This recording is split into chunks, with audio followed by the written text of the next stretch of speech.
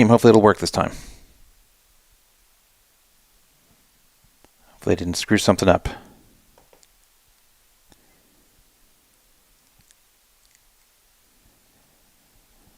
Welcome to Poker Fraud Alert Radio, the election special. And this is the first time I'm doing something like this, so please bear with me if the whole thing looks weird. If you want to call in to the show, you have to do it on Zoom. We don't have a regular phone number this time. I was trying to get that to work, but Skype was clobbering everything else, so I had to forgo that. But you can use Zoom ID 840-995-6766. You can also find it on the Poker Fraud Alert Radio forum thread. You just go on the Flying Stupidity forum. You can go take a look at the thread about this. You'll see the number listed there. I'll give it out every so often. 840-995-6766 is the way to reach me on Zoom. I do have to admit you, so if you're waiting for me to admit you, then you'll just have to be patient. And we're getting going here. I know we're a little bit late tonight, as always, and there's already been some activity with the election, but fortunately the good stuff is going to be coming soon, so we haven't missed the best stuff yet. That's good. That part's good. And it does say we are broadcasting. It's got to get the URL of the broadcast, which I don't have for some reason. Okay, this is the chat. Let's see if I expand this for a second. Yeah, here's the URL. No, it's still not here. Well, I'm going to have to go into my YouTube studio, I guess, and get it.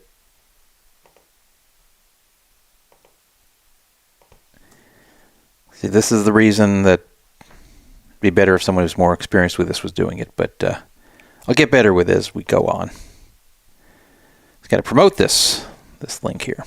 You can also listen in the normal format on the radio, by the way.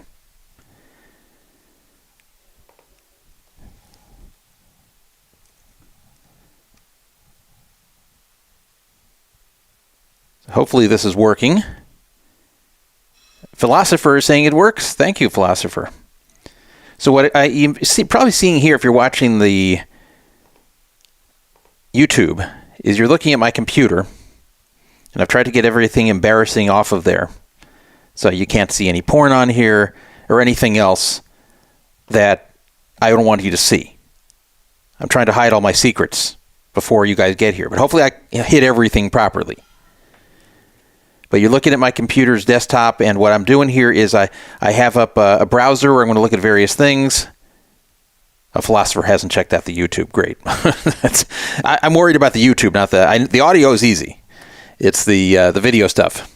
So anybody watching the video, please let me know. And I'm using software I'm not familiar with using. Just everything's new to me here. I don't usually do this. So then what we're going to do on the browser on the left side is we're going to be looking at election results. In fact, I'll go take a look right now. Just type in election results. I should have loaded up a good screen for this, but according to Google, what we're seeing right now is nothing too exciting right now, which is good because we're just beginning. There's nothing that's flipped that's unexpected. We're adding more people to our Zoom. Our Zoom is to the right. You can see right there. And our Zoom is to the right. You can see right there. Uh-oh, you got to turn off the background there, Trader Ruski. Our Zoom is to the right. Uh-oh. Leave it to Trader Ruski to do something there to mess this up. But okay. Tiger Piper is saying in chat, Florida abortion is the only interesting result. I haven't looked at that yet. But taking a look at the map right now, you can see, and by the way, anyone who's connected to me here, please turn off your radio portion of it if you're not muted. But I'm just looking at the electoral map right now. And the West is not really showing yet because the West polls have not closed. But as far as the swings, Nevada is a toss-up at the moment. That's not in. Arizona is showing pretty much a dead heat at the moment with 34% reporting. New Mexico, believe it or not, Trump is up 7, but that's with only 22% reporting. I don't expect that to hold. Georgia, a big story. This is the biggest story so far. Georgia, so far, Trump is clobbering it, up by 5 points with 81% reporting. We'll take a look at which counties are reporting. Maybe Fulton County, which is very blue, hasn't brought in that many results yet. I don't know, but that's looking very bad for Kamala there. North Carolina, Trump doing pretty well. They're up 3%. Pennsylvania, Trump has gotten ahead now after starting off way behind because Pennsylvania is a story of kind of two areas, of the urban areas, which are very blue, and the rural areas, which are very red. So early on, Trump was behind like 12 points, but that doesn't mean much. And I'll show more of me. See, I'm wearing Dodgers gear here because the Dodgers won the World Series. If they had lost, I would not be wearing this. So that's why I didn't wear this. Actually, you know what? I could have worn this 4 years ago. But I don't know. It wasn't a full season. This is the season I'm real proud of. But anyway, he did just pull ahead in Pennsylvania by about 40,000 votes with 49% reporting. Minnesota and Wisconsin, Trump is ahead with... Minnesota's 2% reporting. That doesn't mean anything. Wisconsin, Trump is ahead by about 2.5 points, but that's only 42% reporting.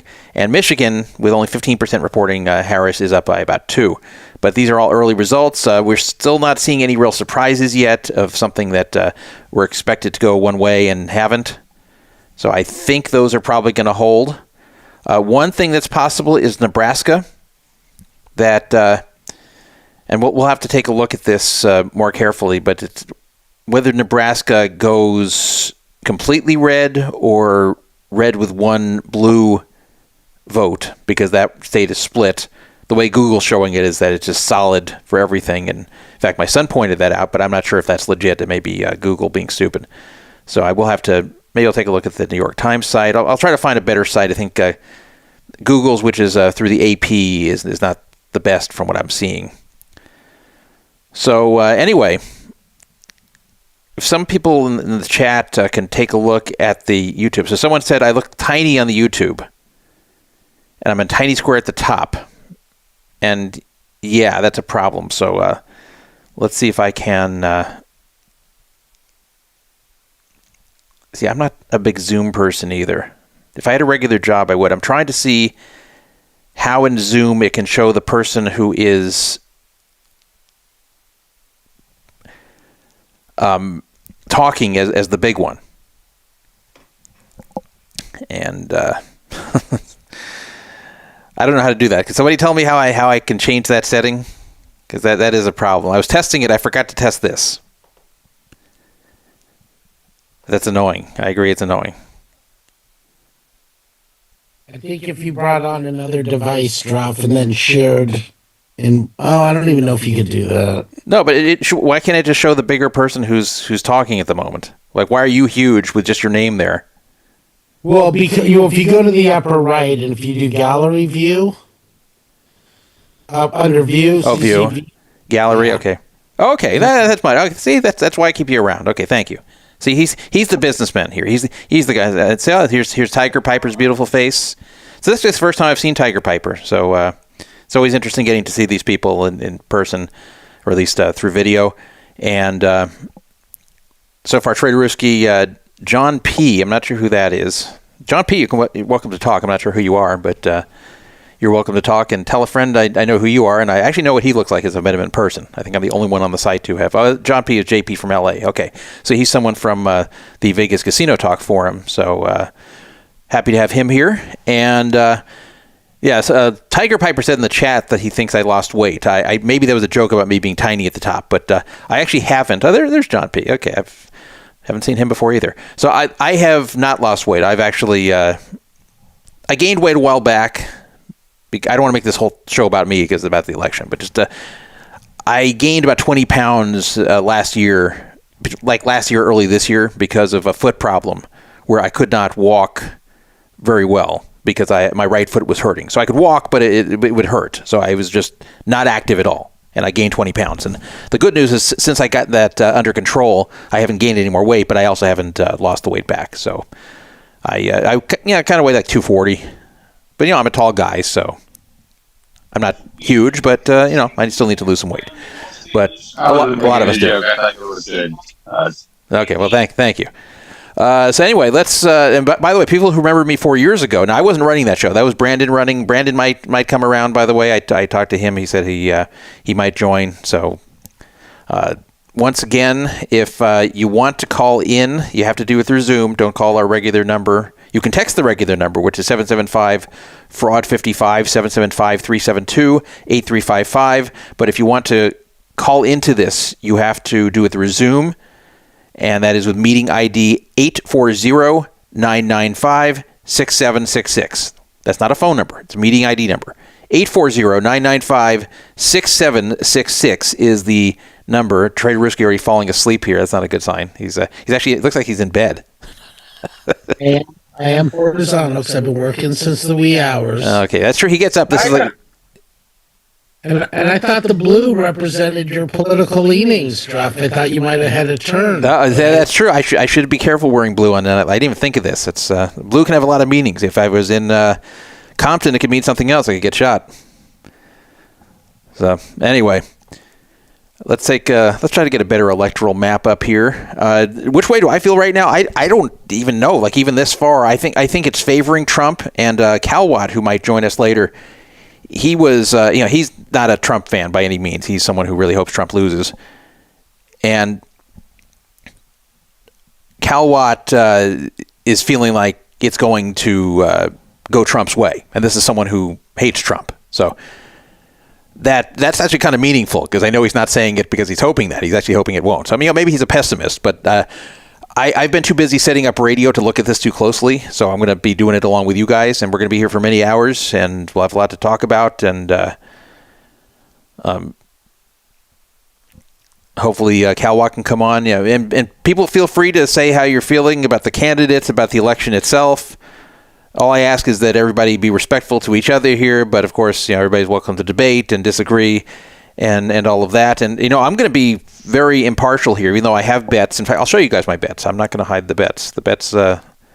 So I have various bets on the Poly Market, and it's like a crypto betting site. And as you see, there's things that I have that are having to do with Kamala winning. Like, will the Democrat win the popular vote? Actually, that's not for Kamala. That's actually still Trump winning. But I have others where, like, will the Democratic candidate win the presidency by 0 to 0.5 in Pennsylvania, things like that, where I'll actually win those if Kamala wins Pennsylvania by certain margins. And I have others that Democrats win by 13 to 34 votes. So I chose these based upon whether they were good bets. I did not choose them based upon my own hopes about who wins the election. So these are very different than my leanings. This is just what I think is a good bet. And, if I thought Kamala had all the best bets there, I would have placed it all on her, and I would have had very mixed feelings. As it shakes out, I will do better if Trump wins, but like if Trump clobbers it, that won't be as good for me. And there are some ways I can win a lot of money if Kamala wins. So there's various paths I can do well, various paths I can do poorly, and they're not all related to who wins. What I do want is for Pennsylvania to finish close, personally, just because I have a lot of bets on that. And so those are some of my election bets. And I'll tell you guys something, though. The reason I'm showing this to you is not because I am being open with you guys. It's because you can actually look on Poly Market at anyone's bets. And if someone were to figure out who I am there, then you could look at all my bets anyway. It's open to the public. So I figured, screw it, might as well show you guys. So let's find a good electoral map. Can I ask you a quick question? Yeah. First of all, is there I'm assuming there's live action somewhere now, and if so, what is the line? We will take a look at that in a second. That's a good question. Let's see. And then I'm looking at the YouTube now. If you go to the upper right of your Zoom window, you can pin yourself. So Okay. that would be you big if you want that.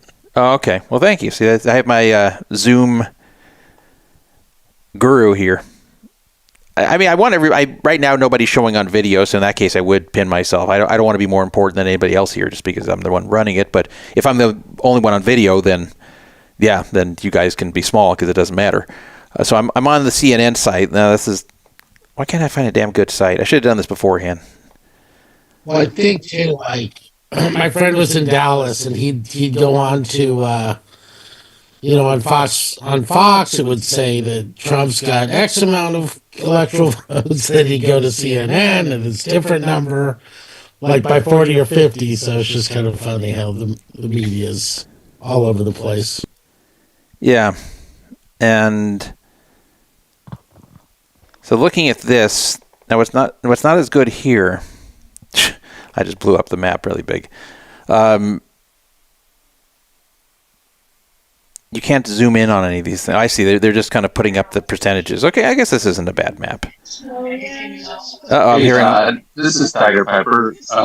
Yes. They just called Iowa for Trump. So that was one of those ones where a poll came out for Kamala just recently, and that poll obviously was incorrect. So Iowa to Trump, not unexpected, but the poll was the other way earlier this week. That's interesting. And Iowa, according to this New York Times page, which was not too long ago, sometime within the last 10, 15 minutes, actually more recently than that, it's only showing 44% of the precincts reporting, and yet it is you're saying that they just called it. So that is interesting. I'm watching MSNBC, so I'm a bad way to roll. So. Yeah. Well, that's what I was going to say. If MSNBC is conceding this, then that's very strong. So, yeah, there was this one poll that was interesting in that it was a total outlier, but it was by a woman who is known to be very good at predicting these elections through her polling, better than just about any of them. So people are saying, well, if she's saying it, then this is very big. So people were saying, hey, maybe this is something that everyone missed. For example, there's been the fear in the Trump camp and among Trump supporters that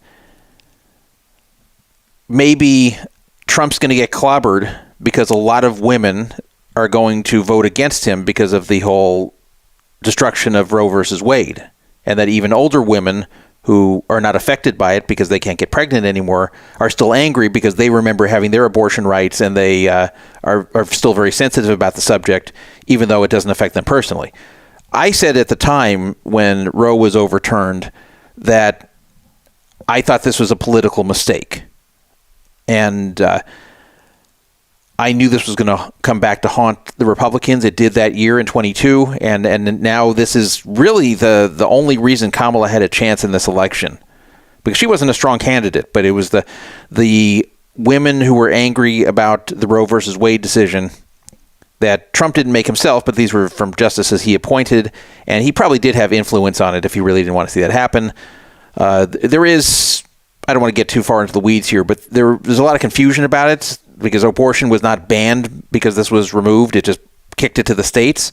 But the problem was that every state had their own take on it, and some were very extreme in one way or the other. So you had the ones like Alabama that were just outlawing it completely.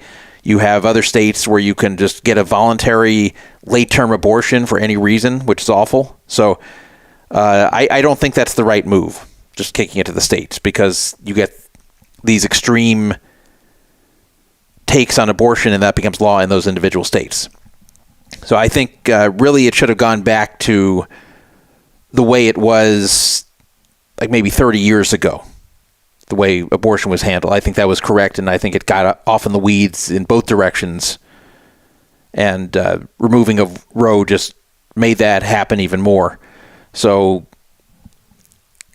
politically, though, the problem is it's just going to be harmful. And that was thought to be the wild card here that could screw Trump. But the fact that he has carried Iowa, according to MSNBC, when this Seltzer poll That's the one that was showing Kamala like +3. That was scaring some people who were in the Trump camp or fans of Trump. And now that that's gone red, yeah, that's a big news. So,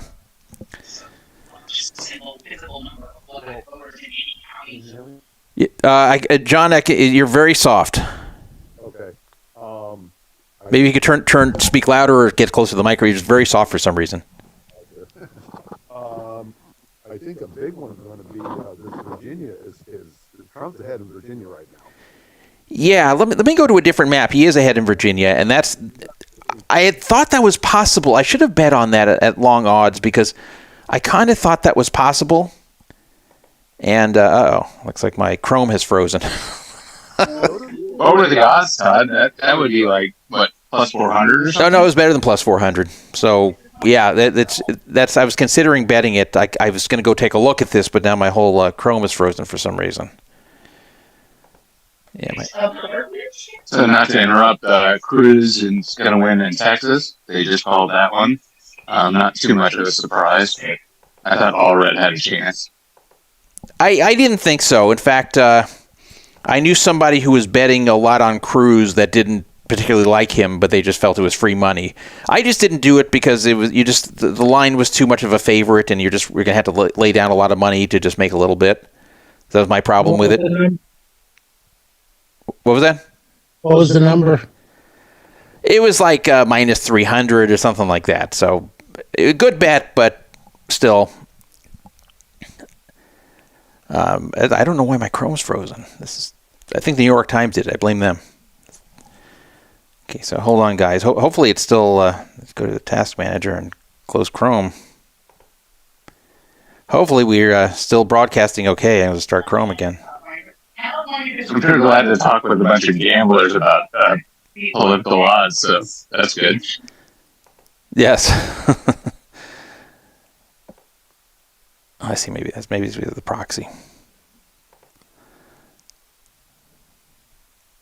I'd love you to talk, Todd, about the French gambler on the presidential odds too, because I think that was total fix. I think that was somebody investing a lot of money to shift the markets, not really intending to bet on Trump. Well, that was the bonus, but mostly to shift the vision that Trump was going to win, or is going to win, who knows, but I thought that was manipulation.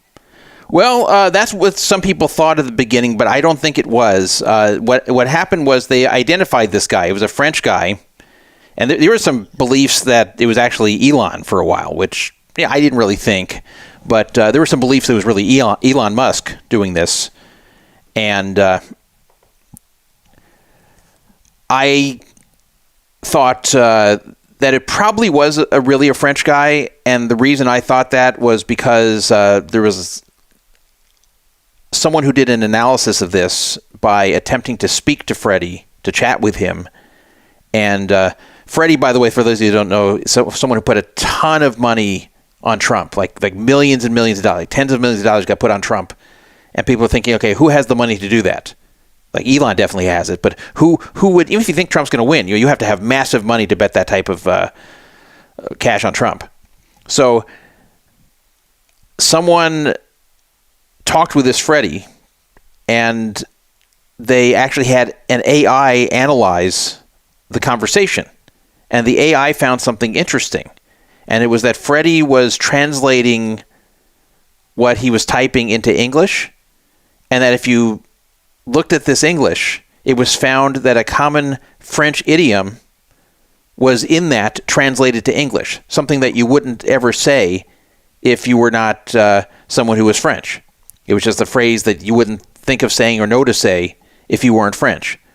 So this is something that he wrote and then got translated to English, and the AI caught that. So to me, that was very strong, because these are the type of language mistakes that people will make when they're trying to remain anonymous.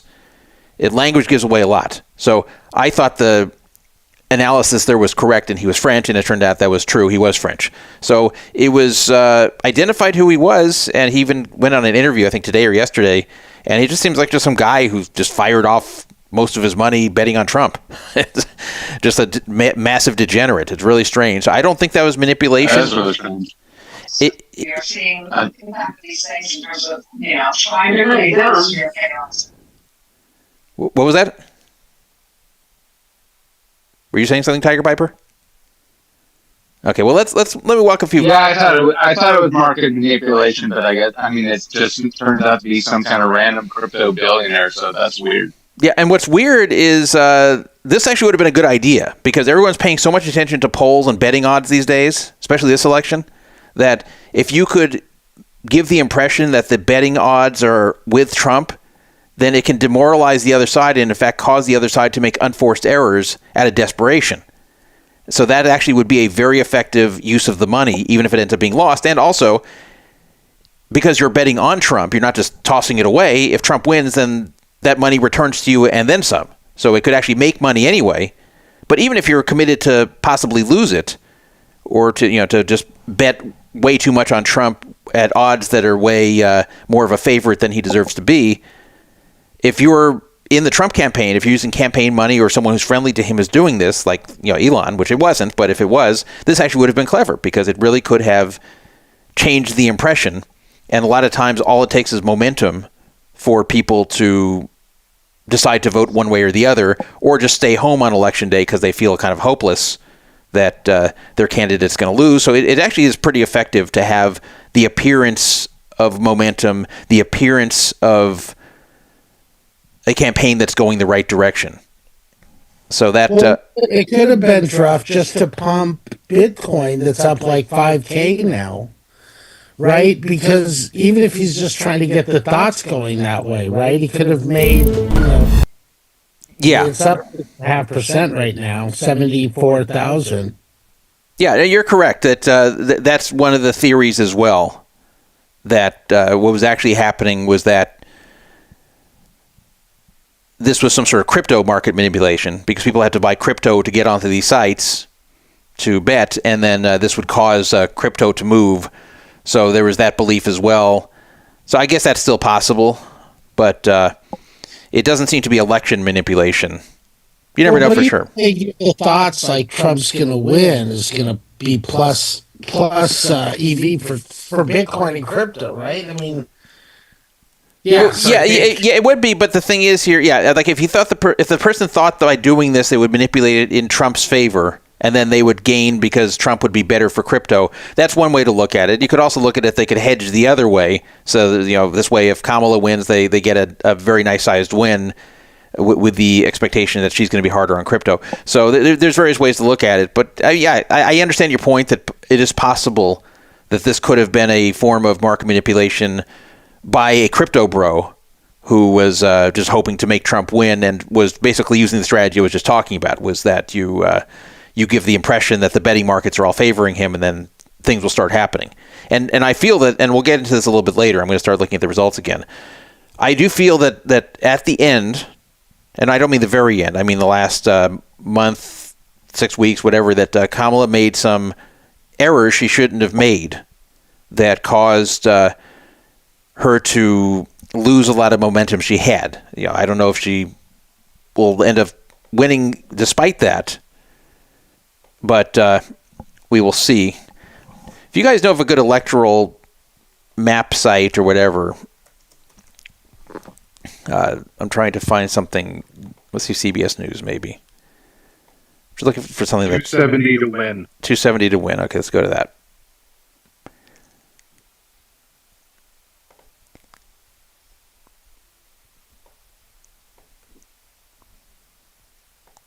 Now that's, let's see, live election results, president. Okay, I see.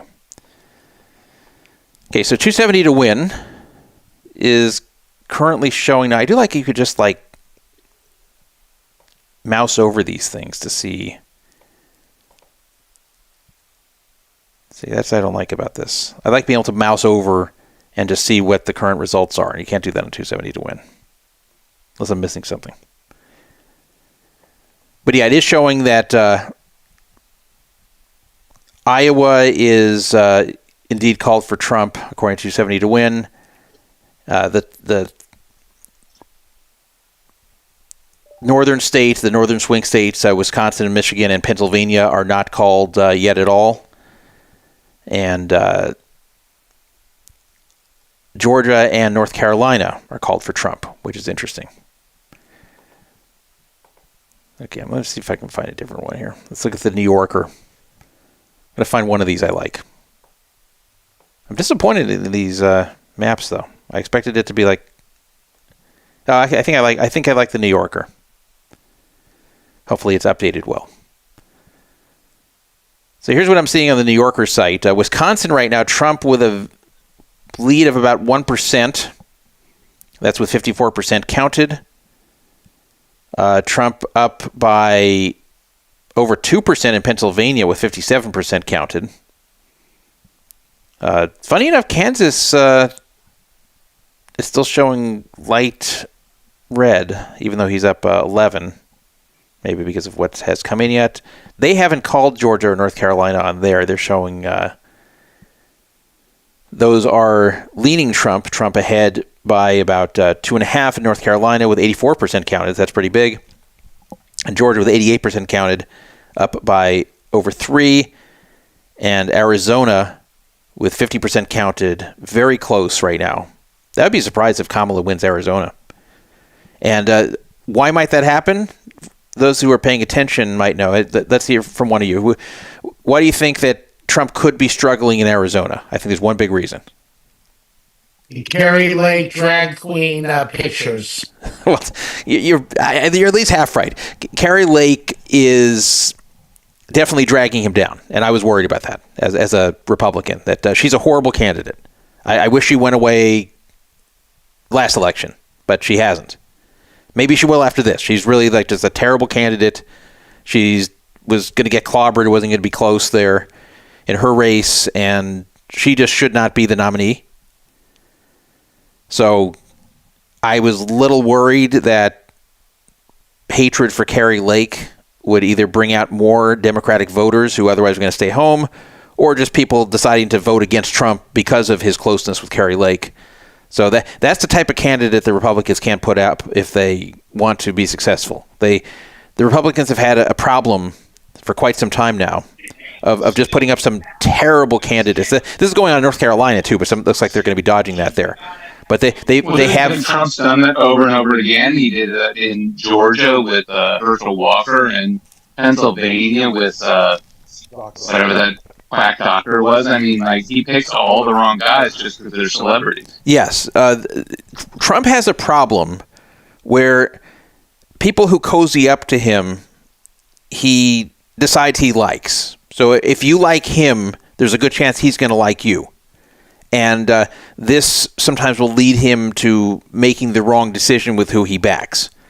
Because that's just, he's got a big ego. So if somebody is very supportive of him and says great things about him, and then they're running for office, that makes him really want to back that person, even if it doesn't make sense electorally, and if this person is likely to lose or even lose in a place that any other Republican can win. So, and the thing is, he doesn't listen to his advisors on this. His advisors know very well that these are crappy candidates, but then he does what he wants. So that's one of the things I don't like about Trump, and this has led to some Republican losses that shouldn't have been happening, and you named some of them. And this in Arizona is one of those cases. And the funny thing, sometimes it comes back to bite him. So we'll see in Arizona. It's very close right now with 50% in. I don't know which counties, though. Maybe we can find that. Nevada, so far, nothing reported. But according to John Ralston of Ralston Reports, in fact, let's go take a look what he's saying right now. He's very good. He's been around for a long time. He loves the state of Nevada. He lives in Nevada. He's in Las Vegas. He works for the Nevada Independent, and he has been reporting the demographics of at least the votes coming in. So he couldn't see what people are voting for, but he could see what they were registered as. Now, the weird thing in Nevada is there's a tremendously large contingent of people not registered as Republican or Democrat. So there's like non-party registration, which is like a third of the people there. So that makes it tougher to guess. Nevada's just kind of a funny state. for example, in 2016, Hillary Clinton overperformed there. She did better than the polls. And that was the first thing coming out because of the early voting. So everyone said, oh boy, Trump's dead. Because if she's killing it in Nevada like this, which is supposed to be close, then there's no way he can win. But it turned out that was just where she performed best. And it just didn't follow the rest of the country. So Nevada is strange that way. It beats to its own drum. It's the opposite of a bellwether. But what was happening was that the Republican votes were coming in at a higher rate in this election than the previous one. So it started to look like there was just too much of a buffer for Election Day for these Clark County votes coming in to reverse it. Ralston just wrote, as you can see here if you're watching on YouTube, Democrats win Election Day by 10K, but hold on, don't get too excited if you're a Democrat, in Clark County. However, Democrats did lose by 1,600 in 2020 in Clark County, but again, don't get too excited because most Republicans did not vote early or by mail in 2020, and then there was a big push to do so in 2024, where Trump before was against that, and then he came out and said, no, go ahead and vote early, mail it in, and so a lot of Republicans are doing that. So that made it even more difficult to analyze Nevada compared to other years. But it does look like the turnout is going to be higher overall than 2020. I think they had 1.4 million votes there in 2020, and it's already over 1.3 million, and Ralston believes it is going to set the record. The Democrats have caught up somewhat in votes cast. They're still behind 36% to 33%, and the other party selections, including no party, was 30%, so it's all pretty close in that. But as of 37 minutes ago, the Republicans were still up with 40,000 votes, ignoring the independents. So it's going to be difficult to figure out Nevada. I had the feeling Trump was going to win there, and I actually placed a bet on it. That was actually one of the first bets I placed. I'm not loving that bet that much anymore because it was not a favorite bet. I mean, it was a favorite bet, so I'm being paid less than even money for winning it, and it kind of feels even money-ish. But I still kind of like it because I just had the feeling it was going to go, that Nevada was going to go Trump. So we'll see if I'm right about that. Hey, Brock, may I ask you a question? How much are the limits? Is this poly market?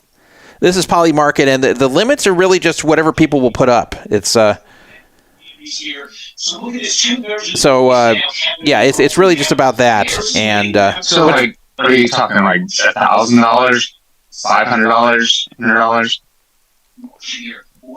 I'm just curious, like, how much money people can bet on these. Yeah, no, you could do millions if people are willing to back the other way. You just load the crypto on there. Oh, okay, yeah, you're betting against other people is what you're doing. You have to find a backer. Yeah, you're on poly market. You're not betting against the house. You're betting against other people who. It's almost like it's like trading. It's like the stock market. So you're selling positions anywhere from 1 cent to 99 cents. You're buying and selling at those rates that other people are selling or buying, and you're trading back and forth. And these can move, so you can bail out any time. You don't have to wait for the result. So if is there somebody who escrows? It's the poly market site itself that's holding it. But here I have some breaking news for you guys, though. If you think Kamala is going to win, then you should get on over to Bovada, provided your prop limits are high, which mine are like $25, so I couldn't even take advantage of this if I wanted. But according to Bovada, Kamala Harris plus 700 and Donald Trump minus 1,200 right now. So according to Bovada, the odds are very, very much with Trump right now, according to what's being seen. So if you still think Trump's got a shot, or if you think Kamala's got a shot, then you should definitely go throw something on one of these books like Bovada. Let's see if I can refresh the New Yorker, which I don't know if it's the most current, but at least it's got a map I like.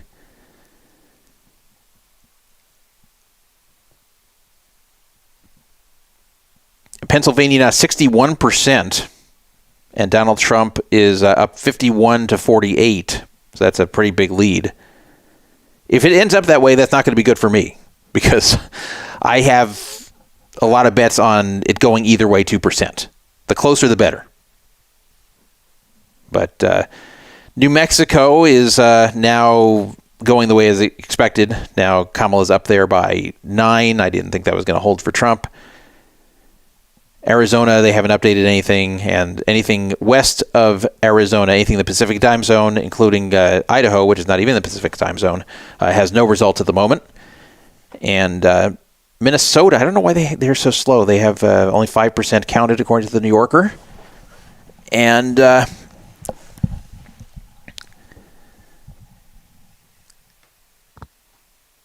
Michigan, which of course all eyes are on them as well, and they only have 24% reported, which is pretty bad because it's 10:45 over there. But right now, very optimistic for Trump, according to Bovada, which, by the way, did have Biden at plus 700 at the peak of those odds. Oh, and it's just been eclipsed. Now it's Kamala plus 750. So this is actually now worse for Kamala than it was at the worst point for Biden on election night in 2020. And I think that also some adjustments have been made too. So this is looking pretty strong for Trump, to be honest here.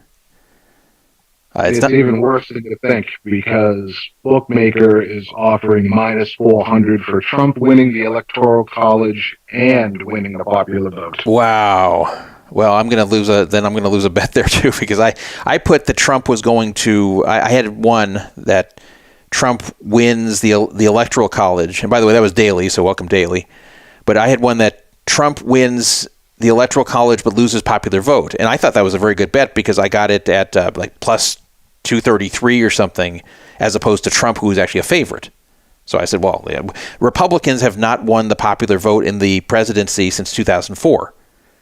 And the last time prior to that was 1988. So, of course, things are very different now than in 2004. Things are even more different since 1988. So I thought this is going to be, in all likelihood, where Trump squeaks by, or even if he wins like he did in 2016, he'll win well electorally, but will get beat so bad in the dark blue states, like California and New York, that he's going to lose the popular. So if he wins the popular, I mean, that's the Democrats are going to have to do some soul searching at that point, because they can't even blame it at that point on just the way the swing states are. At that point, to actually lose the popular vote when they've had the popular vote almost every election since '92, that's not good for them, and that would be interesting. So I think that this might not have the drama of, definitely won't have the drama of last year. Oh, I forgot to tell you guys. I don't know how I forgot to tell you guys. By the way, this is my admin panel. Do you want to see? Yep. See, I entered the wrong password. I guess you can see how many digits my password is. It's not going to help you. It's very long. This is the Poker Mavens admin panel. So yeah, we have a free roll. I forgot to mention the damn free roll. The free roll, which only has 6 people right now because I didn't announce it, but you can still get in there. This began at 7:45, 4 minutes ago, on the No Fraud Online Poker Room, which you can find near the top of the screen on PokerFraudAlert.com, and we're giving away $100. 50 for first, 30 for second, 20 for third. 50, 30, and 20. So get in there. It started 3 minutes ago.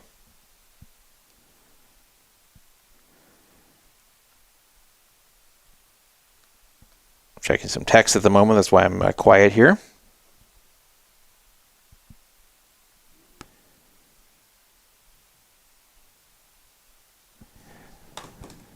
All right. So let's take a look what I can see here. Let's take a look how Fox News is treating this. So Fox News is saying, too early to call Michigan, Wisconsin, PA, Arizona, North Carolina, Georgia, Nevada as Trump wins Iowa. See, this is the problem with the mainstream media, and I include Fox News in this, in that they want you to keep watching. So anything that they're not totally sure about, they say it's too close to call. Now, part of this is an overcorrection to 2000. if you guys remember, I'm sure most of you are old enough to remember this. I know everybody on this Zoom call is old enough to remember the 2000 election. But in the 2000 election, they basically called the whole thing for Gore. And you saw how that turned out. So they've gotten very afraid of calling elections until it's really, really, really clear in each state, because they don't want that embarrassment again. Even 24 years later, we've got that going on. So I guess Fox is doing this too. Seeing if they have anything more recent results than the New Yorker.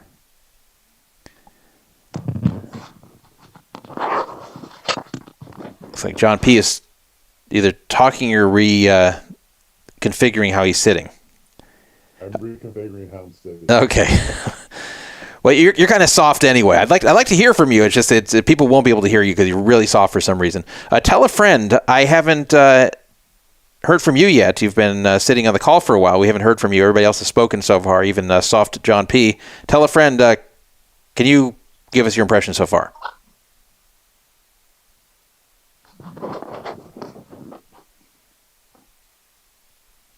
Maybe you put him to sleep. Well, tell a friend when you are able to. You're welcome to talk. Maybe he's on the toilet or something. He doesn't want to talk. By the way, go ahead. Back to 2000, it was that they had declared Bush as the winner, Gore conceded, and then it came back, Gore unconceded. Was that it? Okay, I guess I remembered wrong. Okay. Yeah, they called Bush the winner. Gore said, okay, I concede, and then Gore's people came back and said, hey, Florida ain't done yet. And it wasn't. So that was the story there. I think the other thing, too, in terms of them holding off on calling this is they got to wait till 8 o'clock before they could, get up to the 270 mark. And so I think they're holding off on a few of these. Yeah. Maybe that is what they're doing because, of course, the 8 o'clock doesn't matter for the ones in the East, but yeah, maybe you're just saying that they want to get those before calling the whole thing. If you want to call in to the show, remember on Zoom, it is 840-995-6766. You have to get Zoom and enter that meeting ID. I removed the password. I also broke out the Jew wallet, and I paid for a premium Zoom here. Otherwise, it cuts us off after like 40 minutes. So premium Zoom, I'm able to turn off the password. So all you got to do is just connect to that number, 840-995-6766 through Zoom. And then I will have to let you in from that point. But once you're in, you're in. And you can be part of this as well and give your take.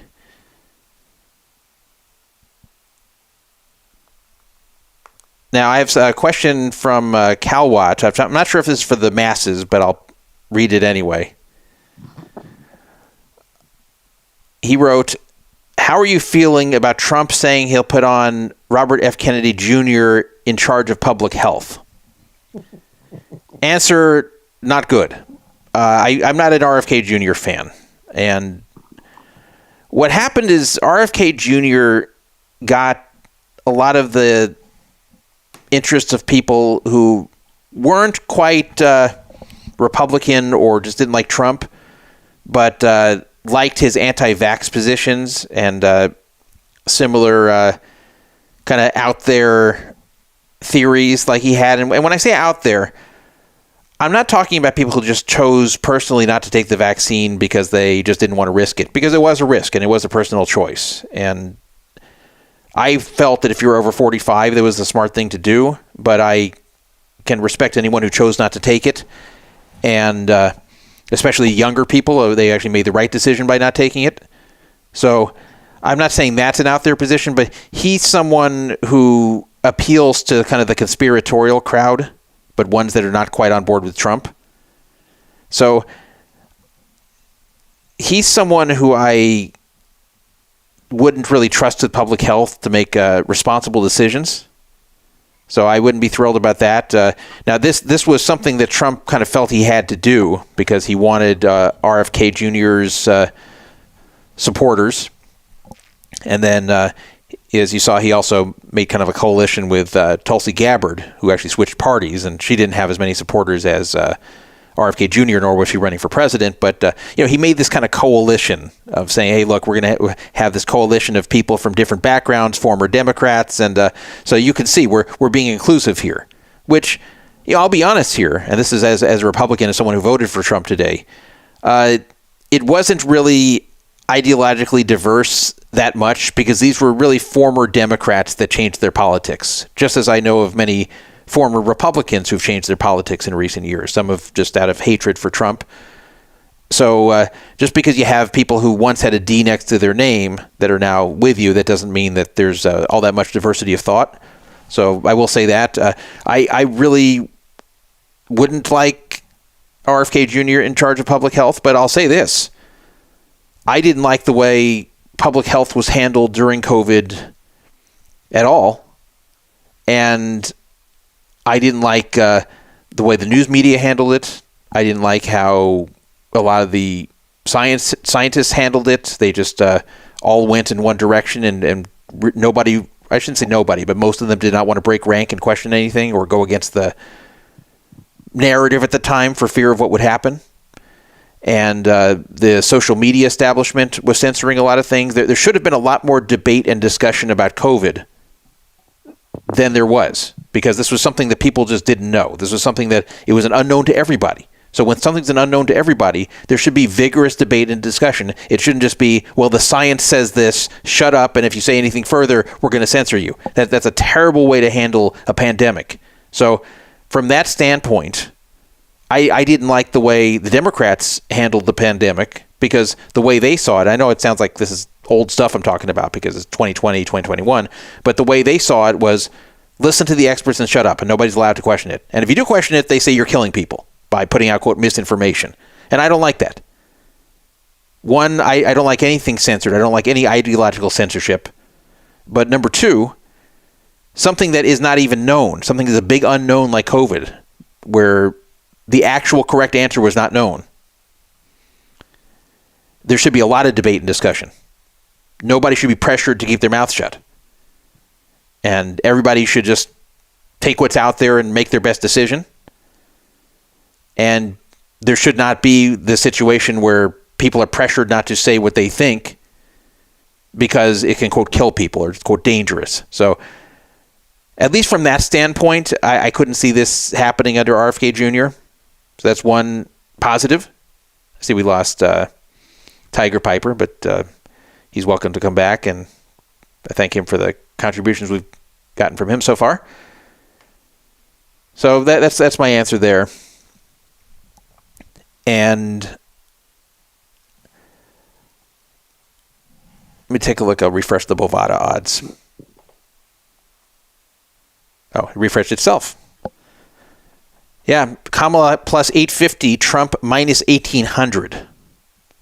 And of course, the true odds are in between there. Not exactly in between, but there's a calculator that can figure that out. But it's in between there. So it's even worse than 8.5 to 1, actually, on Kamala winning at this point, according to what Bovada thinks the true odds are. So that's if you're someone who doesn't want Trump to win, you're in trouble. It's not impossible at this point, but it doesn't look good. There we go. And let's see, I'll refresh this Fox News map. We'll see if that's got us anything more. Fox News is showing Pennsylvania right now. Trump's lead has fallen to slightly over 2%, with about 67% in. That's pretty strong for Trump. It's not impossible for her to overcome, depending on what's remaining. But and it's not called by Fox or anything I've seen so far. If any of you've seen it called, you can let me know. But it seems that does seem like it's very much leaning Trump. A surprising one, though. I think it's not going to work out. Trump was kind of hanging close in Virginia, and that's not called yet, with 74% in. He was, and by the way, anyone calling in here, be aware that your name, whatever you have set on Zoom, is going to come through. So if you don't want your name up there, then you should change your name. But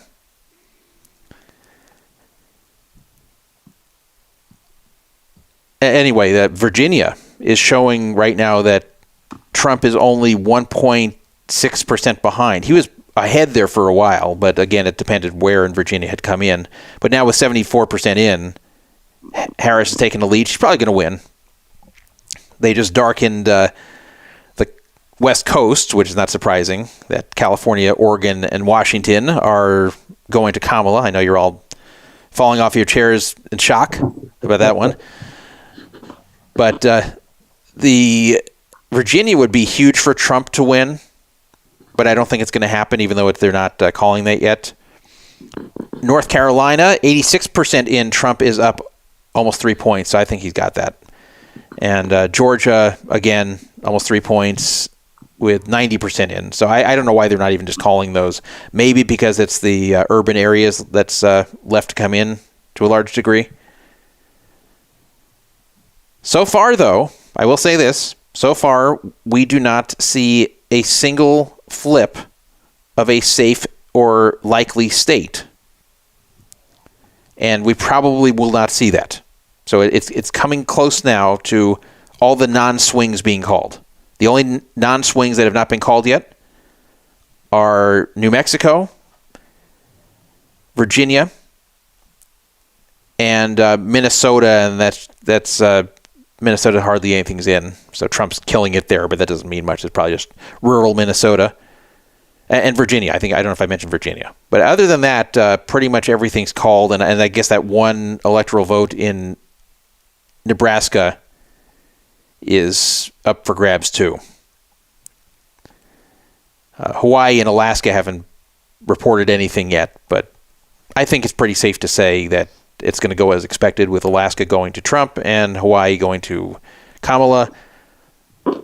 So this is what I thought. I thought it's going to come down to the 7 swings. I didn't think we were going to see any of these outliers like we saw in some of the previous elections.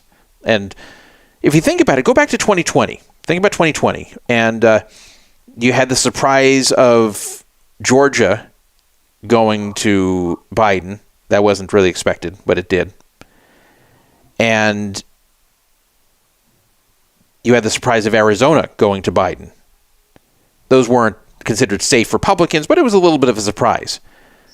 This time, it looks like none. And then in 16, a lot of them were surprising.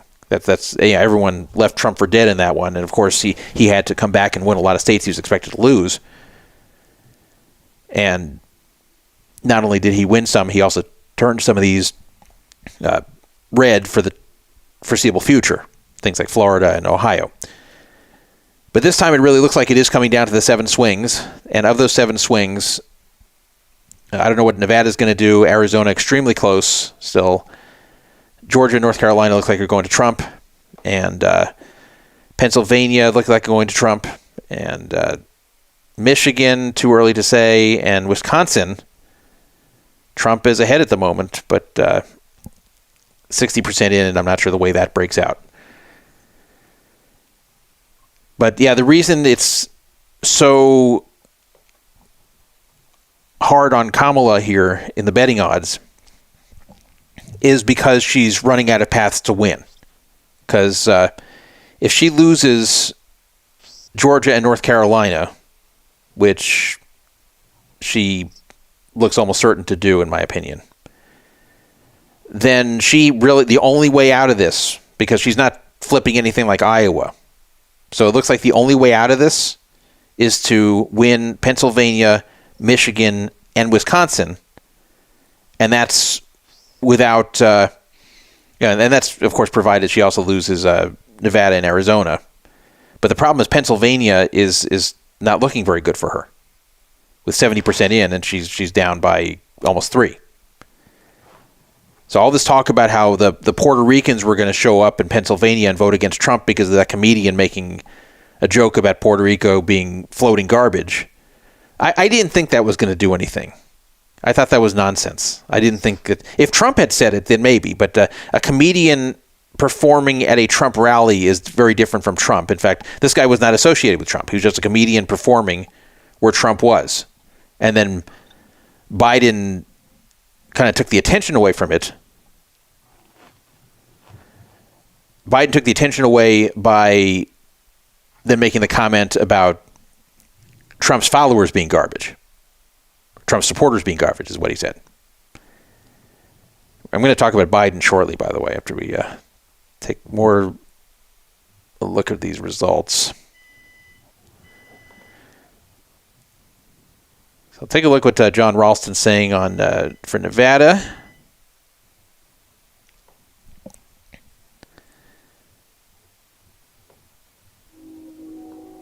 Apparently there was a 70% turnout as of 7 p.m. today in Nevada. That's including everything. Oh, a train. Who's got the train? Who's by a train? Oh. Wow. I mean, that would be annoying when you're trying to sleep, but yeah. No, I got the windows open, so it's Okay. let the air. Let's see what the New Yorker has to say. The New Yorker is showing, pretty similar to what Fox News is showing.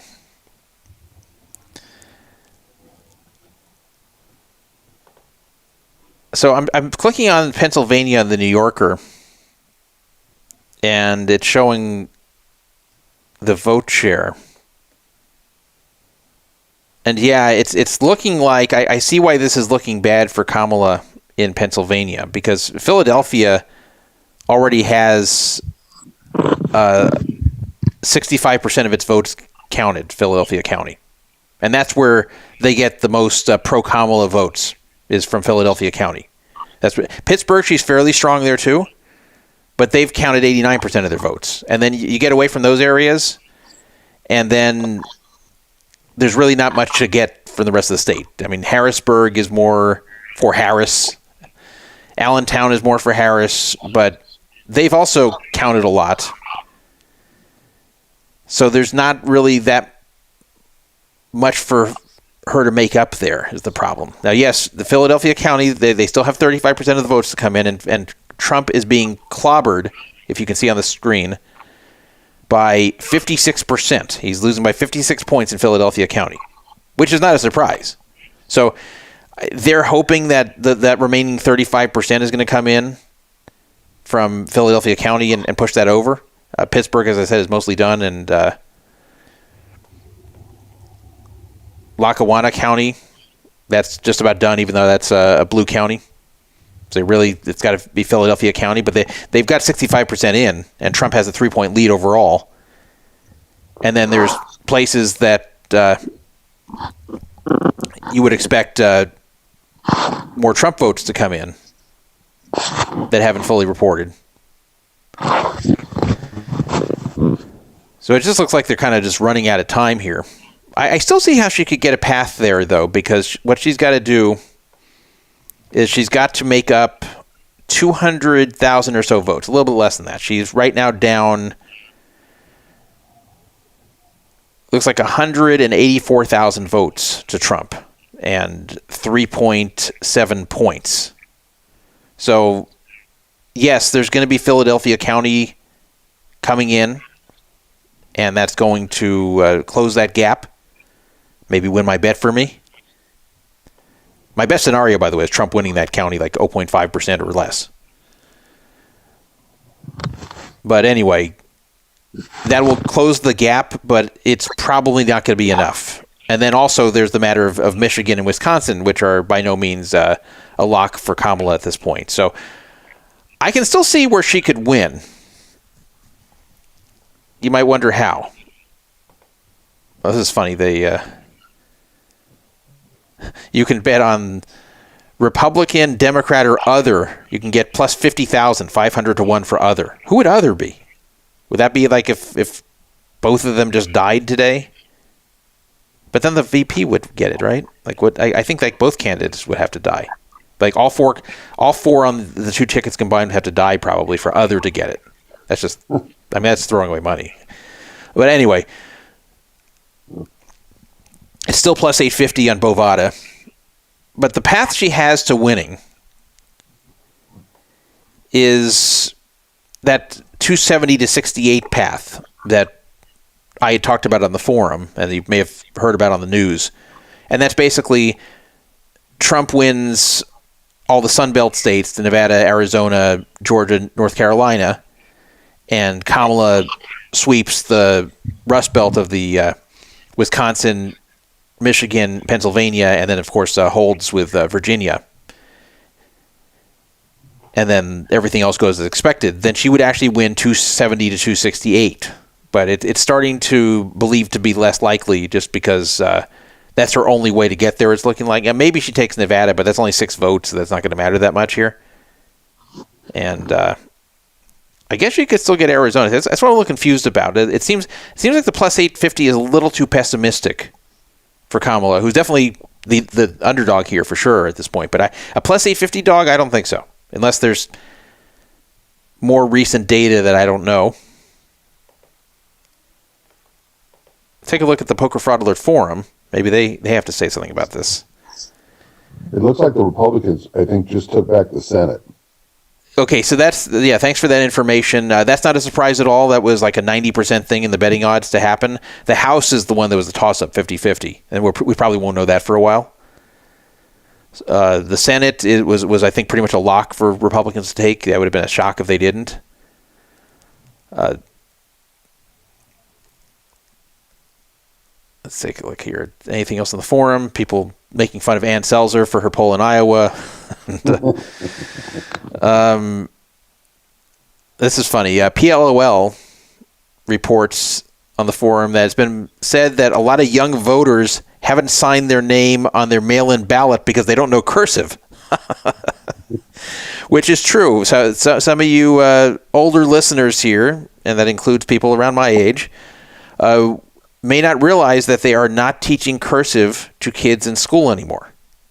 And my son does not know cursive. So I guess that does make it more difficult to do a signature. I didn't really think of that, but I don't use cursive at all anymore except for signatures. Now, you don't have to do a signature that's legible. You can just scribble a signature if you want. But it's funny that they they didn't sign their name. That's just funny if it's true, that story.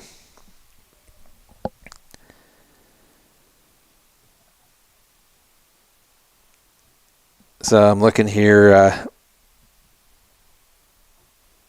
PLOL agrees that Trump is going to be the winner.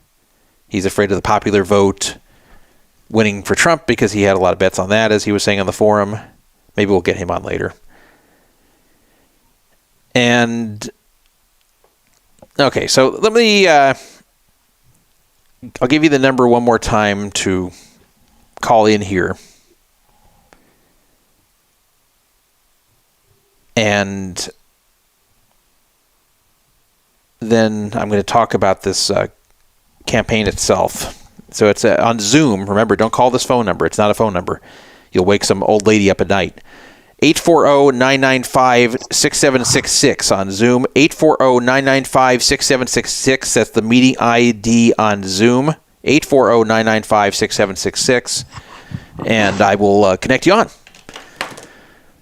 So I want to talk about the Kamala Harris campaign. And, it's looking at the moment like she's going to lose.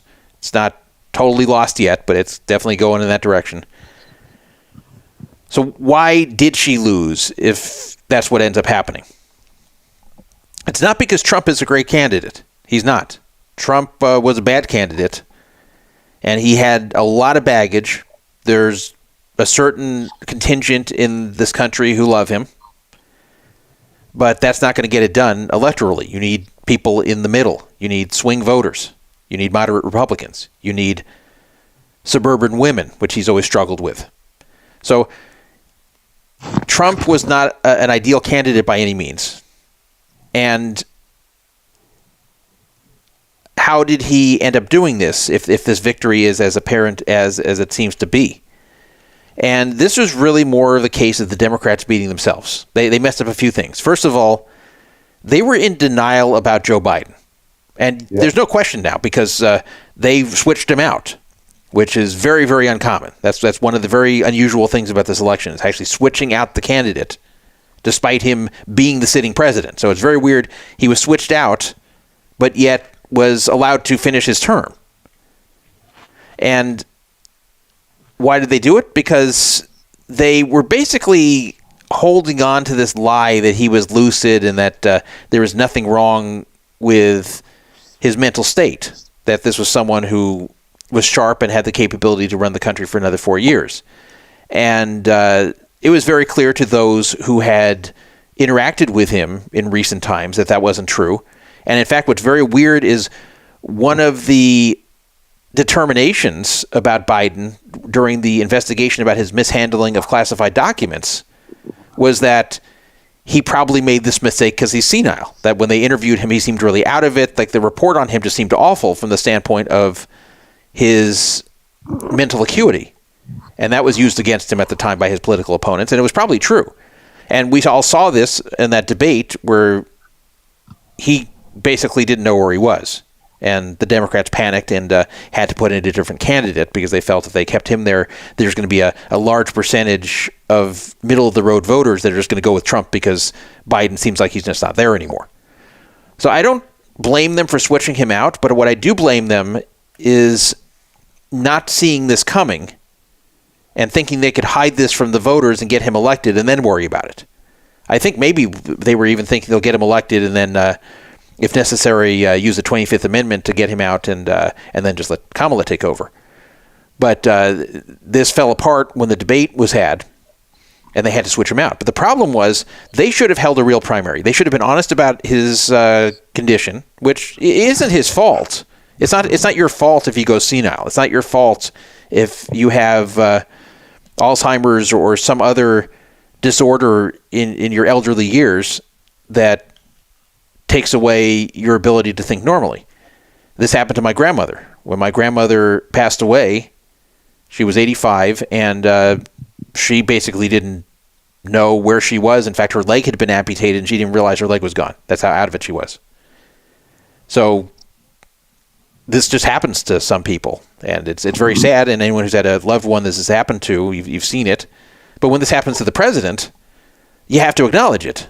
And it's one thing to just kind of let him ride out his term when it's coming near the end, but to try to push him in there another 4 years was irresponsible. And had they been honest about his condition, they could have had a real primary, and then someone could have actually been elected through the primary who the Democratic voters wanted. And I do not believe it would have been Kamala Harris, because look how she did in the 2020 primary. She didn't even get a single vote in the 2020 primary. She dropped out in 2019 after initially being the favorite. And she was just so bad nobody wanted her, and that's in the Democratic Party. So the reason they took her this time was money. That the only way they could use all the money that was raised for Biden was to take Kamala. Because only two people could use that money, either Biden or Kamala, nobody else. Otherwise, it had to be returned. So rather than give up all that sweet fundraised money, they decided, hey, we'll just swap it over to Kamala. And they, looks like, probably blackmailed Biden to get him to drop it by saying, if you don't drop out, we're going to 25th Amendment you. That's the story, by the way. And it's not like a conspiracy theory. Like, this is a story that really is going around, and I have Democratic friends who believe it too. Even liberal Democratic friends who believe this, that basically Obama went to Kamala Harris and said, we'd like you to be the candidate, but we need your support to tell Biden that he needs to drop out, or you're going to start the 25th Amendment process to get him removed right now. But if he cooperates, we'll let him finish his term with dignity. So basically that's what's said to have happened, even though it's not officially reported. And then now Biden is finishing out the term, but he's very bitter. And you can kind of tell that he's bitter, even though his direct words say, Trump's dangerous, Trump's terrible, vote for Kamala, I support Kamala, I endorse Kamala. You can tell there's something wrong. And there's been a lot of stories behind the scenes that there's something wrong. He's very bitter about this because he didn't want to drop out. But what they should have done is they should have just had a primary, seeing this was coming. And so what they did is they picked money over a candidate that would have been better than Kamala. And they also may have felt that the other candidates may not have wanted it at this point because they wouldn't have enough time to get it all going. And they may just want to run in 28. People like Gretchen Whitmer and Gavin Newsom.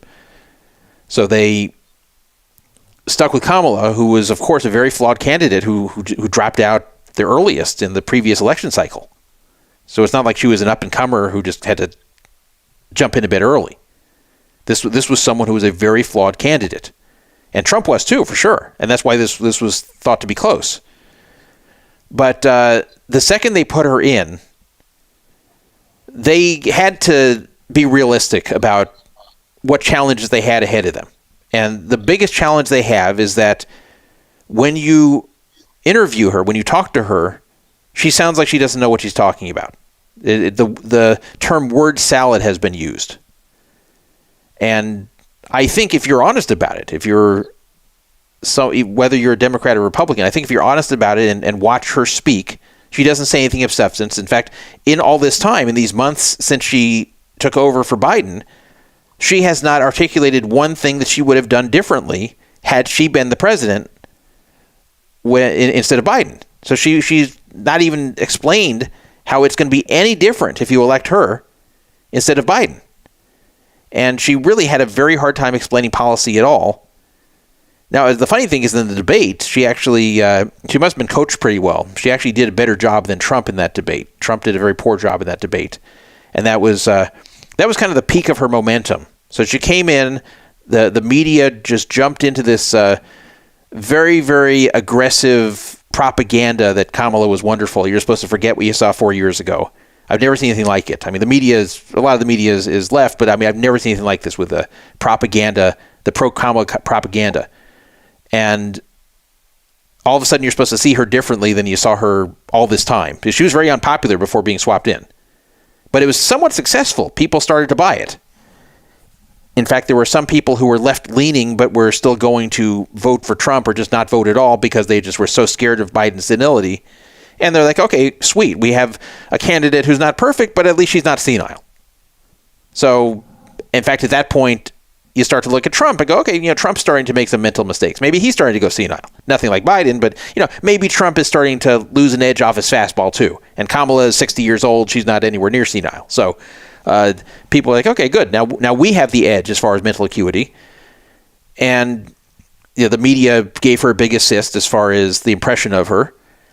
And then she even did well in that debate where Trump was resistant to coaching. Trump doesn't like being coached. He just says, I'll just get up there and speak and it'll go okay. And his advisors are like, no, don't do that. You have to prepare. He's like, I don't need to prepare. So he doesn't prepare. He doesn't rehearse. He doesn't do anything. And that's why you put him in a spot like that against someone who's prepared by very intelligent people who know exactly what to say to Trump to get him agitated and get him to say stupid things. And Kamala does well. So the debate went very well for Kamala Harris there. And that was kind of their peak.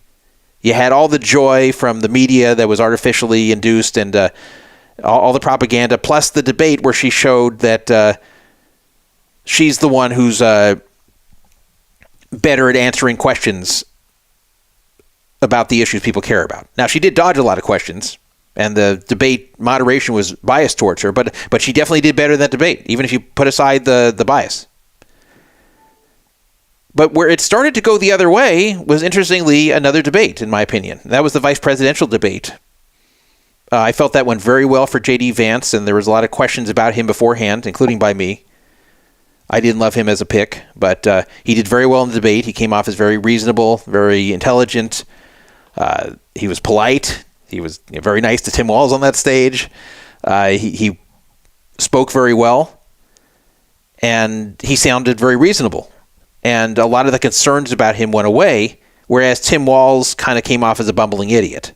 Now, again, this is just a vice president, and the vice president doesn't mean that much. So the vice president is not going to win or lose you an election usually, unless it's very close.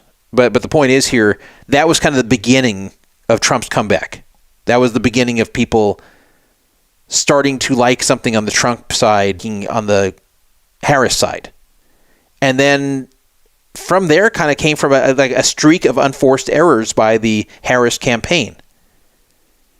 And I'll tell you that in a second. I'm going to put my glasses back on and take a look at the screen and see how the map looks, how the odds are, everything like that.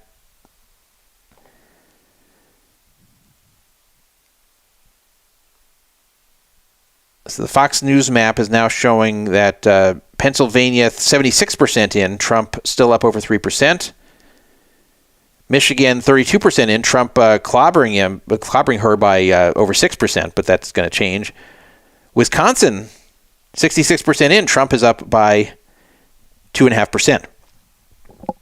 And nothing from Nevada yet. Arizona, still that same 50%, so we're still waiting on that one. Bovada still showing plus 850. So it looks like no movement at the moment, which will allow me to continue to rant. So what I want to say about the unforced errors, the best way Kamala could have gone forward from that point was what's known as a basement strategy, and it was successfully used by Biden. The basement strategy is hide in the basement and let your opponent beat themselves. And Trump is very capable of beating himself, as you guys have seen. Trump says and does a lot of stupid things. So if you just leave Trump out there to flail and just kind of be Trump, that can sometimes be an effective strategy, and you can beat him. Now, you don't want to use that strategy if you're a good speaker, if you're someone who's likable, if you're someone who isn't afraid for your faults to be seen. Then you don't want to do a basement strategy. But someone like Kamala Harris should do a basement strategy. Joe Biden did the basement strategy in 2020. That's when the term was invented, and it worked. Because what Biden had to hide was the fact that he was senile. He was already senile then. And by basically hiding out and just not exposing himself to that much scrutiny, and without the opportunity to say and do stupid things, then people would have a more favorable impression of him and be less focused on his age and senility. So Harris didn't have a senility issue being 60, but she did have the issues of speaking without really saying anything, being kind of awkward and off-putting, and that laugh that she can't stop doing, whenever she gets nervous, that's very off-putting to people. So really, the best chance for her to win was to just employ a basement strategy. And you know what? I have proof of this, because when she was first put in as the nominee instead of Biden, that's basically what she did. She wouldn't do an interview. She went over a month without any interview. She was making a few scripted statements, and that was it. And it was working. She was rising quickly in popularity with an assist from the media. And had they stuck to that plan, this could have been different. But for some reason, after the debate with Walz and Vance, I don't know if it's because of that or they just decided to change strategy, you started seeing more and more of Kamala on TV. And then I think the biggest mistake was going on Fox News, because at least the other interviews were by friendly parties or semi-friendly parties.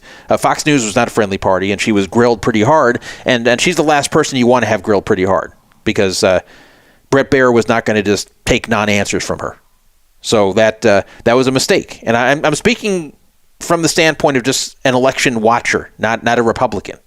So yes, I'm biased about who I want to see win. But I've tried to look at on both sides where the mistakes have been. And there definitely have been a lot of mistakes on the Harris side. I know they didn't have a lot to work with. She wasn't a great candidate. But you don't have to be a great candidate to beat Trump, especially with all the baggage he has right now. He has the January 6th baggage. He has the Roe versus Wade baggage. He has the legal case baggage. He has the just Trump being Trump baggage. So there's a lot of reasons people can pick not to vote for him. So you don't have to be a flawless candidate to beat him. But Kamala Harris is so far from being a flawless candidate. And then there's also just people's general dissatisfaction with the way life has been for the past 4 years. Let's see if Tell a Friend is back. Oops. Put myself full screen. It says ask to unmute. But then nothing's happening. If one of you guys wants to chime in, you're welcome to. I don't want to make this a monologue.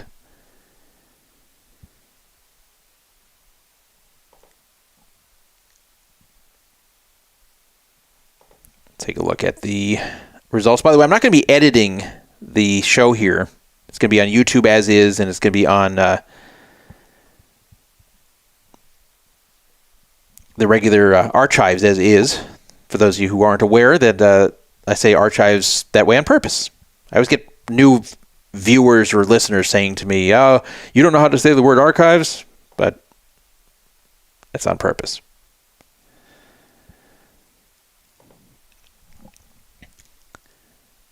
So right now we have John P., Telefriend, and Trader-Ruski, but they might all be sleeping. Oh, there's Trader-Ruski. I got a couple people coming on that want to share, and I'm about to. I'm sending it to you. I'm sending it to you. All right, so I'm gonna send these guys the link. I did put in the phone number people can call Druff because some people may not know. Well, it's not a phone number. It's a Zoom number. There's a phone number also. If you look in the chat, I put it in there. Oh, is there a phone number? Wow, you're the expert here. Wow. Okay, I'm gonna read. In fact, I hadn't been reading the chat. I'm sorry here. So here's some things from the chat. Tiger Piper said, "I love the mustache." Well, thank you. That reminded me, is To Catch a Predator coming back soon, John? Oh, come on, that's not nice. All right, so so here's the phone number that Trader-Ruski found. See, this is why we keep him around. He's a Zoom expert here. 646. This is a real phone number. So write it down. 646-876-9923. Real easy phone number. 646-876-9923, and then you enter the Zoom number 840-995-6766 pound. What is that? Only 20 digits? Hit pound again.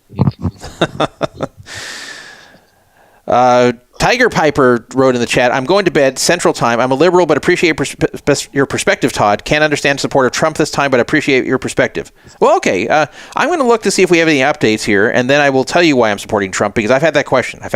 Like, why are you voting for Trump? Why do you hope Trump wins? There's people who wonder why I would feel this way given the issues that have come up with Trump, which are, most of them are real issues. And Jeff, just to interrupt you real quick, my friend that's coming on, I don't know if you watched that. I don't know if you watched the video I sent you about the murals he's hanging in Israel to support the women. He says that, and he was just there. He hung the 18th mural, and he said that is Israel, of all the people in Israel, heavy Trump. You may know that already. Yeah. That's I'd love to hear from him about that. But yes. I will talk about, in fact, that's a good segue. I'm not seeing much as far as updates yet, but let me just check the sites here. Make sure you watch in the waiting room or make me co-host, and I can keep it on. Oh, I can make you co-host? Okay, let's see. Participants. I don't even see a waiting room. Well, if they show up, make me co-host. Keep it on. Okay, let's see if I can figure this out. Make host. Here we go. No, co-host. Oh, co-host. Okay. Make. I see make host. Where's make co-host? You can make co-host. No, it doesn't say. It just says make host and rename. Oh, no, you have to do it over my name. You're doing it over yours. Oh, wait. No, I'm doing it over yours. Oh, no, really? Yeah. Maybe you don't know as well as you think. Okay, we have some people coming. Yeah, so let me add some people here. There's Human. That's my friend I was telling you about. Okay. He's a radio star of the Bay Area. Oh, the greatest one of all time is here. Wayne is here. Yes. Well, I'm glad. I don't know you guys, but I'm welcome to the show. I know you're friends of Trader-Ruski here, of David, and welcome. I'm glad to have you guys here. And can I say something? Yeah. How about those Dodgers? Oh yeah, that's why I'm wearing it. That's the only way I'd wear this if they got all the way. I live in San Francisco. So okay. That's okay. So you probably weren't happy about that. No, I'm happy for you guys. I mean, listen, it was either you guys or the Yankees. Either way, I'm happy for you. I hate to say, I probably would root for the Yankees against the Giants. Right. But anyway, yeah. So I'll give you my feelings about the 10-7 situation, and then I'd like to hear from you, because I know you'll have some things to say. For those of you that don't know, I'm sure almost everybody here does, but I am Jewish. My father's actually from Israel. And so it's not hard to guess the way I saw those 10-7 attacks. But those were complicated for this election. And the problem that came from this is that it unleashed a lot of left-wing anti-Semitism out in the open that wasn't there before. In the open. It was there, but it wasn't in the open. And I've been saying it for years, that there's a lot of left-wing anti-Semites. There's right-wing anti-Semites too, don't get me wrong. But those have been known. They're very open about what they are, the right-wing anti-Semites, the white supremacists, whatever you want to call them. But the left had successfully hidden their anti-Semites for a long time. Not for me, I've seen it for a long time, but if you're not watching closely, you don't see it. And after 10/7/23, you saw it. And you had a lot of people coming out very strongly against not just Israel, but Jews in general, and very reluctant to criticize Hamas. So it wasn't even the case of people who didn't like Israel's response, but also were condemning Hamas. These people were just about never condemning Hamas. They were just focused on bash Israel, bash Israel, bash Israel. And that's because these people don't like Jews, and they don't mind the fact that innocent Jews were murdered. And you know that because they're not criticizing it. You don't see them coming out after 10/7 saying what a tragedy that massacre was, and how awful it was, and how brutal it was, and how terrible it was. You didn't see that. Instead, all the focus on Israel and their supposed wrongdoing. So the way this affected this election is that you had, first of all, a number of Jews who were around my age or older, middle-aged or older Jews that are lifelong Democrats, a lot of them, but they didn't appreciate seeing this. They couldn't believe that so many on their side were saying these things and supporting these people. So that was the first problem. And then the second problem, and this became kind of an offshoot of the second problem, was that when it came to picking a VP candidate for Kamala Harris, she couldn't go with Josh Shapiro because he was Jewish. I mean, she should have. That was a mistake. But no. It was a wonderful thing that she failed to pick him. I'm a Trump supporter. I am very happy with the outcome going on. Well, that's what I'm saying for her. Interrupt you. But that was a beautiful thing. Yeah, go ahead. What would you like to say, Human? So I'm not Jewish. I was born Muslim. I'm a Christian. And I can promise you nobody has been to Israel more than me. I've been to Israel 17 times in 21 months. I was invited by the government to be at the site of the Nova Music Festival on the 1-year anniversary.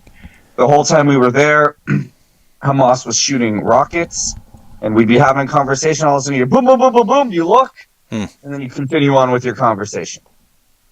Todd, I appreciate your honesty.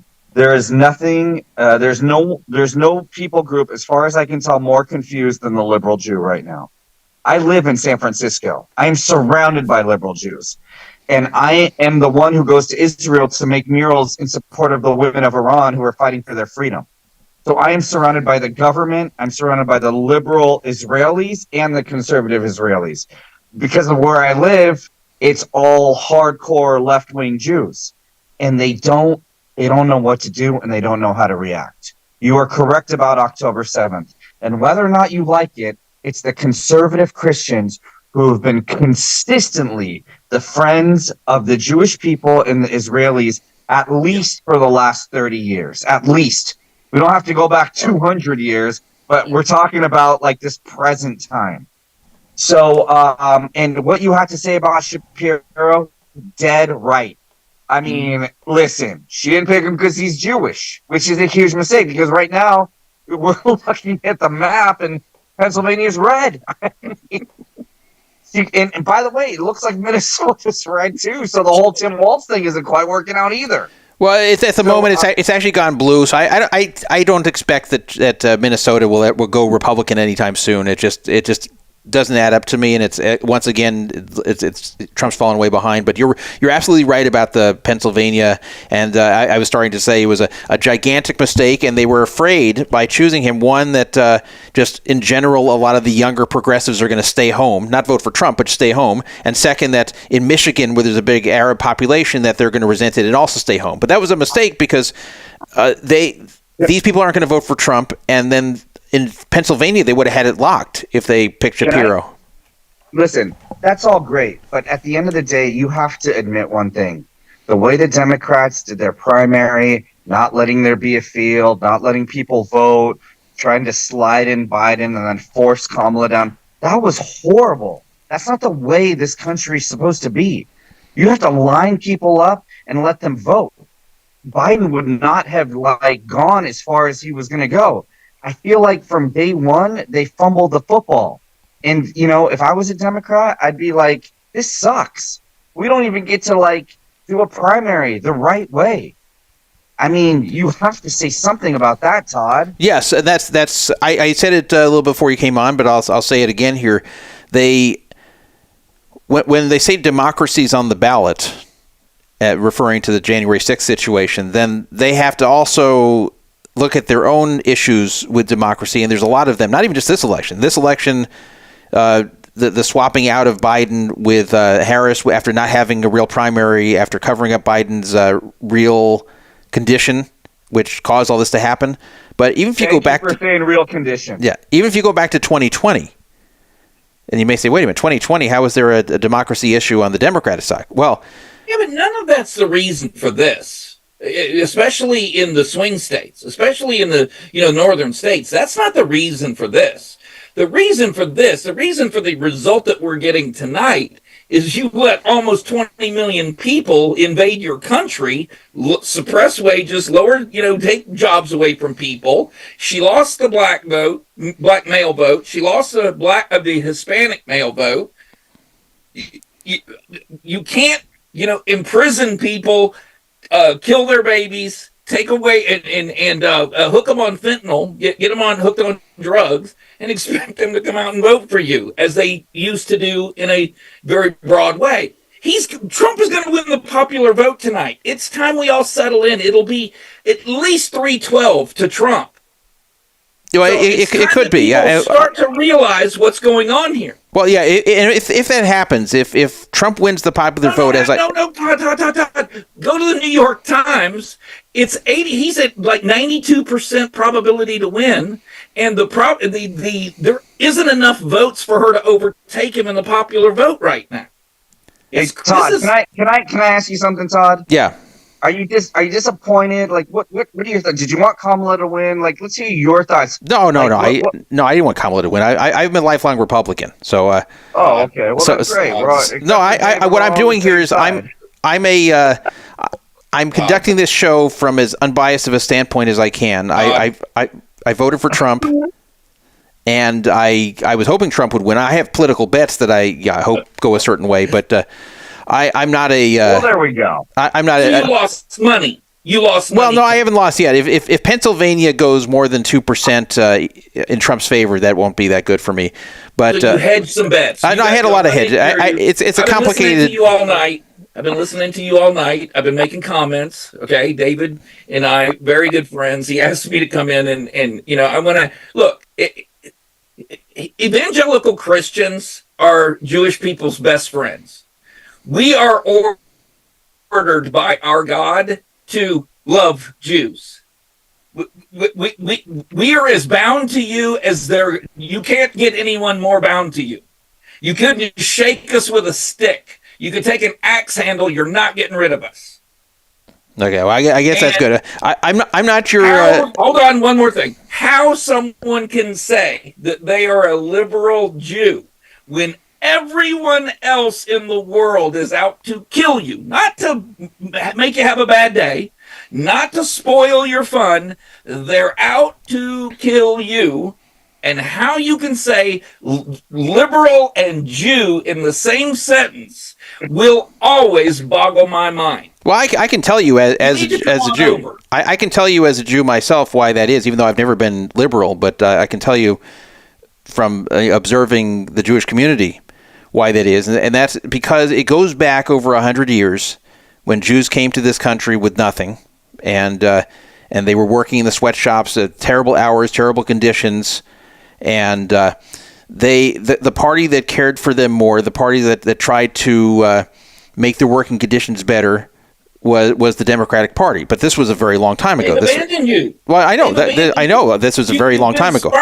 All those people from that time are now dead. Every single one of them. So you can't go by what the Democrats did for Jews in the early 1900s.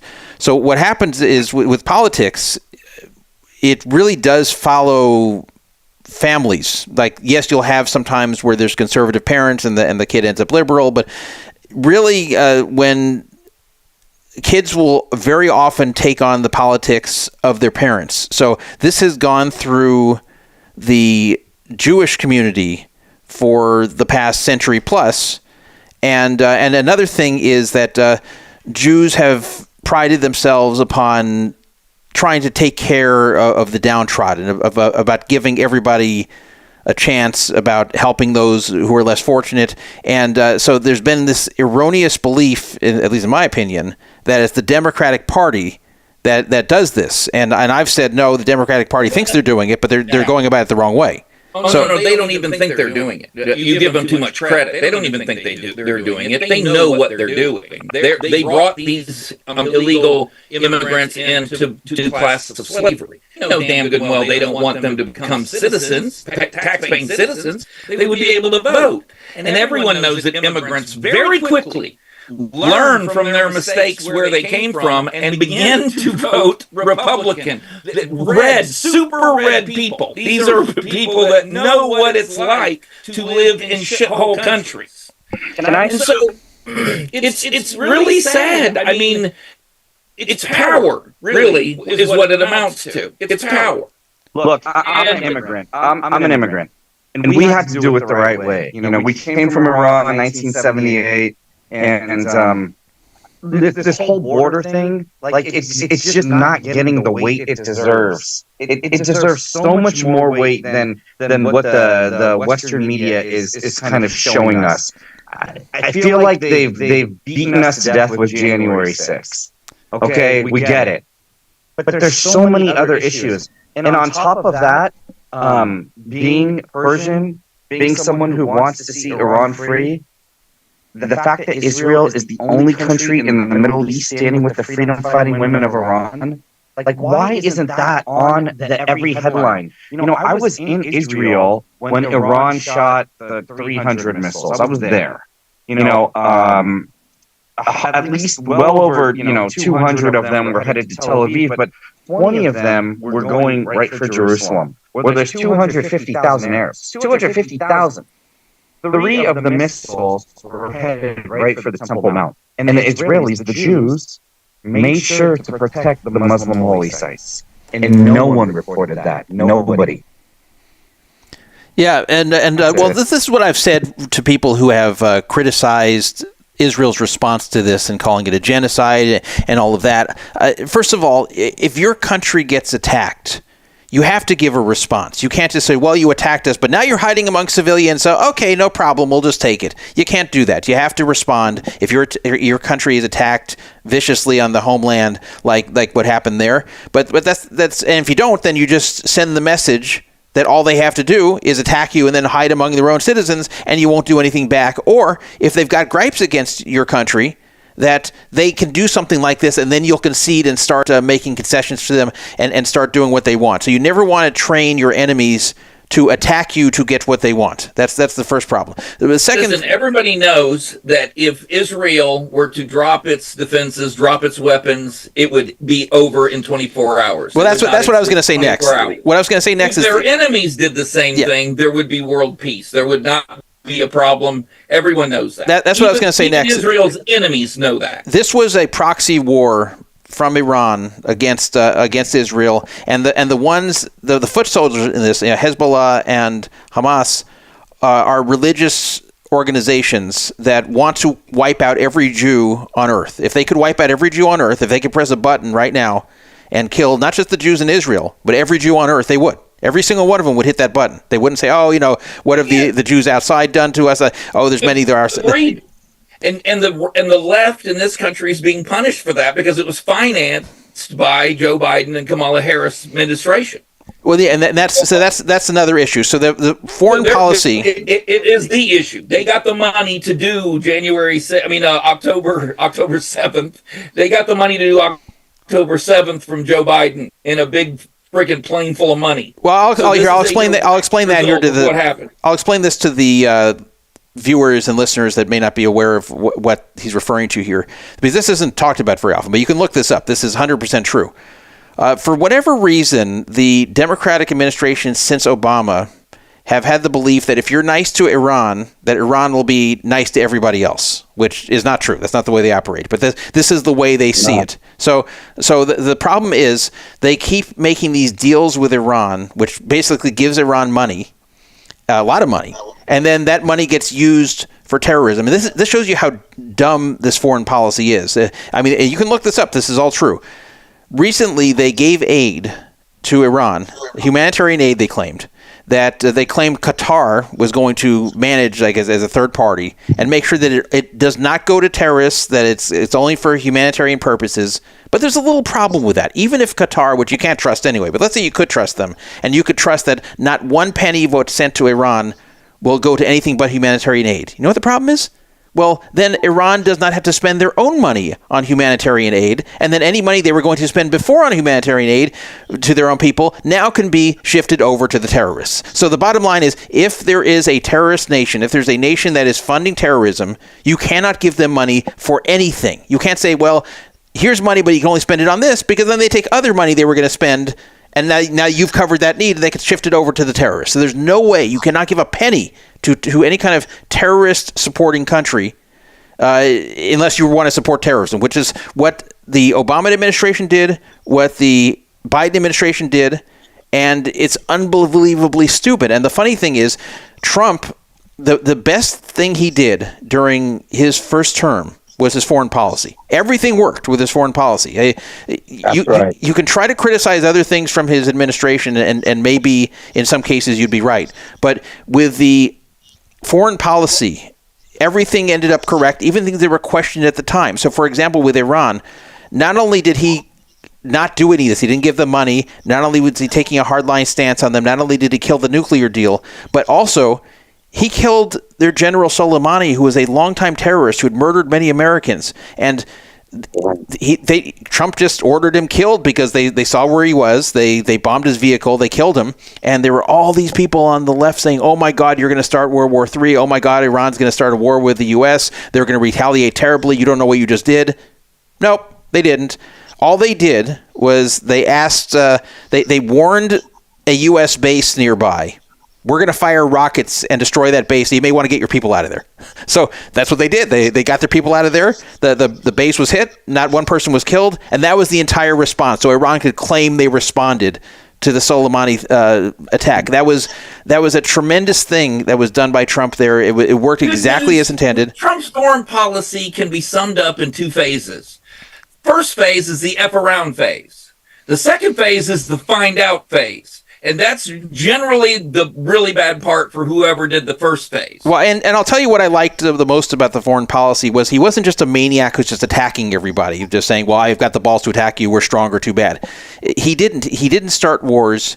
It was actually the way he operated was someone who was seen as kind of crazy and unpredictable, which is good for your opponents to see you that way. You don't want to be predictable to your opponents. So he was seen as kind of... Todd, it's beyond that. We haven't had foreign policy in the last 4 years. Donald Trump is the first president to ever go to North Korea and talk to our greatest enemy.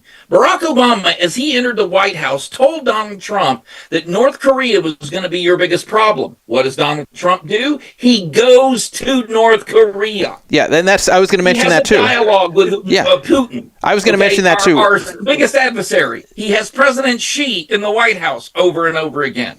So he deals with our enemies on a table, breaking bread, talking to them, getting them to calm the F down.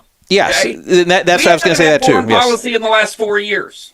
I was going to mention too that there was also criticism of how can you meet with some of these leaders? They're terrible people. The thing is, terrible people or not, these leaders are not going away, and these enemies of the United States, and you need to go meet with them, people like Kim Jong-un, and the thing is, by meeting with them... The alternative to sitting across the table to these leaders, because they're not going anywhere, the only alternative is to get into a fight with them. Yeah. These guys are bullies. Yeah, so I know. You either talk them into not attacking you, and that's called diplomacy, or you got to go and compare buttons. Well, and so what I liked, we got our train again from John P. What I like about what he did there was he basically went to these leaders and said, okay, I'll show you respect, you show me respect, let's just talk. And then these leaders who have a big ego, all these guys, they think, wow, Trump's actually listening to us. He's willing to listen to us. He's willing to treat us as almost like equals and give us a seat at the table, not just say how terrible we are, not just come after us, and it makes them less likely want to do things. Kim Jong-il did not fire another missile after the conversation with Trump. Not one more missile. So and he was firing them like 4th of July over there. Yeah, so that's why it was very smart. Going over South Korea, going over Hawaii. Listen, he didn't fire another missile. Putin is the only president, Trump is the only president that Putin did not take more land under. Yeah. Well, did everybody get that? Georgia went under him. We've got a war in Ukraine. I mean, do people not understand? And that's why you're seeing the result you're seeing tonight. People do finally understand, hey, you got to have foreign policy. This is why this is happening tonight. A good example of the way Trump works is he was dealing with the head of the Taliban at one point, and they were negotiating. And Trump reached into his folder, took out a sheet of paper. It was a picture of the guy's house, head of the Taliban. And he says, either make the deal or we're going to blow it up. And he walked out of the room. True story. And that's how Trump deals. Now, going back to Iran real quick, all the horseshit that happened with that, with Obama and Biden, was Valerie Jarrett. She was a senior advisor to Obama, and she's also still working with Biden. And the only reason she pushed all the Iran stuff, why? She was born in Iran. Yeah. I have some breaking news for everybody here if you're not watching. We have some states that are now swinging the other way. Wisconsin, Trump has now taken a lead of almost 4% and over 100,000 votes over Kamala Harris with 75% in. That's huge. Michigan, Trump has a lead of about 5%, and that is with 44% counted. So I haven't drilled down to see if where these votes are coming from. So if it's Metro Detroit hasn't come in that heavy yet, then obviously they'll come somewhat the other way. But went ahead right before I came on. He was he had overtaken Arizona as well. I don't know if you spoke about. Yeah, no, yeah, he's up 7,000 Arizona, which is still very close, and Pennsylvania. That is not getting that much closer. It's 83% of the votes counted, and Trump is up by 3.6%, 3.6 points there. So that's going to be very hard for her to come and beat. And then the Bovada odds right now, plus 1,300 for Kamala Harris and minus 5,000 for Trump. For those of you that don't know what that means, is 50 to 1 you'd have to bet to get Trump right now. Actually, 1 to 50 actually. So you have to bet $50 to win one. And someone please check on David Layton, please. Yeah, how much is David about to lose? David, can you chime in and tell us how much you're about to lose? Well, I'm heads up in the poker free roll that Trump puts on. I'm going to take it down. And then I'm going to give you a choice. Do you want the win right towards your mural project, or should we put him on Kamala so then you have a chance to do 11? No, give me the money now. Give me the money now. Yeah. Good, smart move, Kumon. Smart move, buddy. I'll take the guaranteed 50 cents over nothing. Yeah. Oh, man. Wow.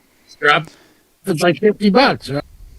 Right, yeah. I'll take the $50. It's going to get to the point where this is going to be decided tonight. We are not going to have to wait weeks.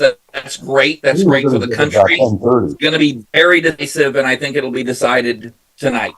But I'm taking a look at my. Todd, I'm turning 50 on. Oh, go ahead. Sorry. No, you go ahead. Go ahead. I was saying I'm turning 50 on Saturday. If you're in San Francisco, please come to my 50th birthday. Okay. I don't think I'll be in San Francisco anytime soon, but I turned 50 a few years ago, so I'm getting close to 53 now. So I'm a little bit ahead of you. Okay. I turned 50 the last time the Dodgers were in the World Series against the Astros. Yeah. So you're the oldest one here then, I think. I don't know how old John P is though. 64. You're 64? Wow. I'm not. Okay, so John P's under the the oldest bus. one. Well, I'm almost the youngest one here, but I guess Human there is a few years behind me. So, Yeah. So, how are we feeling? Does Trump have this? hey, Like, I mean, what are we saying I right got to now? think it's very hard to believe that he doesn't at this point. Looking at my bets, by the way, I'm actually up at the moment. See, I logged in to see if I should bail out of any of these because at the moment, Polymarket is claiming I'm up about 2K with everything I did total. So that I could have won way more than that, but given that I didn't expect Trump to crush this much. That was kind of a miscalculation on my part. So I thought like Pennsylvania would be very close, and it's looking like it's not going to be.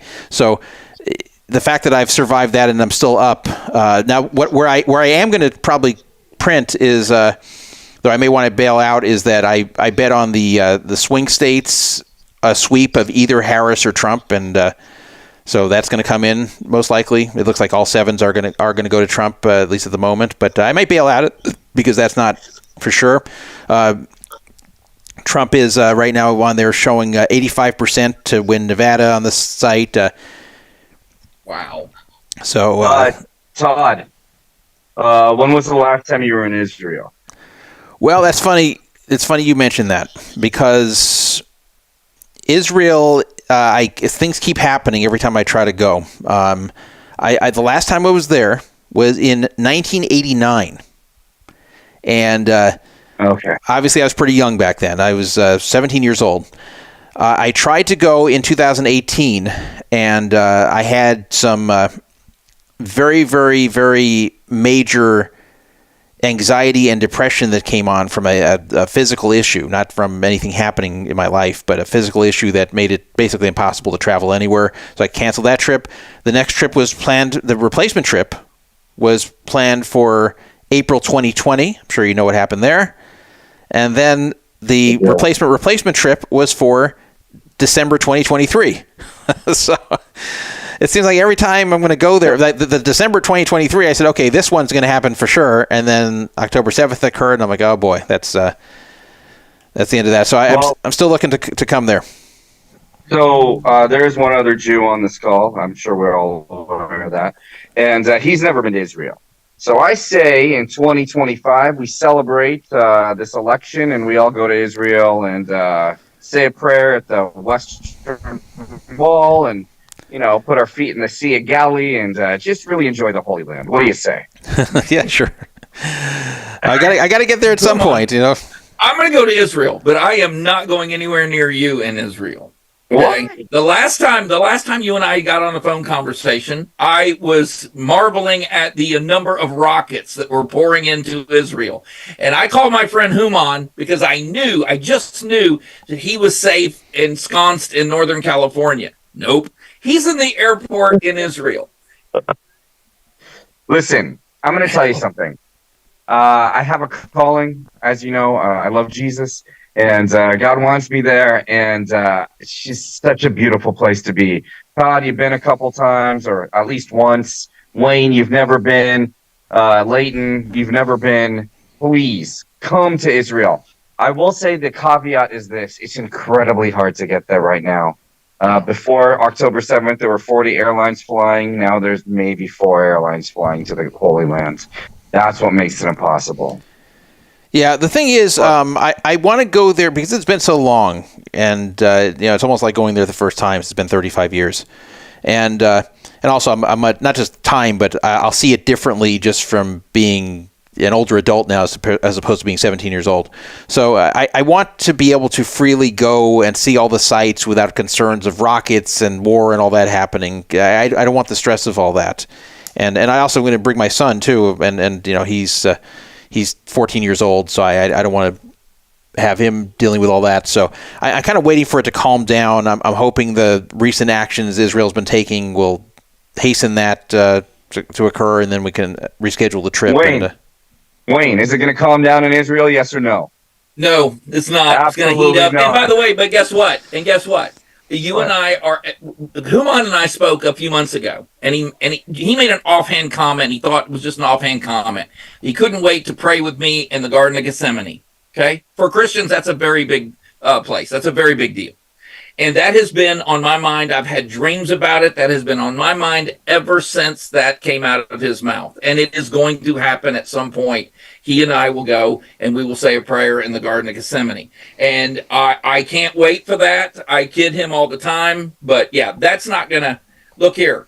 If I meet my creator because I wanted to go and see where all the important things in history happened, I'll be all right with that. Listen, the only way the war is going to end is if the Islamic regime of Iran is destroyed. That is the only way. Because they're going to keep funding Hamas, Hezbollah, ISIS, and the Houthis. Yeah. So, who's going to get rid of the Islamic regime? Kamala or Trump? Well, it's definitely not going to be Kamala. It's not going to be Kamala's, right? Well, yeah. Unfortunately, she's not going to get the opportunity. Right. I'm sure she would have had we given her the opportunity. I don't feel that she's going to get the opportunity after this evening. Is there any updates on the states there? I'm going to take a look right now. I was looking at my bets because the thing is with Polymarket, you don't have to wait till they resolve. You could just bail out at whatever they're trading for at the moment. So I could bail out at 80 cents on the dollar with Nevada, 90 cents on the dollar in Nevada, and 80 cents on every swing state going for either Trump or Kamala, which in this case would be Trump. So I might just take the profit there rather than risk getting screwed in some way. But so I'll go back to the map here, and let me take a look here. Let me ask you something, Todd. In a perfect scenario, what's the most you can win tonight? Well, at this point, it's not going to be perfect financially because I had a lot of things on like the best way it could be for me financially. But again, I don't know if I want to sweat this.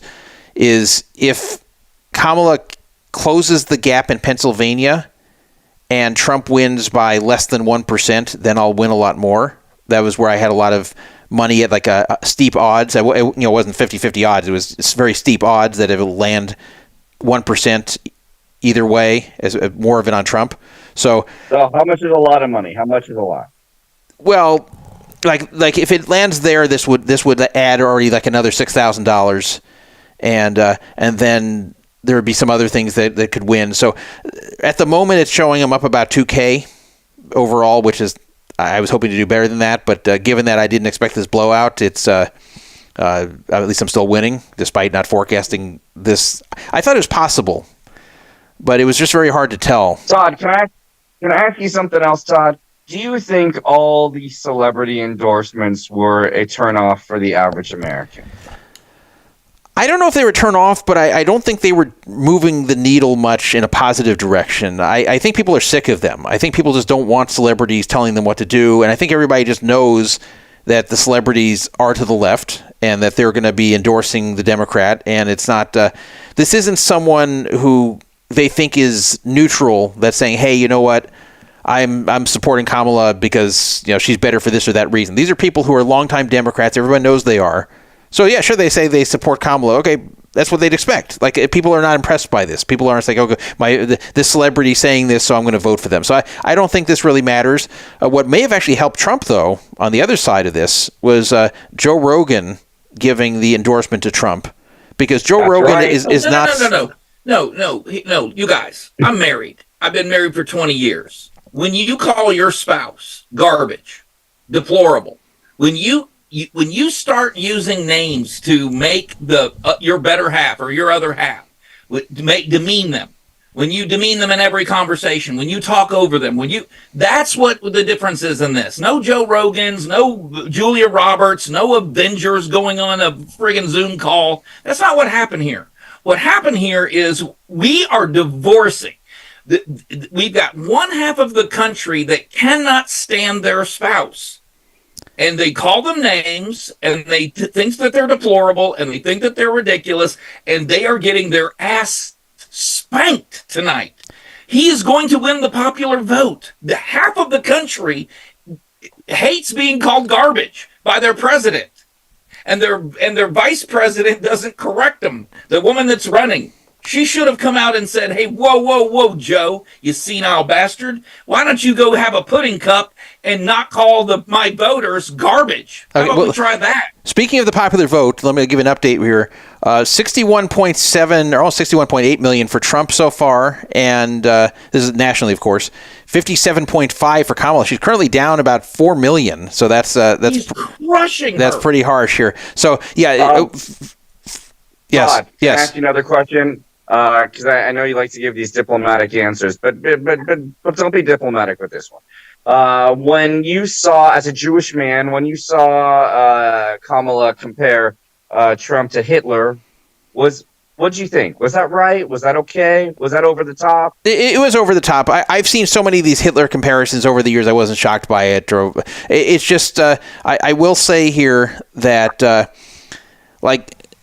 with this matter of Joe Biden calling Trump's supporters garbage, and even though he tried to walk it back and claim he meant something else, it wasn't true. He meant that Trump's supporters are garbage. And yeah, you can't do that. The second you say anything about the voters that are on the other side, then all you do is you encourage those people to show up and vote against you, and even people who are in the middle start to get turned off by it, going, this is not going to be a president who wants to represent everybody. This is someone who represents half the country. So that's always a mistake.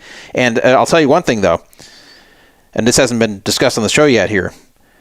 Joe Biden might have been doing this on purpose to sabotage Kamala Harris, because what's for sure is he's very bitter about it. I said that earlier, that he's bitter. And I said earlier he was forced out, which is true. So he may, as senile as he is, it seems like his greatest lucidity comes from wanting to screw Kamala Harris. And we've seen little signs of it. The time he put on the Trump MAGA hat at that one. That's a very big sign. That was extremely passive aggressive. Yes, yeah. Okay, So that wasn't a little sign. I mean, that is short of sticking his middle finger up at her portrait in the White House. That was about as bad as it could get in a polite company. Well, and even, I agree with you, Todd. We are in agreement. Even more passive aggressive was the time he came on and said that she's been right along with him with all the policies. The whole time. So this way people will think, okay, well, if we're not happy with Biden, we're not voting for her. And then the thing about the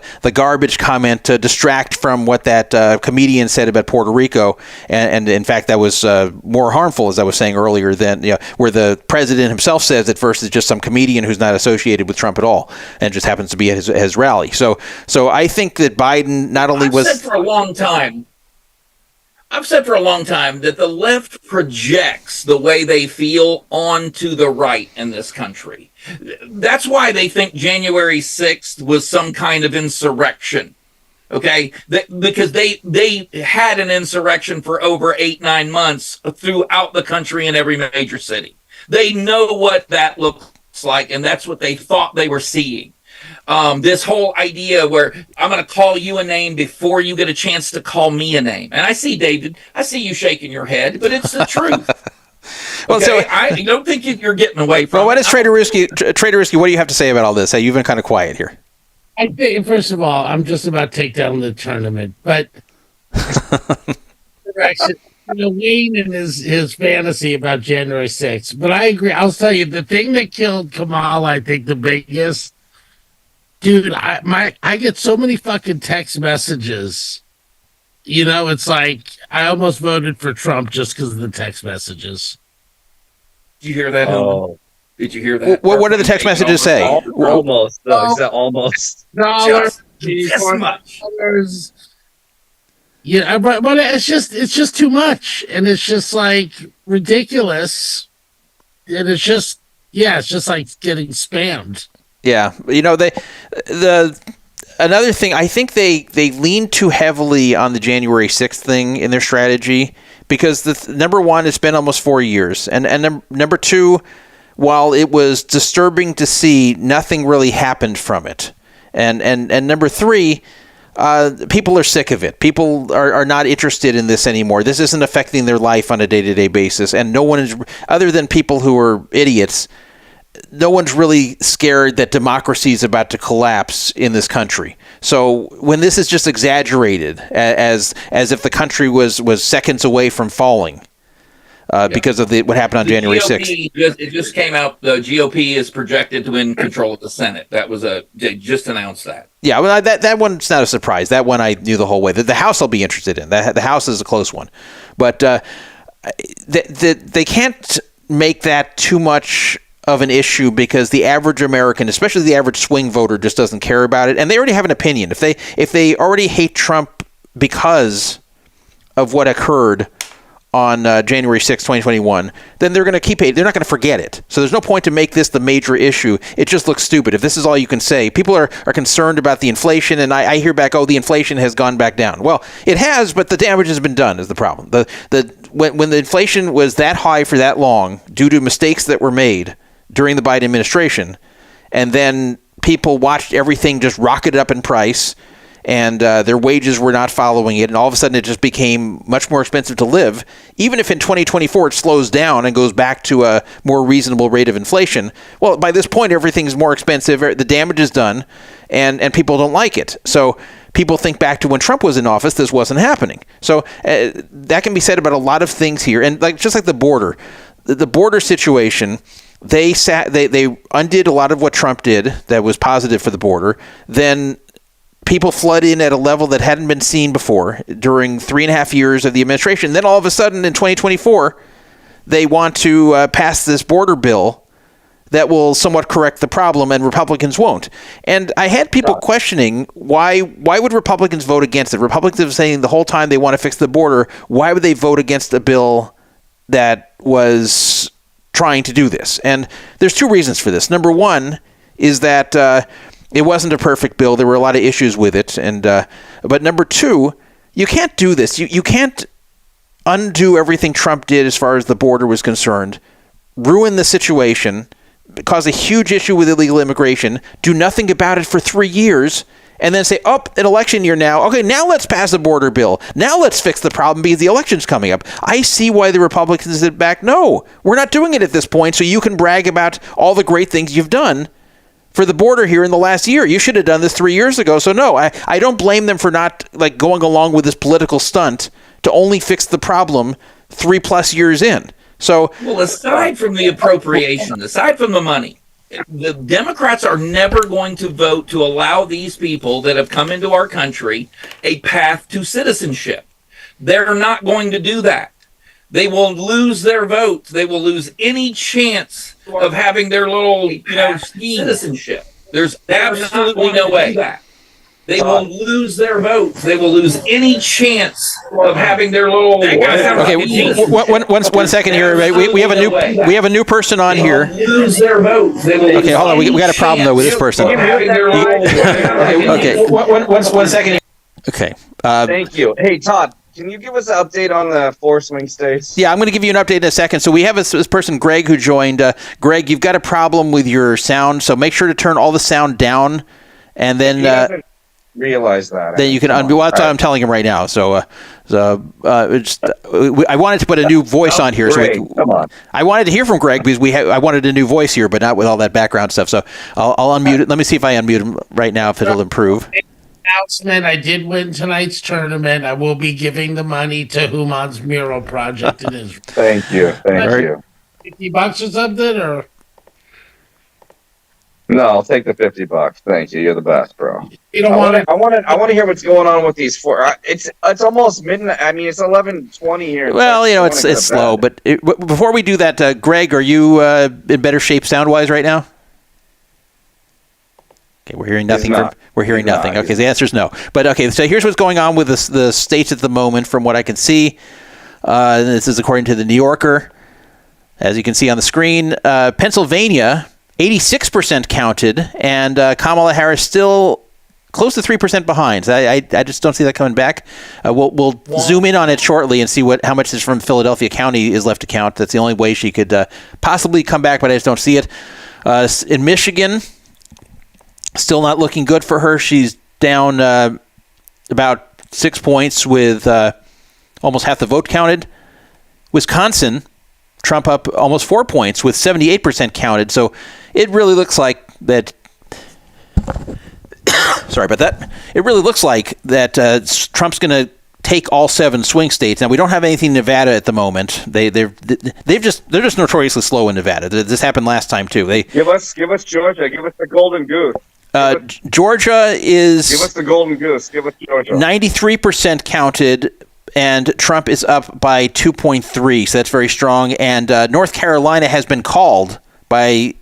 Yeah, North Carolina's. And that is a 2.8% win for Trump with 92% in, so that one's a done deal. Arizona, Trump's starting to pull away a little bit, but still almost half to be counted, so that doesn't mean that much yet. So we'll see, but the way everything's gone so far, and, with my bet, I'm a little nervous about Nevada. I may bail out of these bets because, take 80 cents, 90 cents on the dollar, because Nevada really just is its own animal. Nevada just does its own thing, as I said earlier, and it makes me a little worried that they're going to screw me here in some way. I don't want to get too greedy is the problem. So, yeah, don't get greedy, guy. I don't think You're up $2,000 for Nevada's not going to come into effect anyway. If everything trends or keeps going the way that they are, I'm actually shocked they haven't called more states, because mathematically Kamala has 2 states already that I'm looking at she can't come back from. So if every vote went her direction, she is not going to win 2 of the states that you just mentioned. This is a wrap, folks. It's been great. Enjoy the next 4 years. David Layton, I'm very sorry for you. I know how much you love Kamala. She was great while she lasted. It's been a blast talking to you, by the way, Todd. Let me tell you something very about nice David. talking to you. Let me tell you something about David. If David would have gone to Israel even once, I don't think he would vote the way he's voting. If he would have gone even once. See, David here has a lot of pressure by his friends to switch parties, I can see. David and I host a podcast, Todd. I don't know if you're aware of this. Called Plug your Straight Talk podcast, Commerce. Wayne. Plug your podcast. I didn't mean to do this, but Straight Talk Commerce, we're up 3,000 subscribers in the last 28 days, all because of the wisdom of David Layton. Very smart guy. So normally he is dead on, balls accurate. It's just this thing. He's got a blind spot. Well, okay, so we're taking a look at Pennsylvania now, and give us an update. I've zoomed into Pennsylvania, and Philadelphia County, which is the darkest blue county and of course a high population there as well. They are 78% counted, so that really doesn't leave a lot of room for Kamala to come back because she is currently down by over 100,000 votes. In fact, well more than that, like 160, 70,000 votes. And Philadelphia County was 78% of the votes counted, and that's about 600,000 total votes. They have only 22% left to count, so it's just, the math just doesn't seem to add up to where she's going to pull those votes here. She's winning at about 80-20 there, so she is winning about 4 out of every 5 votes cast, but what's left there, like 100K? So what you're going to get, 80,000, 90,000? That's not going to erase a deficit of 160,000, So the good news is my bet might be alive, but I don't think Kamala Harris is alive politically. I think really, folks, we're looking at President Trump again. I want to say I thoroughly enjoyed this. I've enjoyed my time with you. I got to go to bed here in Texas, but keep doing what you're doing. I hope to come back on your show one day. Well, thank you. I thank you for joining me. And I was talking to myself for a long time here. I know I had listeners, but I was doing almost all the talking. So it was nice to have the two of you on joining. And I thank Troy Ruski, David, for bringing you guys on. And I hope to get to meet you someday. Yeah, you too, brother. Take care. Good night. All right, Todd, I'm going to sign out too here. Oh, wow. Everybody's dropping off. Okay. Well, thank you, John.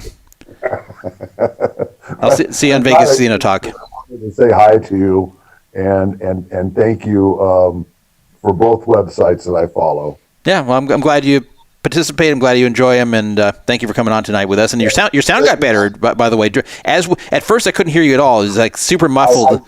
I went on into settings and moved up my. I see. Okay, well, that's I didn't realize it was down.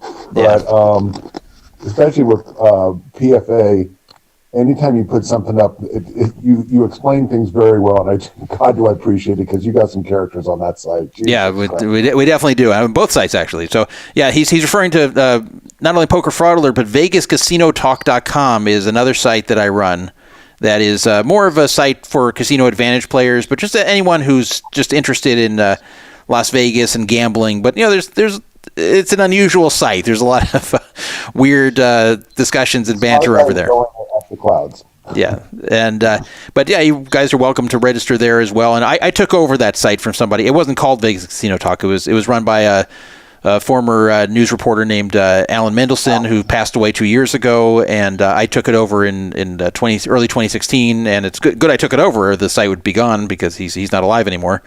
And so it's going to continue running for the foreseeable future. And so that's my other site there. If you guys want to check it out. So thank you, John, for coming on. All right, take care. Good night. Good night. Now, Druff, you had asked, everybody was silent before I invited to, we'll call them characters, not characters, but, they're very opinionated. Yeah, they had a lot to say. That was good, though, right? Yeah, we needed some more other voices here. I was getting tired of talking. I'm surprised Brandon hasn't popped. Cal Watson, I'm sure, long sleeping by now. Yeah, I'm not sure. Did you go to any of the World Series games? Yes, I went to one game. So I'll talk about this briefly since there's kind of a lull in what's happening. And Did you go to the Freeman Grand Slam game? No. So this is what happened. I didn't go to the San Diego game. And then I didn't go to any of those games. Then there was the second series against the Mets, the championship series.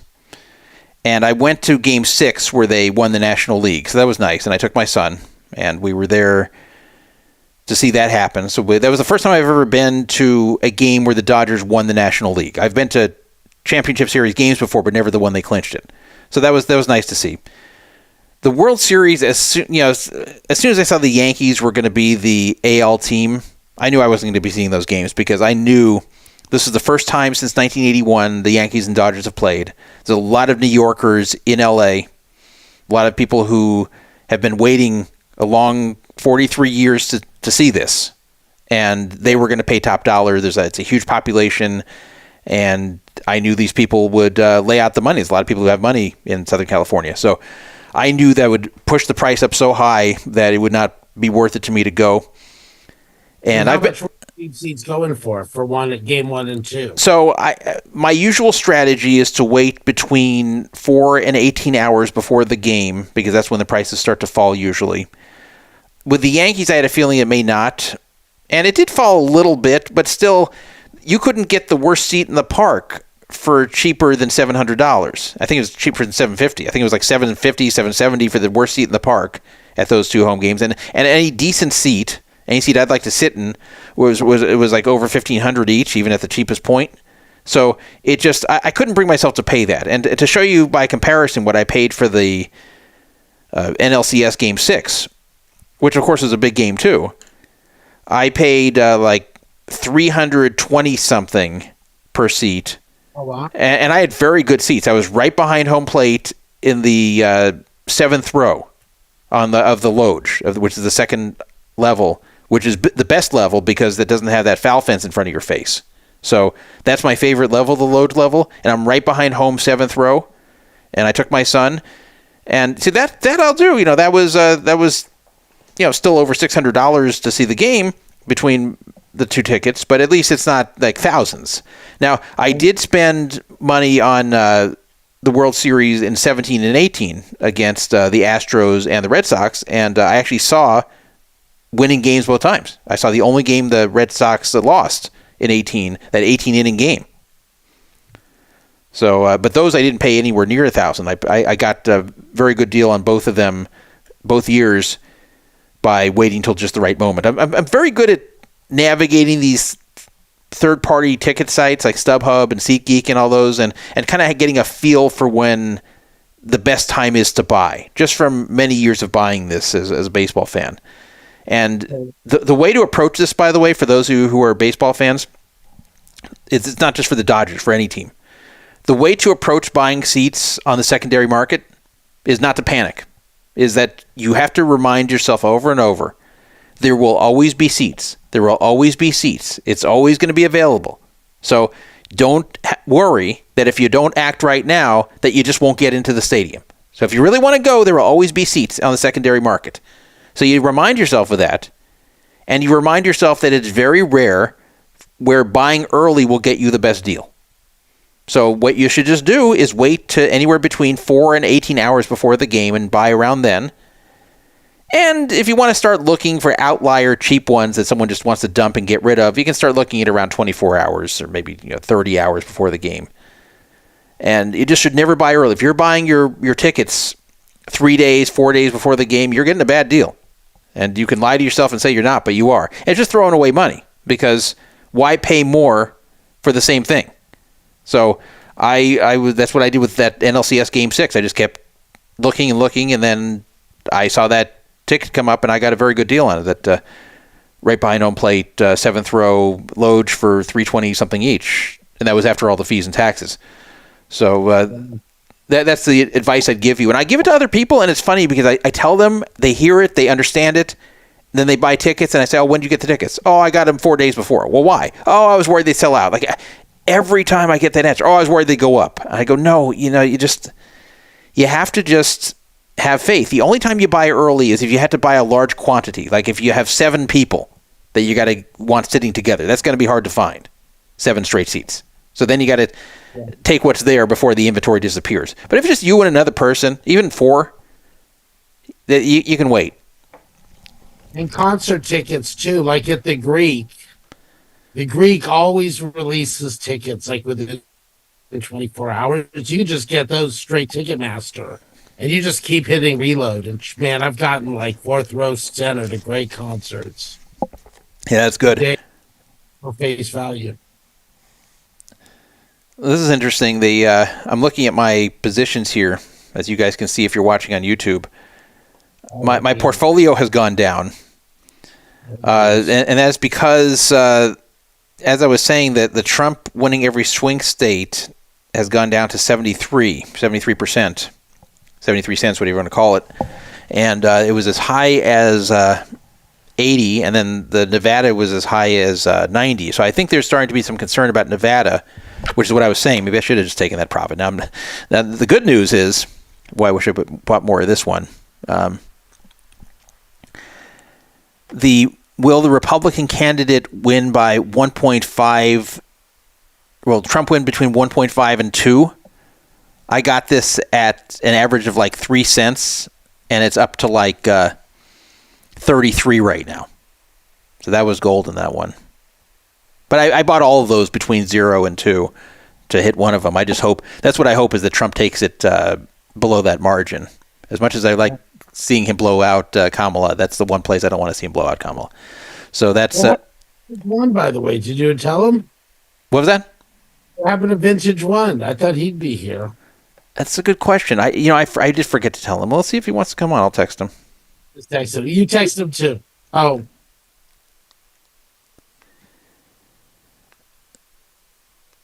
I'm sending a text. Brandon actually asked if you helped me with the Zoom stuff. I'm like, well, I did most of it, but he sent me some tips because I did get it going at least. So I'll tell you guys what challenges I had as far as getting this all the way you see it here. And I've never done all this before. Like I'm a technical guy and I'm a programmer, but as far as setting this stuff up, I've never done it. The audio stuff, of course, I have, but the video and all that I haven't done. So what I wanted here.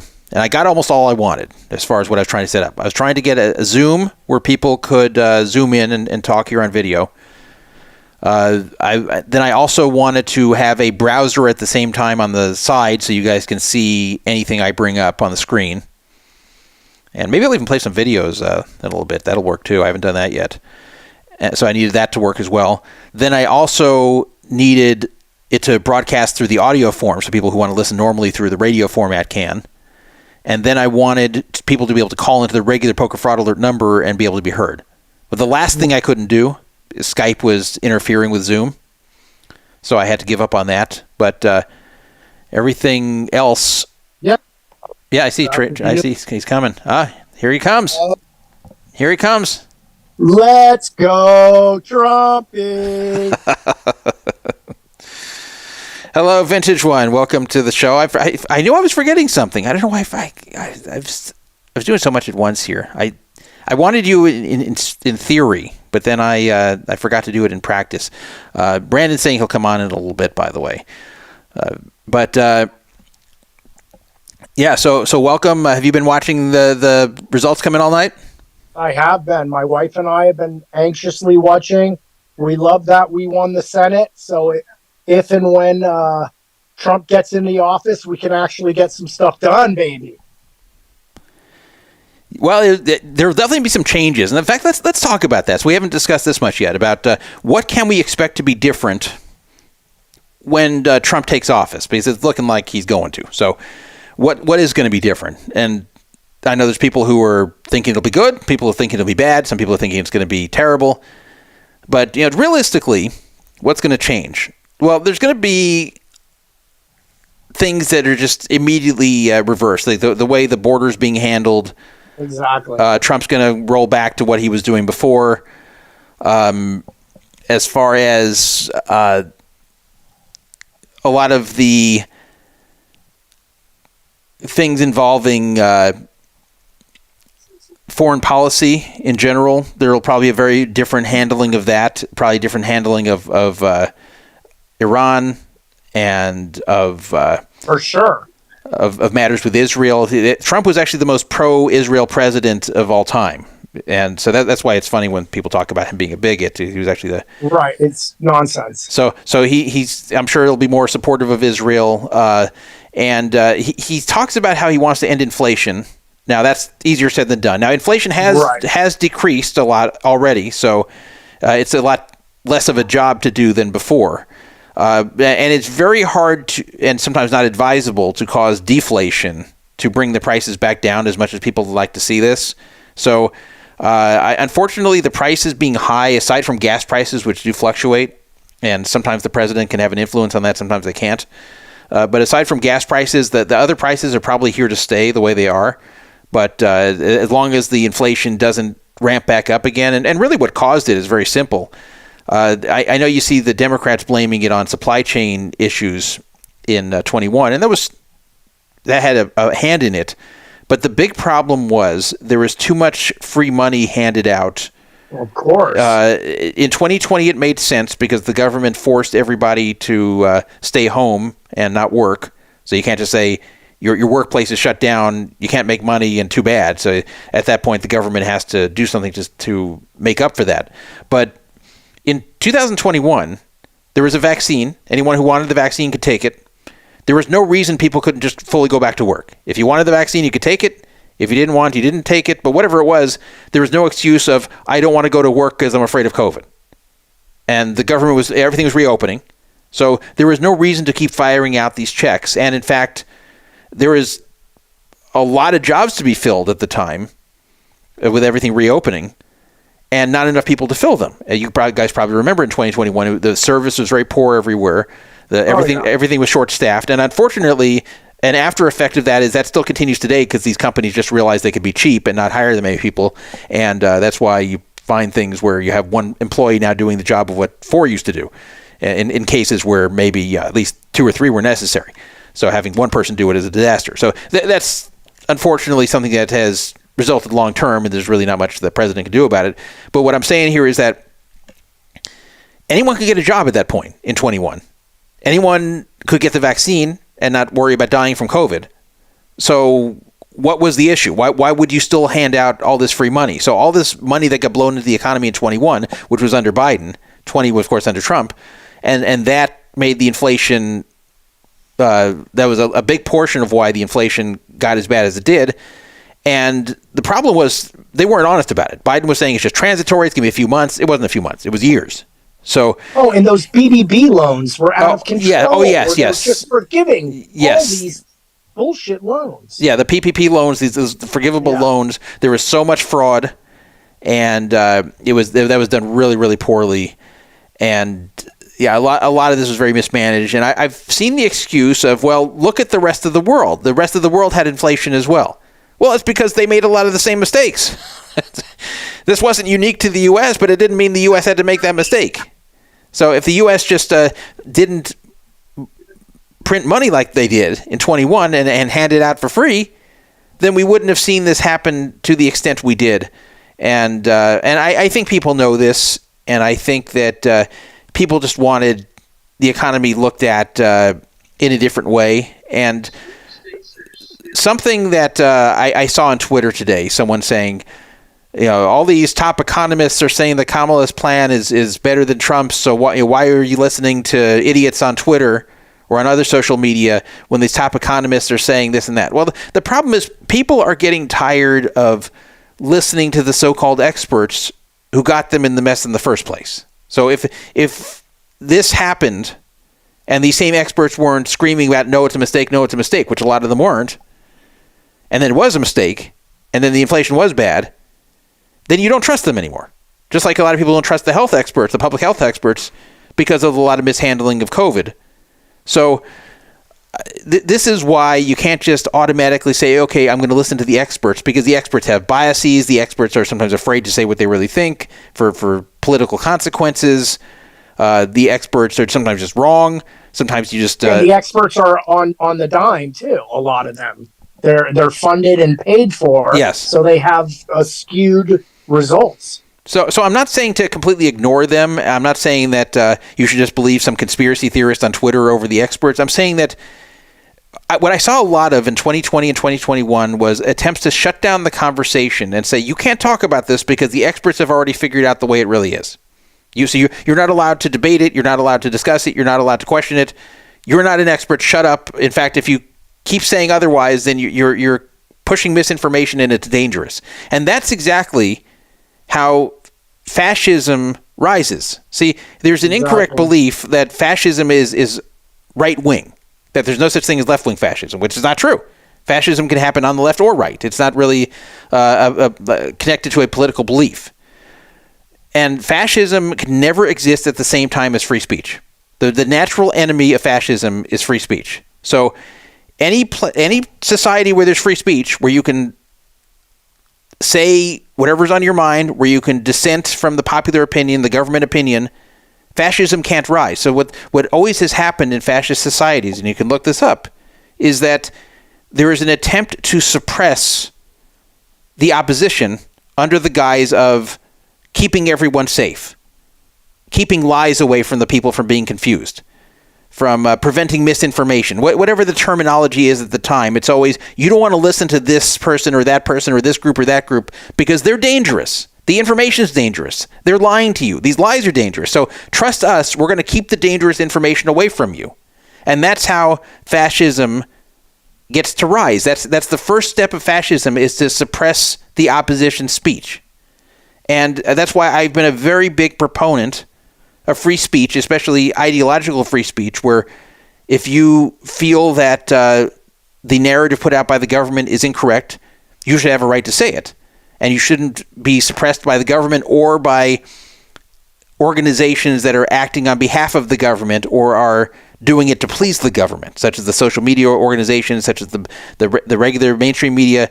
You don't want to see a situation where people are being censored for their own good. For the good of the country, you're censoring certain people. Everyone should be able to speak their minds and say what they want, and then it creates the marketplace of ideas.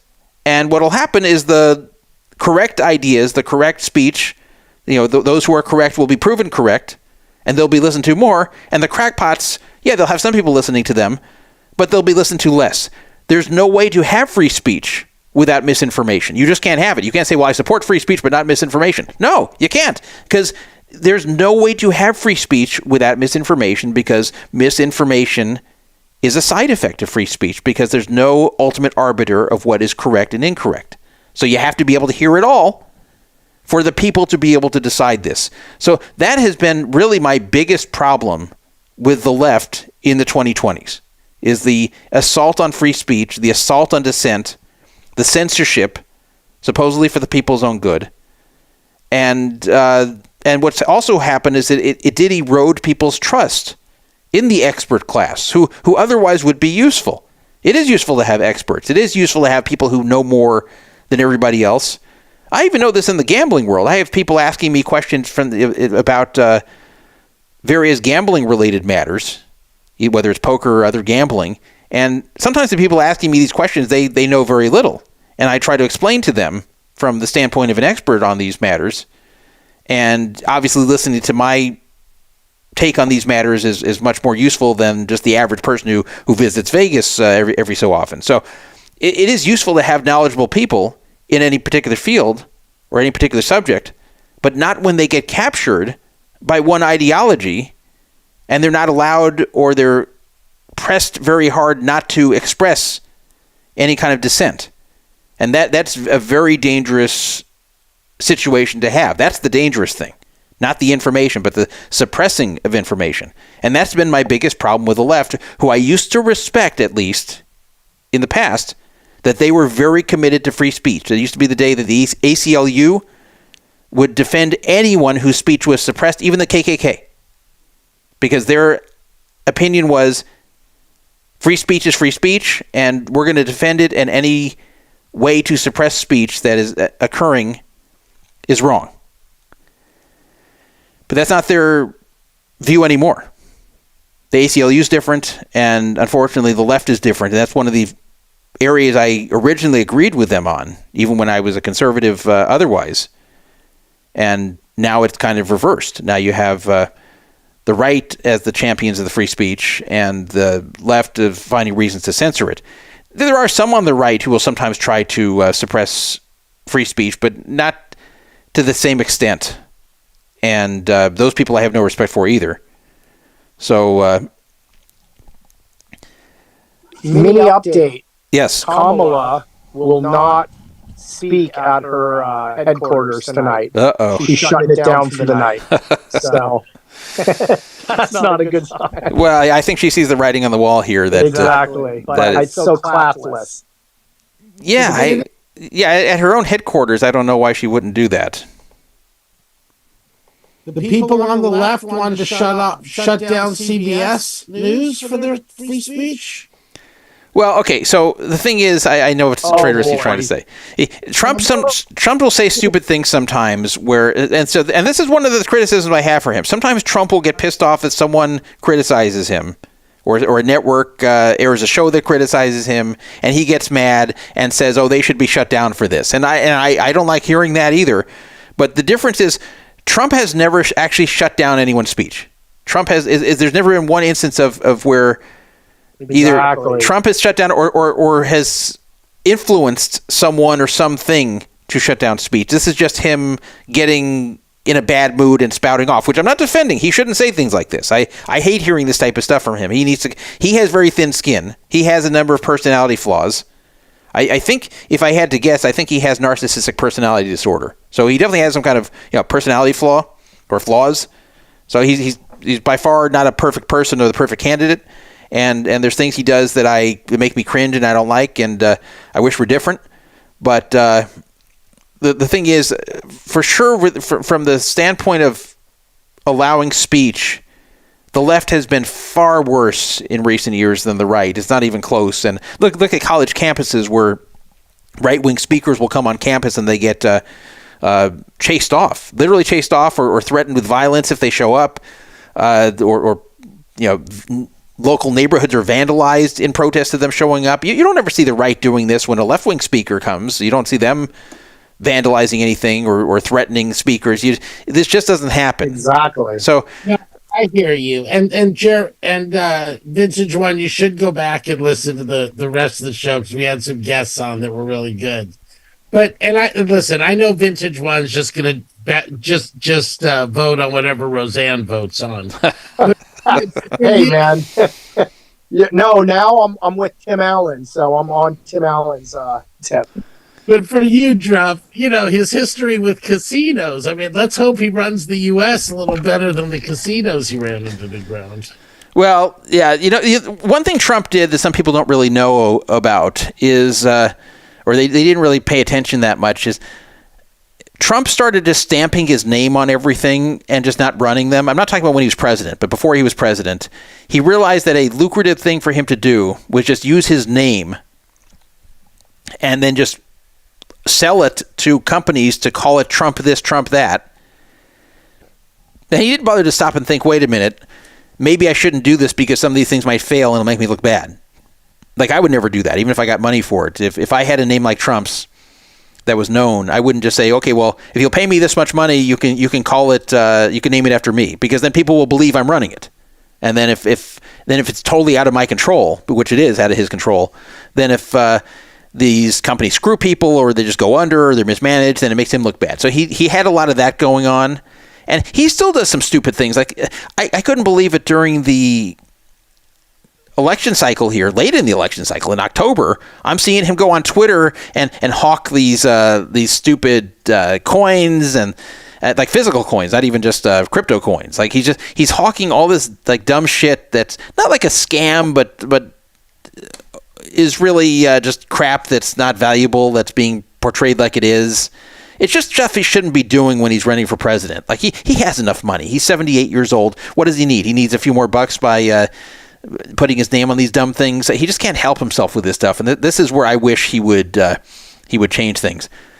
Looking at the chat room, which I was Georgia win. Yeah, Georgia. Right, Georgia has been called. It was pretty obvious it was going to go that way from what we've been looking at, but yes, that's officially been called. And Pennsylvania looks pretty good. I mean, he's up like almost 3 percentage points. Yeah, and that's like 85%. Well, now it's 90%. So now he is up, over 3, and that's what's making me want to. I might want to sell my position of 1.5 to 2. But let me look at this. What we have. Oh, where are you at on this? I haven't heard any of your positions. Well, I had this. I had a number of long odds bets related to either Trump or Kamala finishing within 2% of each other in Pennsylvania. And so obviously it's going to be Trump winning there, but the question is by how much, and I'll do much better if he finishes less than 2 ahead of her, then that'll be better for me. But it's looking like this isn't going to happen, and though there is still 22% left to be counted supposedly in Philadelphia County, which is deep blue. So it's possible it can get there. Because I can sell out my position at any time. And right now that is at 36. I could sell it at 36%, which sounds bad, but I paid 3% to get in, so I'd basically be making 12 times my money on it. So, it's tempting to let it go up further. But anyway, what's interesting is I have one. There's a weird position I have on Trump claims victory before AP calls the election. Now, to my knowledge, he hasn't claimed victory yet. This is kind of subjective. That's a great one. But I got this at about 4-1 underdog. So I on no. I got this on no. He's not going to. And my thinking was, if he has a night like tonight, then he won't do this. Like, he won't say I won because he knows it's coming anyway.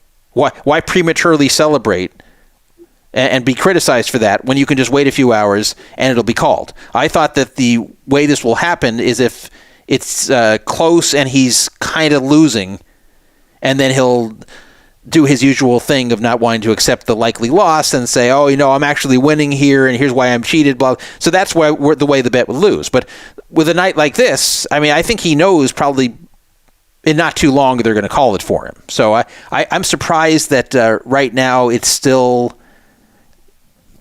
showing like 7-1 or something. It's if I was following this, if I wasn't doing this show and I was watching more closely what he's been saying, I might throw more on that. But well, it was interesting. I was watching Tucker live on YouTube, and he had Elon on like 2 hours ago, and Elon was giving all this data about the elections and the numbers and comparing it to the 2020 election, and he was saying Trump had it back then, just by the, I guess, like the algorithm of what was going on at that point. I found that really interesting that somehow through the voting characteristics or whatever, it was all Trump. Yeah. Last year was a different animal, though. Last year, the first of all, the mail-in voting and all that, like a lot of that wasn't understood well by people, as it's better understood today about the order things come in. And then even the order is different now because there's not more Republicans doing the mail-in than last time.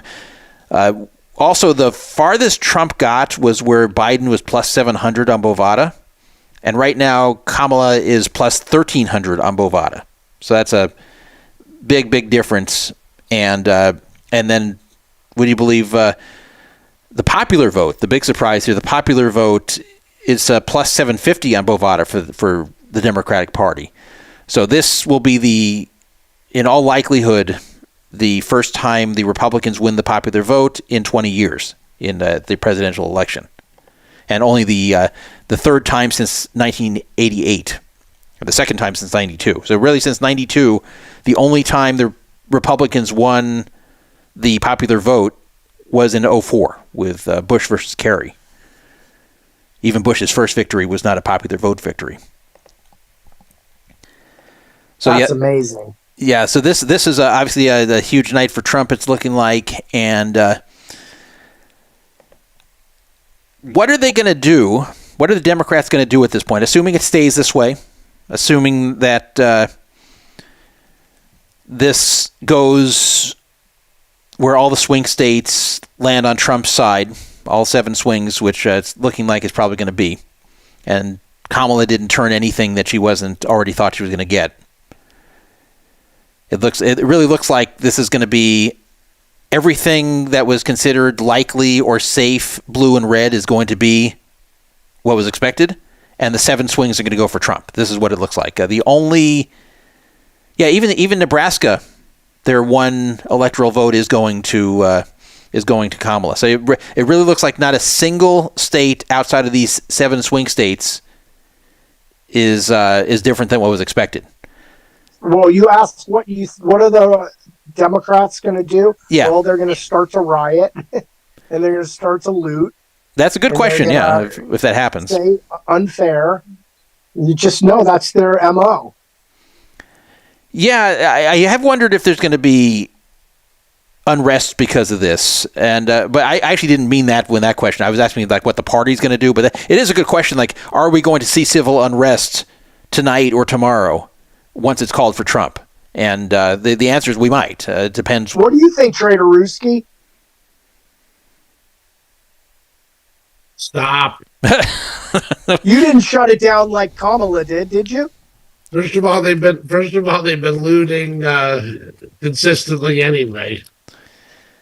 Well, we'll see. We'll see a lot more of it. I do wonder if we will see protests that turn into just something worse. To be fair, in 16 that didn't really happen. So that was more shocking than this. But right, but it's the new way of the looting now since 2020. PG got home invaded. Did I tell you? What? Who got invaded? No, one of me and Jeremy's friends. Oh, someone got a home invasion. Wow. Who did? Bobby G. Bobby G got a home invasion? Yes, and he lives over near you now, near that golf course. Wow. And what was he home? Uh-huh. Wow. Is that crazy? Hey, that's why we got to get Gascon out. That guy's a knucklehead. He got smoked, though, didn't he, Druff? I didn't look, but I'm sure he did because he was projected to lose by 23. So it wasn't even going to be close. I can't even believe it's only 23. I mean, who is voting for that guy? Well, the funny thing is, and for those who don't know what Vintage One's talking about here, George Gascon, the DA of LA County, he is one of these woke DAs that was just not prosecuting entire classes of crime. So he was one of them that just simply wouldn't prosecute shoplifting if it was under $950, which then led to organized gangs that would just go into stores and with calculators and make sure not to steal more than $950 worth of stuff and just stroll out. And it was crazy. You can't, as a DA, decide I'm just going to change the laws and I'll change it by just not prosecuting certain laws they don't like. That's not where their discretion is supposed to be. Their discretion is supposed to be not prosecuting under certain circumstances where you think prosecution either wouldn't win or where it would be it would be not the right thing to do. Like, for example, if a woman was arrested for shoplifting from a supermarket, but she was just stealing food, and it turned out that her kids are starving, and this is the first time she's ever been caught shoplifting or any crime in her life, then they could say, okay, well, this is technically a crime, but under the circumstances, we're not going to prosecute. That's why they're giving that discretion.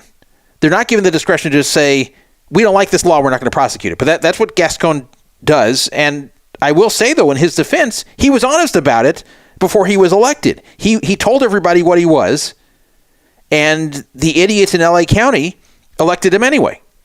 And why did they do it? Well, because he's saying, because there's racial disparities in the way the justice system works, blah, blah, blah. So he made everyone think. The whole woke moment. Yeah, so he made everyone think that he's going to come in and fix racism in the justice system. But they didn't understand, they didn't think about what the consequence was going to be, because he wasn't really fixing racism. He was just doing what he thought would fix racism, which actually doesn't. And was just. And at that time, Druff, it was so. If you contested anything that was brought up about race, you were just completely canceled. So you couldn't even fight it.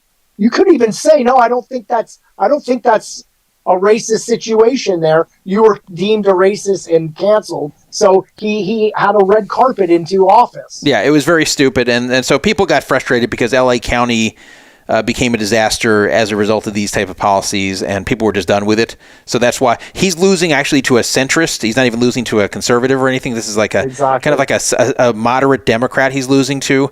But the person he's losing to doesn't have all these wacky ideas. As I said, they're moderate. They're much more sensible the way they're going to handle the prosecutions. So and that's why, by the way, the whole Menendez brothers thing that were they're getting resentenced. Publicity stunt. Yeah, that was a stunt. Yeah. It did sound like, maybe they should just be let out after all these years. And don't forget, he also did the bail is racist. So the no bail, you didn't have to put up bail to get out of jail for crime. Yeah, I want to touch on that because the bail situation is a little bit tough in that there's no perfect solution. So it is true that a cash bail system does make it to where there's some unfairness to the poor because they can't raise the money sometimes for their bail, and then they're just stuck in jail awaiting trial. So what the left says is, well, this isn't fair. The rich people can get bail. Even the middle class people can usually get bail. The poor can't. They're just stuck in jail, and a lot of times they're not guilty. So this isn't fair. Well, the problem is there's no way to do this perfectly. The problem is that the point of bail is to give the person some skin in the game in order to show up for trial. So it's a fact that the less you have, the less you have assets-wise, and the less you have career-wise, that the easier it is to just skip town if you're accused of a crime. So picture a person who's accused of a crime that's likely to result in some kind of jail time if convicted. And they have a shitty job, and they really have no reason that's going to keep them where they are. Let's even say they don't have kids. Let's say they don't have much money. Let's say they have a crappy job they can get again anywhere else. Why would they stay around and stand trial? Why wouldn't they just flee the state? And I'm not talking about for murder where they're going to get found and extradited. I'm saying something that's much lesser than that. They're not. They're going to just leave. They're going to just run off. So whereas somebody who does get bail, they're not necessarily going to run off. They're usually not going to run off because they have a lot to lose by running off. You can't just the average person who's got a house and a career that they've spent decades on and a lot of money. They're not going to just run away and disappear unless they're facing a major charge, like murder, for example, that they think they might lose. For the most part, they're not going to run away and disappear because there's just too much to lose. So if somebody doesn't have an incentive to stay around, then they won't. So that's what bail does. And the problem is when you eliminate cash bail, there are two things happen. Number one, you have those that just get out and say, well, screw it and run off. But three things happen. Number two, you have those that are just going to go out and commit the crimes again because they're just criminals who just won't learn. And that happens a lot too, where someone commits crimes, sometimes because they have mental illness, whatever it might be. They get arrested, they get put in jail, they get right out because there's no cash bail, and then they commit the same crime again. It happens all the time. And then the third problem is that they just run off. They don't face trial. They just run off, go out of state, go into hiding, whatever, because there's no incentive not to. So that's the problem with no cash bail. And there's no real way to fix it to where it's a perfect system. So, and there's one more problem, is that in order to combat the situation I just described, where people will just run off if they don't really have anything to run away from, where they don't nothing to stay for, that is, then judges can just keep them in jail, where they'll say, well, we're afraid you're going to run off, so we're just not going to grant bail. Because when there's no cash bail, the decision is either let them out or don't let them out. There's no middle ground with bail. You gotta just decide whether you let them out to come back for trial or just leave them there. And that this starts to cause a situation where people who otherwise would have been able to get bail are then told that they're just not getting bail at all because of the no cash bail situation. So isn't there kind of a sliding scale there, Todd? Because like Diddy, for instance, they put a $10 million bail on, and then the judge realized, oh, this guy's going to post $10 million and bail, so he changed it to no bail. Well, yes. So it seems to me like you could make each situation unique in itself. Well, yes, and that is a factor. When they think someone's a flight risk, they will sometimes deny bail if it's someone who's so rich and they just, like Diddy, and he could be facing such serious time, and he has so many resources that he could just hop on a private jet and fly to a place with no extradition, and so that's why in that case they did this. And yes, they can set the bail sometimes based upon that. But I'm just saying, when there's no cash bail allowed, then they have to make a decision. Do we let this person out at all? And sometimes where otherwise they would have gotten bail if it existed. If it can't exist, sometimes they're just stuck in there, which is the last problem. So there's a lot of problem with no cash bail, which is one of those things that sounds good until you think about it. It sounds like, okay, well, yeah, it's unfair to the poor people.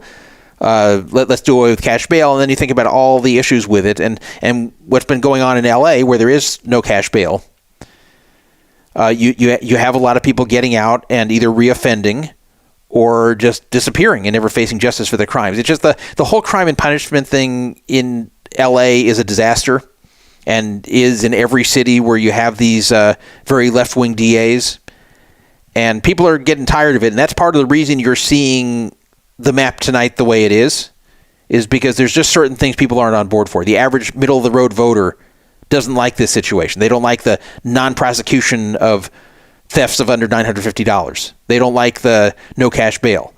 They don't like the ridiculousness with the men and women sports, which we haven't even talked about tonight, but that's just an absurdity. That I can't believe that's something that's really happening. You think this would be like a joke out of South Park or something, but it's real life. Like you actually have biological males entering women's sports and just dominating and setting records.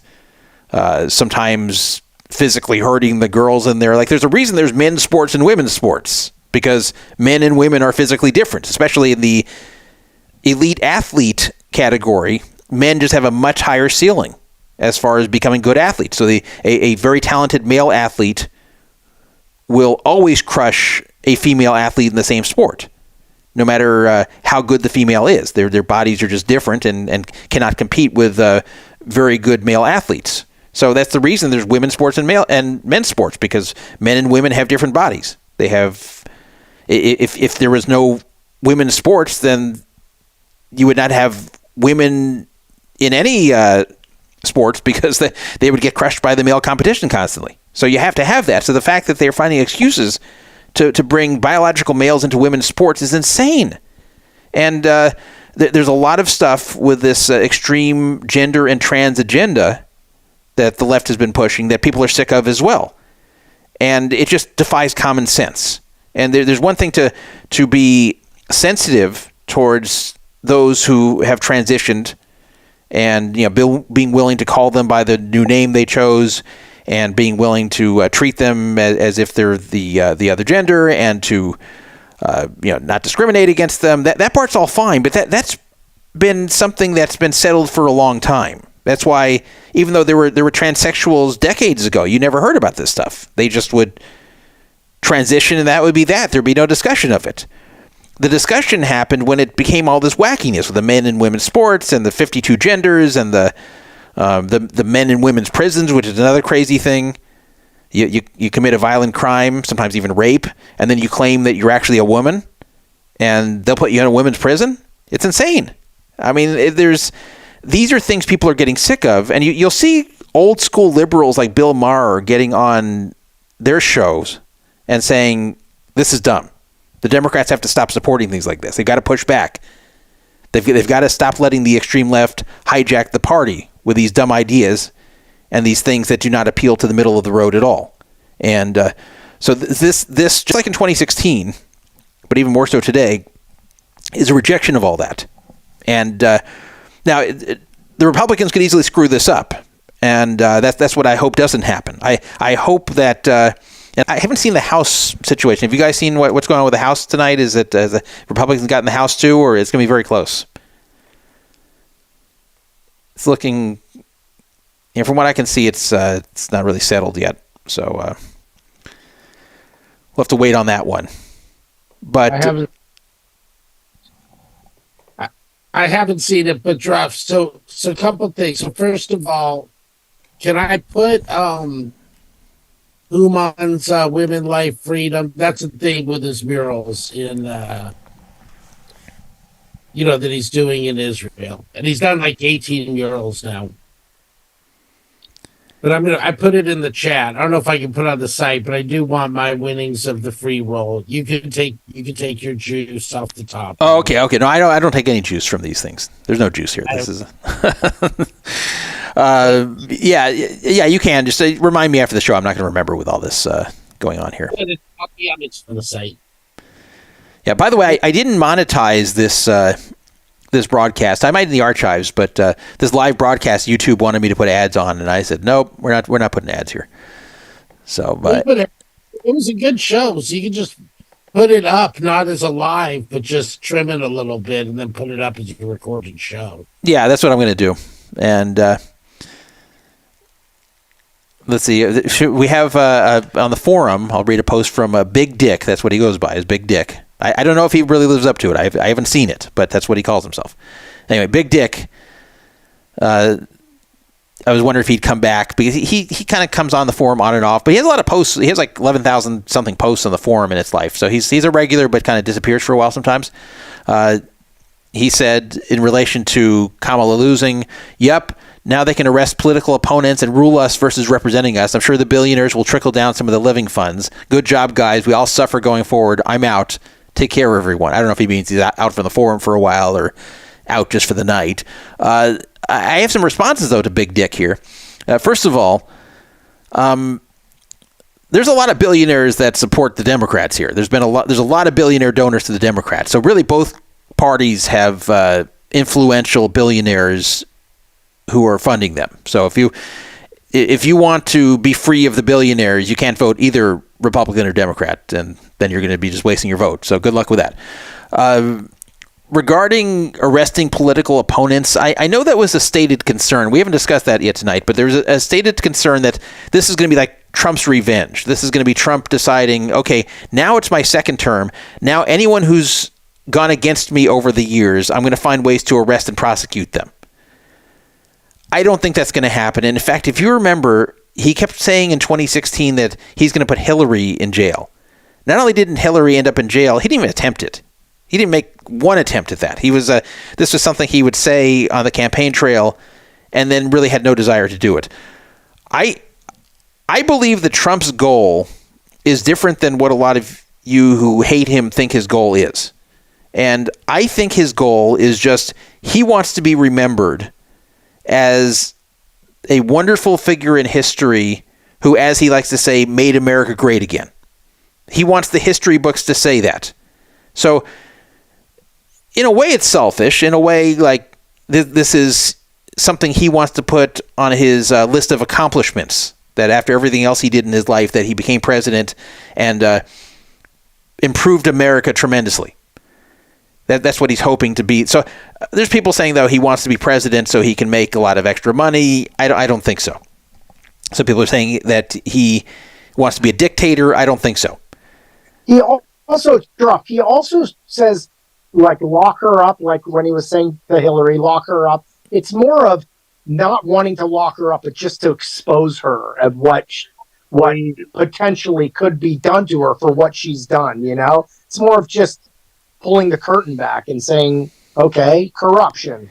Yeah, I mean, we saw him in the first term, and we saw that he didn't really do anything extreme at all in the first term, nor did he like make any actual attempt to go after enemies, to censor anyone or anything. So he'd spout off sometimes, he'd say stupid things, he'd have thin skin, but when it came to action, you didn't see action like this, which is good. So unlike the first time, when he won in 2016, I thought, okay, well, here we go. I hope that this isn't a disaster. I was very, I had mixed feelings about it. I didn't want to see Hillary win, but I wasn't sold on Trump at all. And I said, okay, I hope this isn't a big mess. And then I was very pleasantly surprised with how he governed, at least for the first 3 years. The last year, I disagree with some things, but the first 3 years, I agreed with most of it. The vast majority I agreed with. And I thought that the way he governed was actually very sensible. And the things he did that were different than other Republicans, I thought were actually in a good way. The thing I didn't like was like going on Twitter and just not acting presidential. And like he'd just wake up and within minutes, you could tell he'd wake up at 6 a.m. every day, Eastern. And before he'd even get out of bed, he'd just tweet whatever's on his mind, which you can't really do as president. It was refreshing in one way that we were really hearing from him and not his staffers. Because like you go read Joe Biden's tweets, they're not written by him. Kamala's tweets are not written by her. Barack Obama's tweets, I don't know about now, but when he was president, it wasn't written by him. Trump's tweets, 100% were written by him. I don't think anyone had access to his account besides him. So he would really just, pick up his phone and just tweet out while he's president. He just wake up and within minutes tweet something. So in a way it was genuine, but in another way, like you got to show some more self-control when you're president. It's different than me waking up and tweeting something because I'm just a regular guy. I'm not in charge of anything. I'm not ruling anything except PokerFraudAlert. So he needs to show more restraint with things like this. He needs to have thicker skin and realize there's always going to be people on the other side criticizing him and not get too bent out of shape. He has to understand the media is left biased for the most part, and that's just something you have to tolerate as well and not get in endless battles with them. So I didn't like that aspect of his presidency, but as far as his policies, as far as the way he governed, I thought it was very good. And I think if you go look, you'll see there was nothing extreme. So think about it. What things did he do against gay people during his time in office? Can you think of any? Can you think of any attacks on the gay community through Trump? You can't. He didn't do anything. What did he do against trans people? Again, nothing. What did he do against black people or any other minority? Nothing. So all of these allegations about him, about being a racist and a homophobe and all that, it just wasn't true. And even the abortion thing, which has been hurting Republicans, I guess not tonight, but has been hurting Republicans since Roe versus Wade was overturned, that was not even him being an extremist. This was him appointing justices to the Supreme Court and not getting in the way of them reinterpreting Roe, which he could have had some influence on them, but he just felt it should go back to the states, which is not an extreme position. It's not like he went to make a move to outlaw abortion federally. He didn't do that. He didn't want to do that. Or a lot of lies told during this campaign season that he wants to do that. It's not true. He's never once expressed that desire. It's not even illegal. It's just got limits on it. They're putting the doctors in jail. Oh, come on. Well, in places is that like incorrect.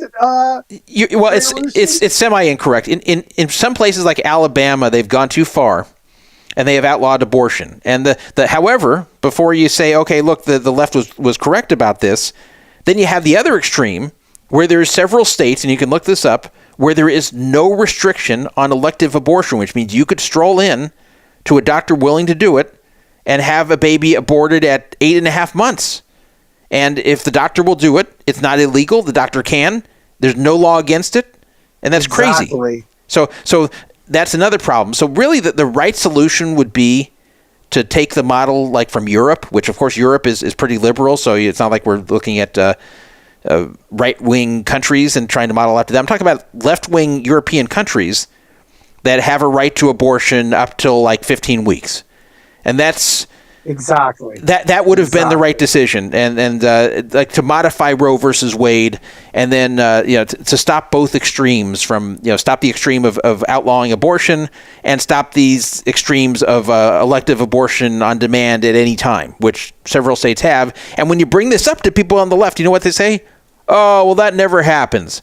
Well, I don't care. First of all, it's not true. It never happens. But second, it's not about how often it happens. That's not how you write law. You write law based upon what should happen, what should be allowed. I give the example that in my neighborhood, even the greater neighborhood surrounding my neighborhood, to my knowledge, there's never been a murder. So should we just make murder legal in this neighborhood?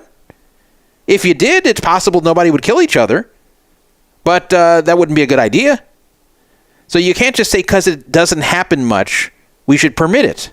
It's either right or it's wrong. And if it's wrong, which of course, aborting a baby that's 8.5 months in is wrong, that should be highly illegal. It should be only legal in the case where this needs to be done to save the life of the mother. So these things are common sense, and it's not just my opinion. I mean, liberal countries in Europe have these laws. The U.S. is the one that has these crazy laws that allow people to do this. And so that's the problem with eliminating Roe versus Wade is it now this was already happening before Roe versus Wade was eliminated, so this didn't cause this issue with the elective abortions late. I'm just saying it didn't address the issue. So eliminating Roe versus Wade allowed now states to be too restrictive on abortion in addition to the ones that already were way too lax. So that wasn't the right decision, and politically, it wasn't the right decision. This has been hurting Republicans at the ballot box and will continue to be until they come up with a sensible abortion policy. So that was my one fear about tonight as a conservative, that this could be something that would bite Trump, as it did in 22 with the Republican candidates, even ones that didn't really talk about abortion. So if you think about 22, it was a big underperformance by the Republicans aside from Florida. But tonight, I can't count yet the House races because those are not a lot of those are not called yet. You may not remember this because it got lost in all the other narrative about the 2020 election, but the 2020 election was highly disappointing for the Democrats regarding the House. That was a very, very bad election for them for the House, even though Biden won. Even though Biden won and also got the highest number of votes in U.S. history. Still, the House was not good for them.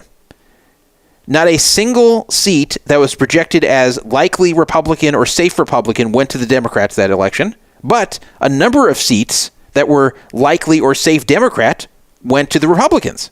And most of the toss-ups went to the Republicans. The Republicans had pretty big gains in the House where they were pretty far behind before, despite Trump losing. And that was because you had a lot of people who were splitting their ballot, where they were voting against Trump, but they were voting for Republicans down ballot. And I thought that might be a lesson to the Democrats, that maybe the only reason they won that 2020 election was because people didn't like Trump. And because they were also not happy with the whole COVID situation, and Trump happened to be the president at the time. I was thinking, why don't they look at why they were losing all these House races? But I guess they didn't. And then in 22, they kind of got rescued by the Roe versus Wade thing. So that gave them a temporary reprieve. So it'll be interesting to see how the House goes tonight. I'm going to take a look again at the map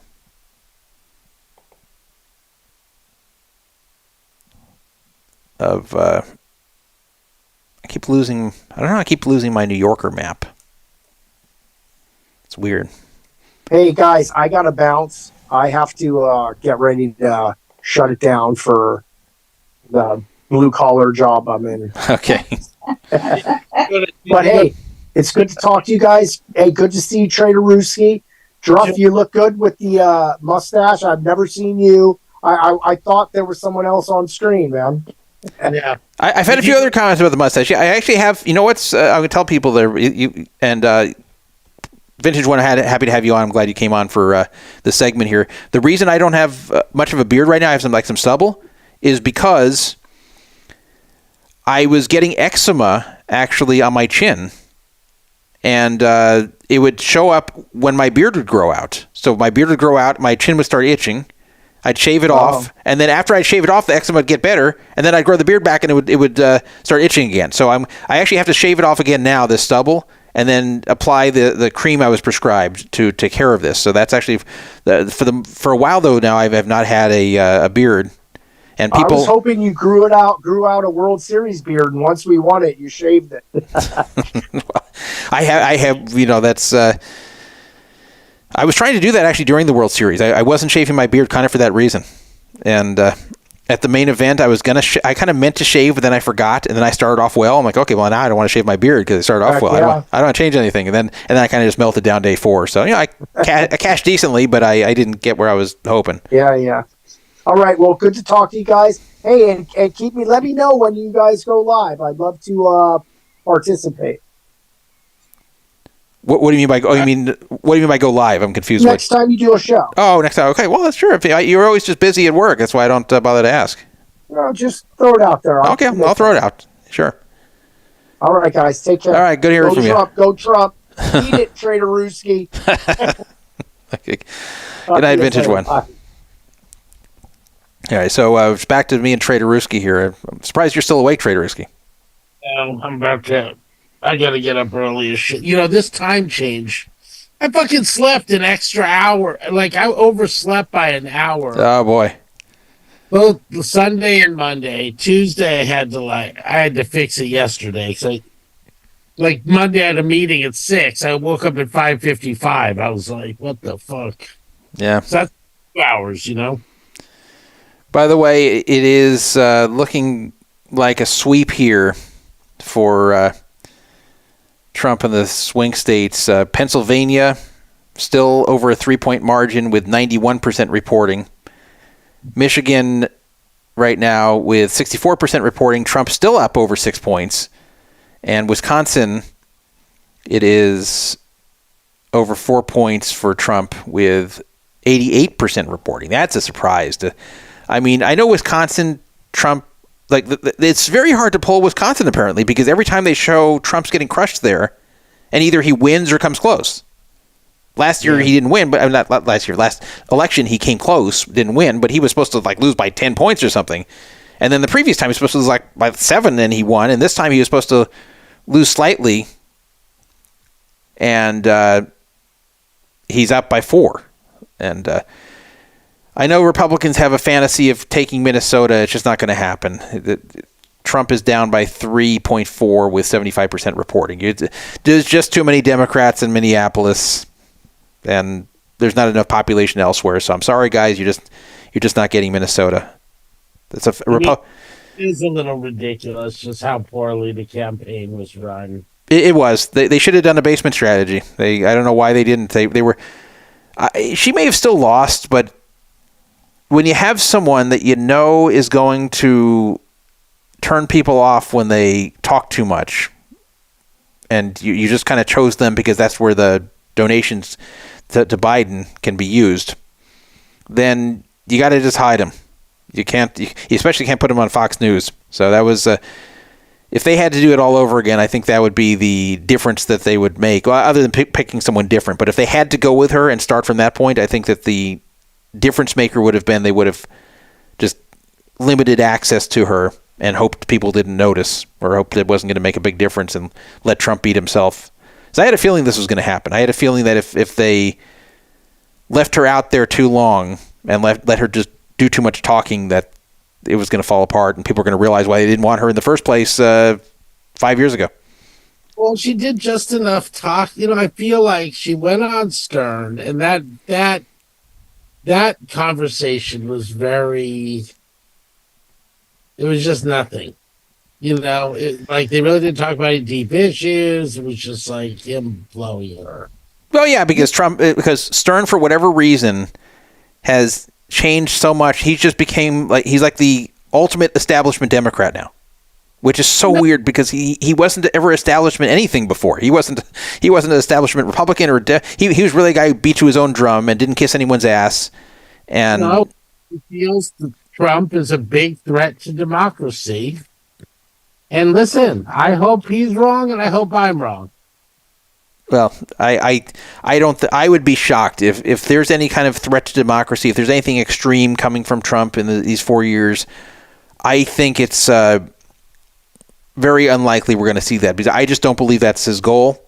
I think really what he wants is he loves when people love him. He loves when people admire him. He loves when people cheer for him and say how great he is and people worship him. He wants that, and so when he wants that, you're going to get that by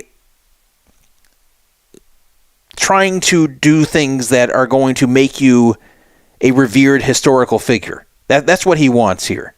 And yes, it's somewhat selfish, as I said before, but you're also not going to do extreme things. You're not going to start imprisoning your enemies. You're not going to start trying to kill democracy. That's not going to leave history's impression of you as something good. Maybe you'll get some satisfaction in vindictiveness, but I don't believe that's his goal. I think the ultimate goal is for everyone to look up and say, wow, Donald Trump was a great man. He was a great president. He saved America. That's his fantasy. That's what he wants. And that's why he governed in a sane fashion his first time. And I don't buy the argument that, well, he had to the first time, so they elect him a second time, and then he'll do it. Well, why? Why wouldn't he just do it the first time? If he's going to... I hope you're right. I just look at who's on his team.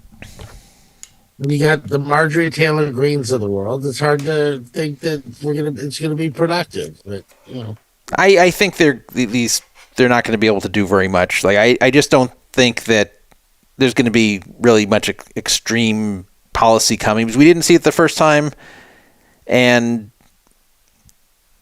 the second time we'll see. But I think it's going to be fine. I think everybody who's worried. I mean, if you just don't agree with core Republican policy, then you're not going to be happy.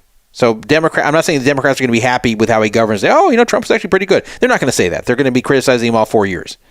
One thing that's possible, I'll concede this. One thing that's possible is he could suffer for the same thing that happened to Biden. He could go senile. There's already some early signs that Trump is losing a bit mentally. Not like Biden was. He's much more lucid than Biden was 4 years ago. But he also is showing some signs of mental decline. And 4 years can be a long time at that age as far as deterioration. So hopefully he will get through these 4 years and not have much deterioration. And that's really the only thing I'd be concerned about here is that. But we're living that right now. So, and he could also die, by the way. Just he is 78 and he's going to be there for 4 years, and that don't even start until January. So it is possible we'll end up with President Vance. But I actually think if we do end up with President Vance, I think he'll actually be okay. I think that I know at some points he said some things that were a little bit extreme, but it seems like he was kind of someone trying to find himself. He's someone who's kind of bounced around. Remember, at one point he was very anti-Trump 8 years ago. So he's kind of bounced around. He's a young guy. He's not even 40 yet. So he's kind of bounced around trying to establish what he really is and what he really believes and what he, and also, is trying to get a political career going, seeing where he lands. But I don't think he's actually like a really unreasonable person or a crazy person. So I have a feeling if he were, and he's a very smart guy, Vance. So he's actually the smartest one of the 4 involved here between Trump, Vance, Harris, and Walz. I believe that Vance is the smartest one. Do you ever listen to the All In podcast? It's Jason Calacanis and a few of the VCs from the Bay Area. I know of it. I don't listen to it. Yeah, they had Trump. One of the guys is a hardcore Republican. So and he likes Vance. Vance, is kind of a VC, understands tech. I think that Trump. I think he was the keynote at the last crypto conference. Crypto's going through the roof now. And listen, we gotta. So I think there's a lot of things that he can do good. And I hope that, believe me, there wasn't a winner. On either side, fucking Democrats and all the manipulation and even how they just, what he said about the rifles pointing at Cheney and how they, they manipulate a lot of those things. It's clear. But they're just putting in the sound bites to make them look bad, and it's a big turnoff. The thing with Cheney was unfair, but by the way, I should have done this. See, sometimes I got to stop second guessing myself. When I said that Trump claims victory before AP called the election thing, that I thought that was a good buy and that it actually gone down. I bought it at 20 cents. It was at 12 cents when I was saying that. I couldn't understand why it was 12 cents. And I was thinking maybe I should buy more. And sure enough, now it's at 38 cents because it's following my thinking that if Trump is doing very well, there's no point for him to do this. So I can still get better than even money now, but I kind of just don't want to because I've already got. You never know what he's going to do. Like it's starting to get enough territory here where I'm afraid to put more in it and then have him do it and screw me. But I could have bought this way cheaper. I could have bought this like 3 times cheaper back when I was saying it. I should have just done it right there on the. Should have made the trade right there with everybody listening. So it looks like I'm going to win slightly in this whole thing. So it looks like Nevada is pretty strong now for Trump, and then at least according to this betting here, it's almost at 100. Let me see if it's not, then I probably just want to sell because it's a Nevada right now with a 75% counted, 5147.4. So as a 3.6 point lead with still a 38,000 vote difference. Arizona, they're not updating. I don't know what the problem is. Arizona's stuck at 51% reporting. Pennsylvania's fallen to exactly 3 points. Let's see, Philadelphia with most of that coming in. So that's I may ditch that position about 2%. I can't see where she's going to get another percent here.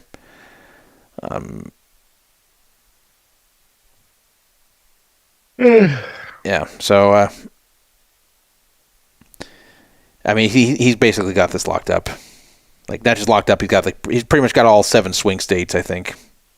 And this is going to be a very similar victory to the one that he had over Hillary. Yeah, and except he's going to get the popular vote. They can't even complain this time that they did that the popular vote that Hillary should have been president, which I didn't like that argument. I'll tell you why I don't believe in making it the popular vote and doing away with the Electoral College. And that is, we are not just a federal government. The United States is exactly as it sounds, United States. So it's really more of a co-op of 50 separate state governments plus D.C. And these governments operate a lot more independently than people realize. Most of the laws that affect your life are state laws, not federal laws. So these states really operate a lot independently. Not completely, of course, but they differ from each other a lot. And if you just make it the popular vote, then that really takes away the voices of the smaller states. And really all candidates have to do to win is just focus upon the heavy population centers and not care about the states that don't have any. Yeah. So that's the problem. That's why you can't get rid of the Electoral College. Some people think, it was originally established to prevent the people from electing an official that the elites don't like. It's not about that. It's to preserve states' rights. It's to preserve every state having a say. That's the same reason that each state has 2 senators. Yeah. So that's you can't just make it all popular vote if you have 50 different state governments. That's not the way this country was set up. So that you can't switch to that just because your candidates keep losing in this fashion. But the good news is for those who were complaining about that, it's looking like Trump is taking the popular vote. He is still up by almost 5 million, and most of the votes are in. AP still has not called the race, which is why that's still in play, that whole thing about Trump taking credit beforehand. But, yeah, I should have thrown more money on that. That was my mistake here. This show cost me money. If I wasn't on this show, then I would be getting right. I may bail out of the Pennsylvania one, though, because... How much did you get? Well, I could only get 18 cents, which is still 6 times my money there. I could have before 26%, but let me see. What can I sell this for? Unavailable. No, I have to refresh, I guess. Let me see. I just don't have very much faith that he's going to go down to 2% or less. Let's see. Oh,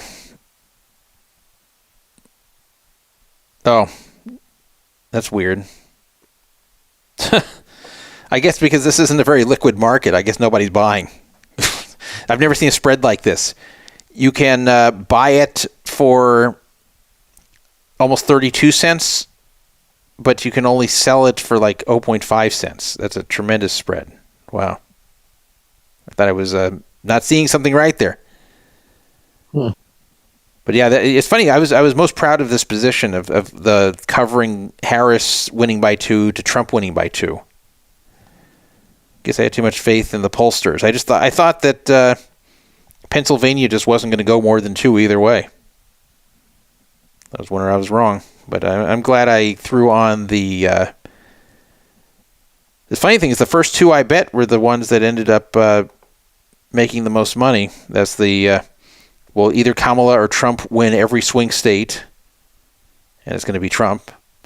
And then will a Democrat win Nevada presidential election on the no side? That's going to win. And then the Trump claims victory before AP calls the election is going down. Maybe I should grab that. Of course, maybe something's happening and I don't know. Have you been sweating any of the Circa? No, this is similar to what I do when I lose a tournament. I often don't look until it's over because it's just depressing. So no, I haven't been looking at the Survivor. But what I have noticed, though, just from being an NFL bettor and NFL fan, I have noticed that a lot of the teams that were expected to suck, that were just upsetting decent and good teams early, have now reverted to being what people thought they were. So like, there's a lot fewer upsets now of these terrible teams, which is what caused all the carnage at the beginning, all these upsets. Yeah, but the second choice last weekend lost. Oh, yeah, I wasn't. How many people are left in that? Now there's...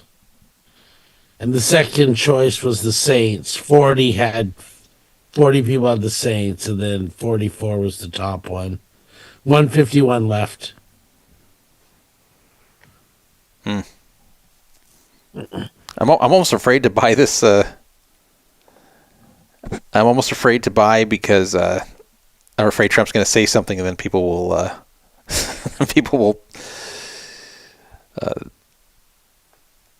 I guess nobody will buy it anyway. I just put in an order for 1,000 shares on this at 23 cents. I'll see if someone goes for it. Because I got mine at 20, so it's not that far off. So yeah. But the thing is, AP is going to call it soon. And then I guess just nobody will buy the no side. Or I mean, saying, yeah, I mean, no one will sell the no side to me is the point. So I guess there's no downside in it. Unless he does take credit, then everyone will. Yeah, that's how I can get screwed. But whatever. I put. I have to watch this. I'm a little bit nervous because I can't watch what's going on here, but I put $230 on it and see if no one's bought it yet, so I haven't lost it. Yeah. And so he hasn't. Someone's saying this is a bit of a sweat in the comments. I don't think he's going to say it though. I just don't think he's going to say he won when he knows he's winning. Like now he knows he's won. So is he really going to say I won? The only problem is if AP really takes a long time, then I've wasted $230. Because then someone will snap it up. But I should have done this before. Yeah. Because this is the scenario I was hoping for. Let's take a look at what Twitter's saying. Now, when I say Twitter, I mean who I follow on Twitter. I'll try to scroll past the conservative influencers, you know what they're saying. Now, here's one. Breaking news from Bobby or? Yes. NBC is reporting Trump is on his way to the Palm Beach Convention Center. Yeah, so that's what people are kind of waiting for. Like, when's he going to say something? Yeah, so the question is, will they, first, will someone buy the shares that I'm hoping to buy? And second,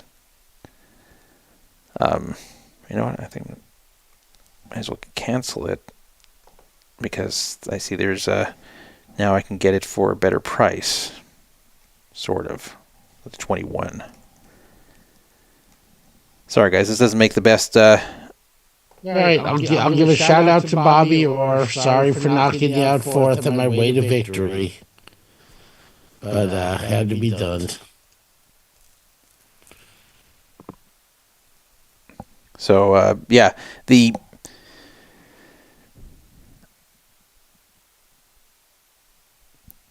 was I going to say here?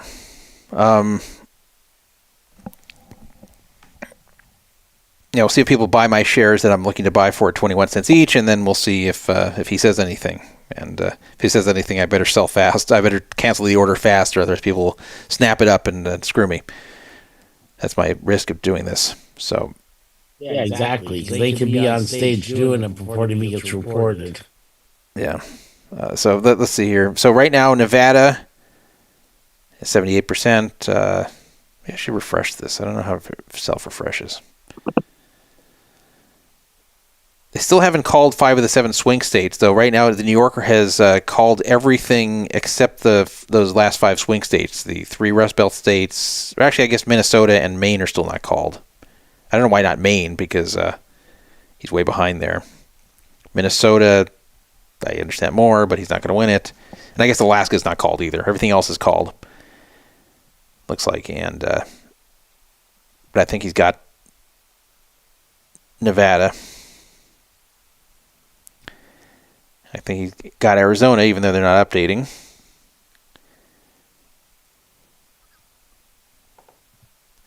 So what was I going to say here? Someone's trying to compete with me here. I hope it's not someone listening to this show trying to compete with me, trying to undercut me with a better price. I have to bail out of this. I think nobody's going to want to buy this. Drop, I'm out. Okay. But thank you. Good one tonight. I think we had some good group of characters. Yeah, we did. Yeah, thank you for joining us, Trader Ruski. And I'll anybody else wants to join, I'll be happy to have them on. But otherwise, I'll go it alone. So thank you for coming on. All right, I'll listen to the rest. You gonna go for a while? Yeah, I'm going to be going on for a while. Yeah, I'll put Trump on when he. Someone let me know when Trump is actually going to speak. I'll throw it on.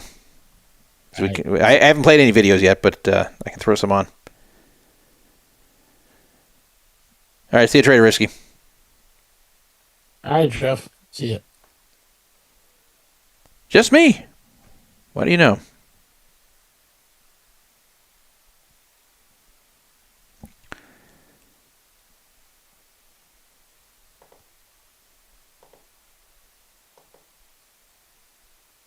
So taking a look at Twitter.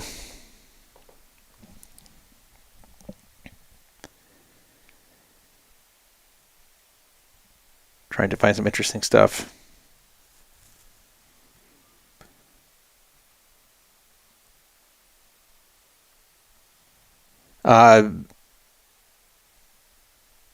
Jason Moe is gloating. Jason Moe does not like Matt Berkey. Not sure why, but he doesn't like Matt Berkey. So he was responding to Matt Glantz, who wrote this. My theory regarding presidential betting markets, and by the way, this is 3 p.m. today Pacific, so this is before Matt saw any of the results. I suspect the majority of participants in the presidential prediction markets are individuals involved in the cryptocurrency community. This community has a notable tendency to support Trump, maybe close to 85-15%, which could be influencing the prediction markets. The influx of betting money from crypto enthusiasts who are predominantly pro-Trump may be skewing the odds in his favor. The bias could be due to the significant financial resources and how much easier it is to move crypto than traditional currency towards the sites which offer betting. This naturally leads to a disproportionate amount of bets being placed on Trump with no malice, no conspiracy, just reality.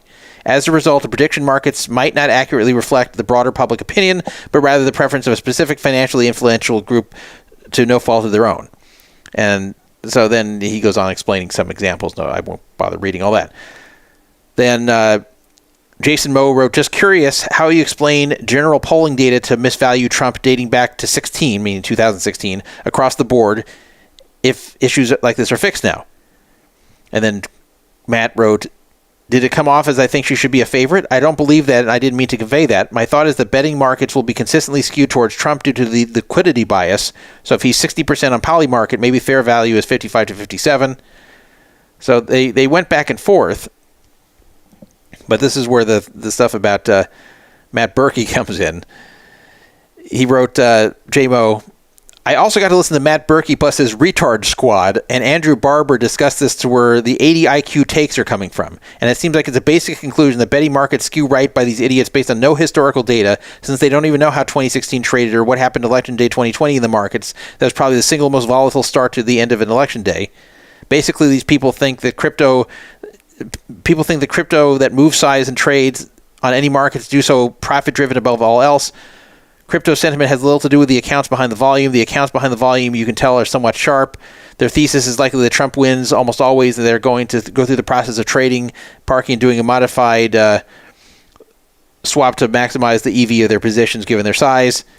And he goes on along those lines, and then when he saw the results of this whole thing, he wrote, and then the retardios lost all their money by betting the wrong side.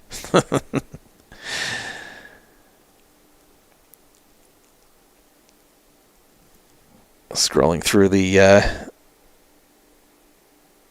Twitter feed. Rich Muni, remember him? He was on the show once. He was once vice president of the PPA. He doesn't really involve himself in poker matters anymore. Now he is kind of a political influencer. So he is a right-wing political influencer. Very active on Twitter. You can follow him at Rich Muni, RichMuny. And he's already called the election. He put Donald Trump with a check mark elected president.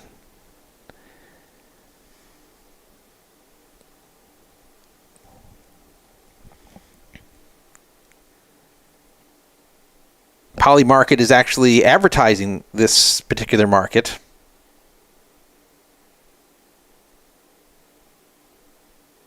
And some people have bought my. You know what? I'm gonna buy the shares that are there for. Someone trying to unload 793 shares of this. I'm gonna do it at 24 cents. You got a customer here.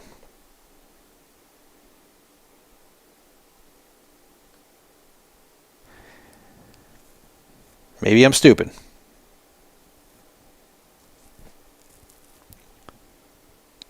Let's take a look at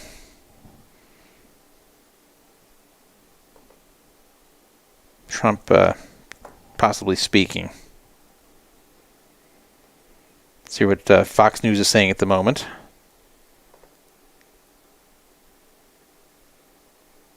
And that, the party were smart and shrewd political voices or So heated, Fox is calling there'd it. be some major changes in their agenda and their approach in this. Fox has officially called them. You think of the issue sets that they tried to run on against this man. Let me put this down for a second here.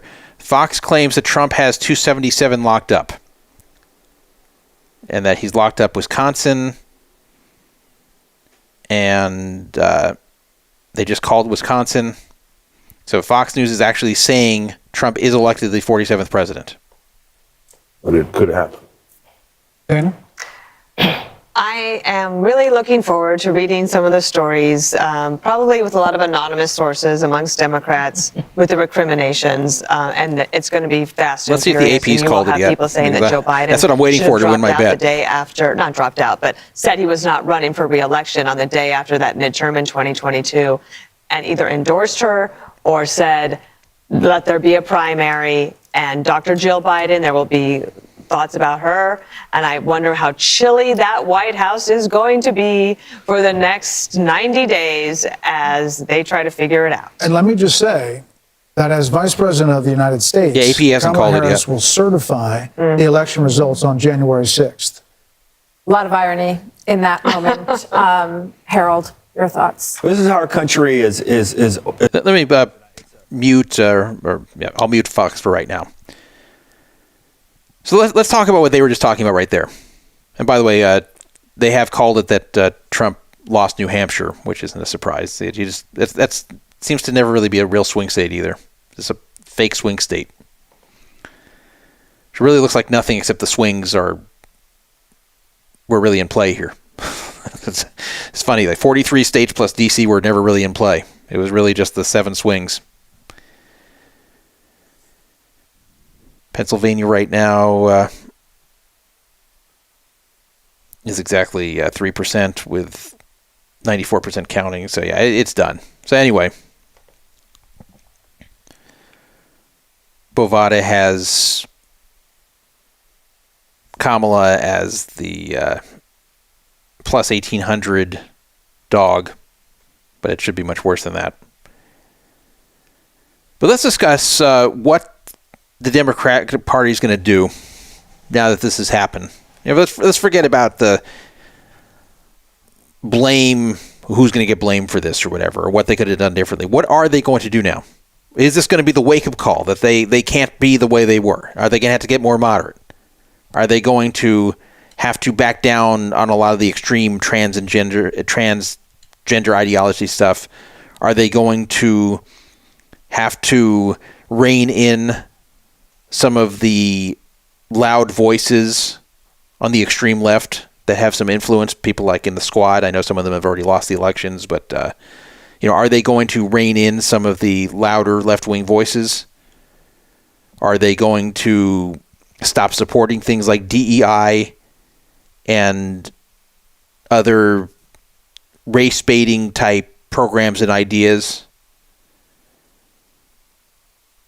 Are they going to revert to more of a free speech ideology like the party once had? Are they going to start to get more inclusive of those who don't agree with them and try to win them back? Because up till now, the Democratic Party's strategy has been telling everyone you're wrong. It's just basically saying, no. You have to listen to us. We're the experts. You're wrong. We're right. That has been the way they have conducted themselves in this period. And it's not going to work. They can see it's not working. So what they need to do is come to these people, the swing voters who did not go for them, and instead of telling them they're wrong, instead of telling them they're racist and they don't know it, they're homophobic or transphobic and they don't know it, or they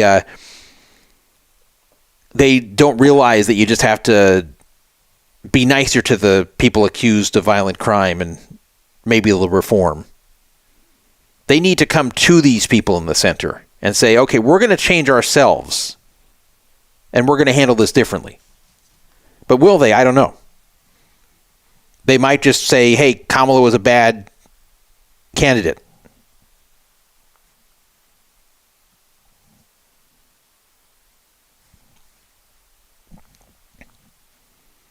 that might be some of it. There might be fighting within the party. Some will say the party's messed up. We've got to fix some things. And others may say we just had a bad candidate. The party's fine. We put a Gretchen Whitmer up. We put Gavin Newsom up. This would have been different.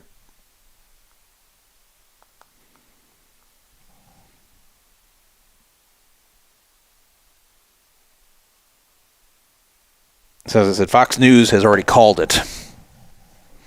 But I agree. Like they don't need to come out on this limb.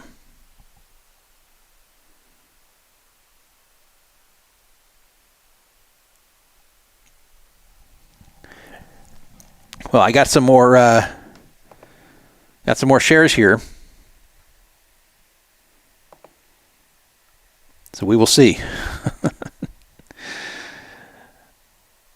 We will see if the increased shares I got in the Trump claiming victory before AP calls the election, if that's going to win extra money from me. I hope AP just calls it before he gets there to Palm Beach. Then I win. I'm looking at the chat. Walrus Baller said the Republic survives at least a little longer. Walrus Baller, yeah, I guess. I mean, I don't think the Republic was going to end if Kamala won, but happy to see she didn't. Elastic said Fox News just called it meant I want to make your bet. No, then I do want to make my bet because I'm basically saying that they are going to call it before he says he's a winner. So the sooner they call it, the better.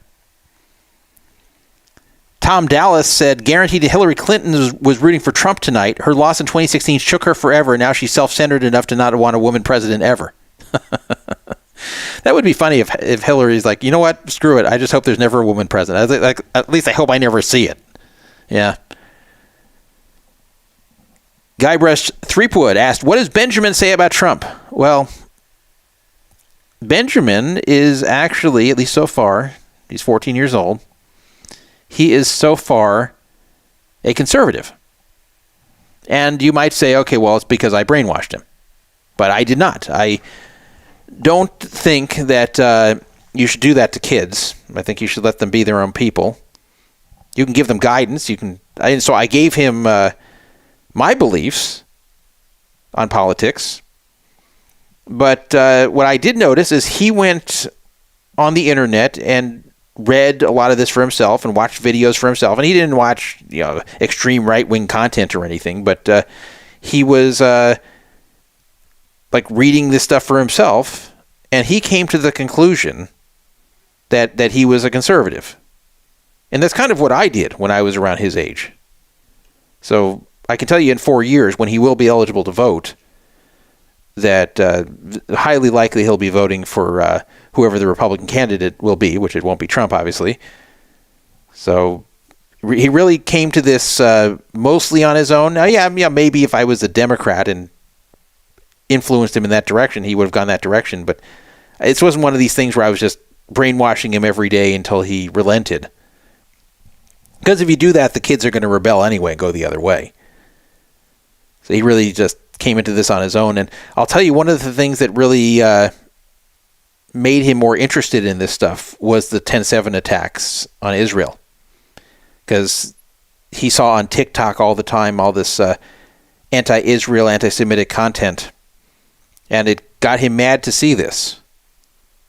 And he saw this was coming from people who were on the left. He wasn't seeing this content from Nazi white supremacists on TikTok. He was seeing this from left-wing influencers who were saying very bad things about Israel and Jews and defending Hamas, and he was very put off by it, very angered by it.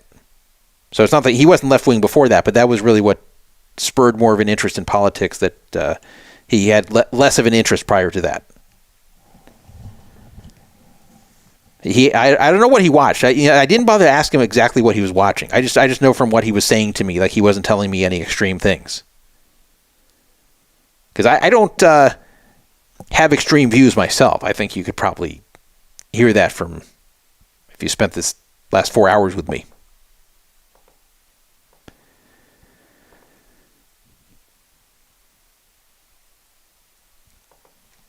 Says my portfolio just went up, so I guess that's good.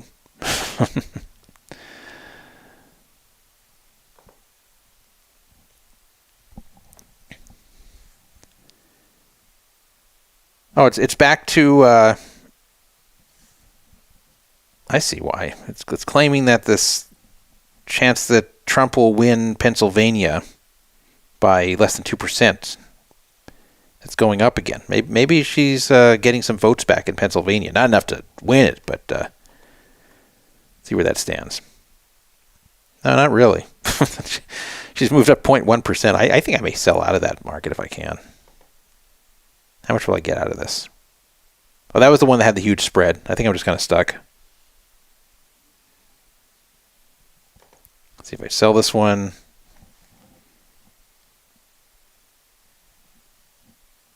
Oh, I see. People are buying it at 16 cents. I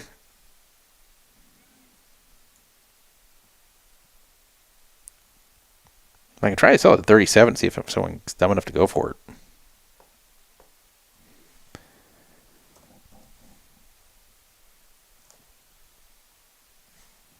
How many shares do I even have? 48.25 shares.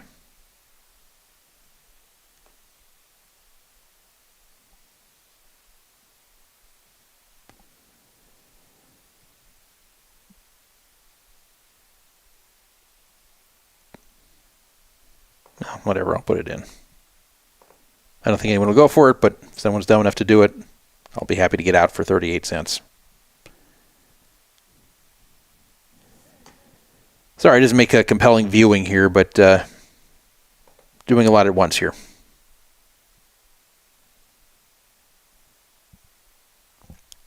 Guybrush Threepwood just said, I know Benjamin's views will be at least reasonable no matter what. I can't see him falling in with the extremes. Yeah. If I saw him falling in with the extremes, I would say something.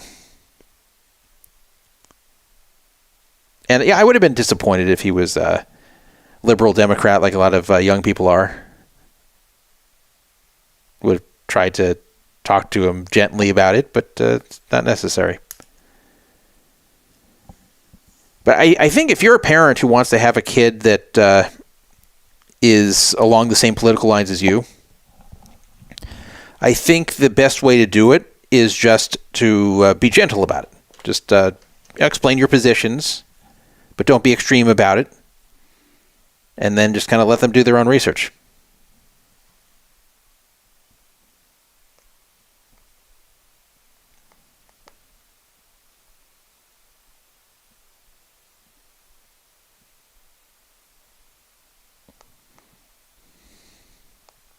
Just answering some texts I've gotten here.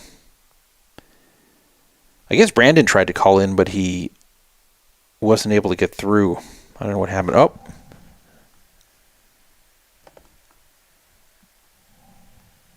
I think. Who might this be? Regular listener. Hey, Todd. Oh, I didn't know if this was Brandon playing a joke on me. This is regular listener, first time caller. I can't take phone calls right now. So regular listener, first time caller. Who are you?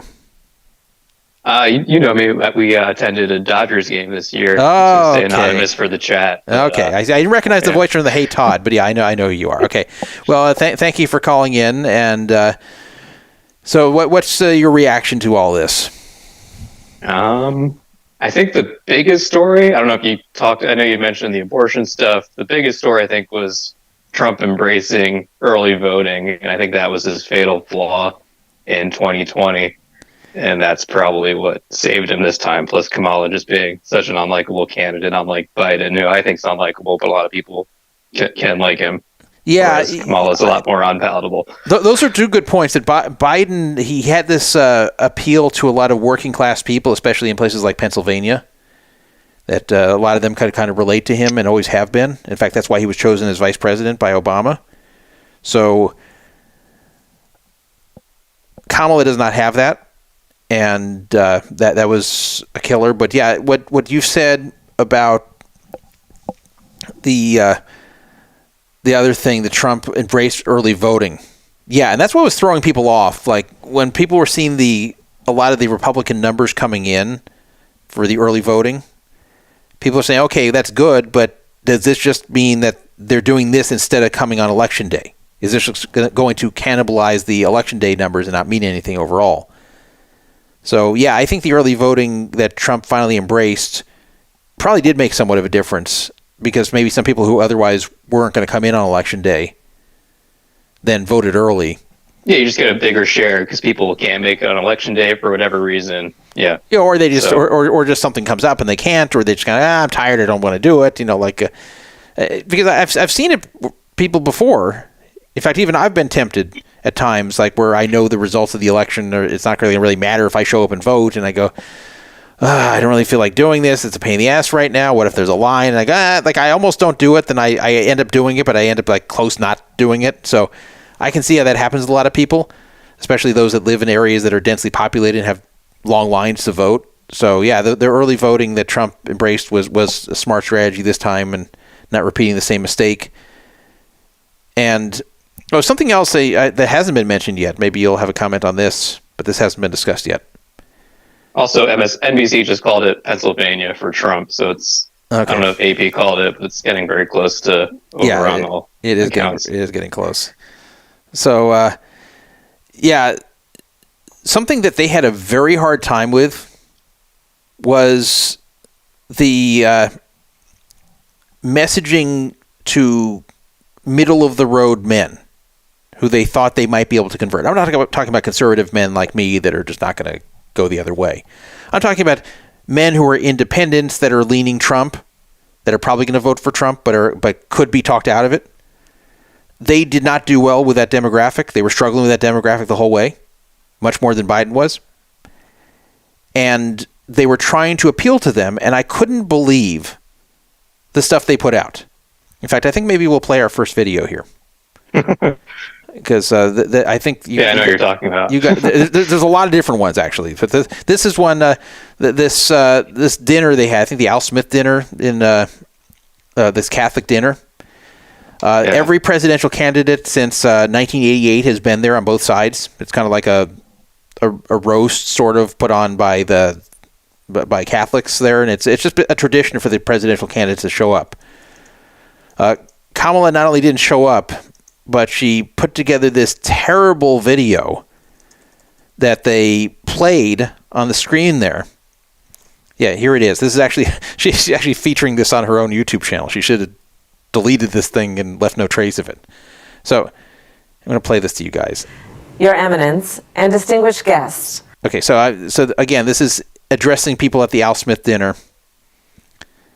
And this is in place of her appearance, which already looks bad for not showing up. She went to go campaign in Wisconsin that day or something. But listen to what they put together here, and tell me, and if you're watching on YouTube, you can see it. Tell me if you can see this appealing to the average middle-of-the-road male voter. I'm not talking about the woke liberal males. I'm talking about the ones that are kind of like leaning Trump but could be talked out of it. Tell me if you think that this would appeal to them. The Al Smith dinner provides a rare opportunity to set aside partisanship. Oh, sorry. Hey, what's going on? Who was that? Oh, sorry, Mary Catherine Elliott. Mary Catherine Elliott. It's so nice to meet you. Very nice to meet you, Mary Catherine. Right now I'm trying to record my speech for tonight's dinner. Oh, yeah, I know. I just want to say that I'm a Catholic, and tonight is one of the biggest dinners next to the Last Supper. It is a very important dinner, and it's an important tradition that I'm so proud to be a part of. Sometimes when I get nervous, I stick my fingers under my arms and I simmer them like that. Okay, let me stop it right here. This is Molly Shannon's character that was from Saturday Night Live, that was a Catholic schoolgirl that was eventually made into a bad movie called Superstar in the late 90s. Keep in mind, Molly Shannon is now 60, so it's already ridiculous of her playing that role here, but put that aside here. So they thought that this would be cool to bring back that character, which wasn't even popular in the late 90s. Like, I don't even know why they made a movie out of it. This was not like one of the beloved characters. So they bring back this character that no one even liked that much in the first place, with a 60-year-old woman, the same person who played her back then.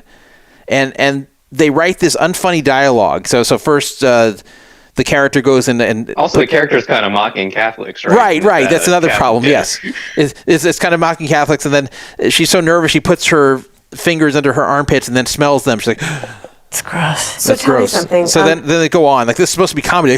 Like, she smelled her armpits. Like what? Like this is not funny. First of all, let's go on and listen to the rest of this or watch it. I'm giving a speech. Do you have some thoughts about what I might say tonight? My feelings about what you should say tonight would be best expressed in a monologue from one of my favorite made-for-TV series. Okay, let's hear it. Don't you see, man? We need a woman to represent us. A woman brings more heart, more compassion.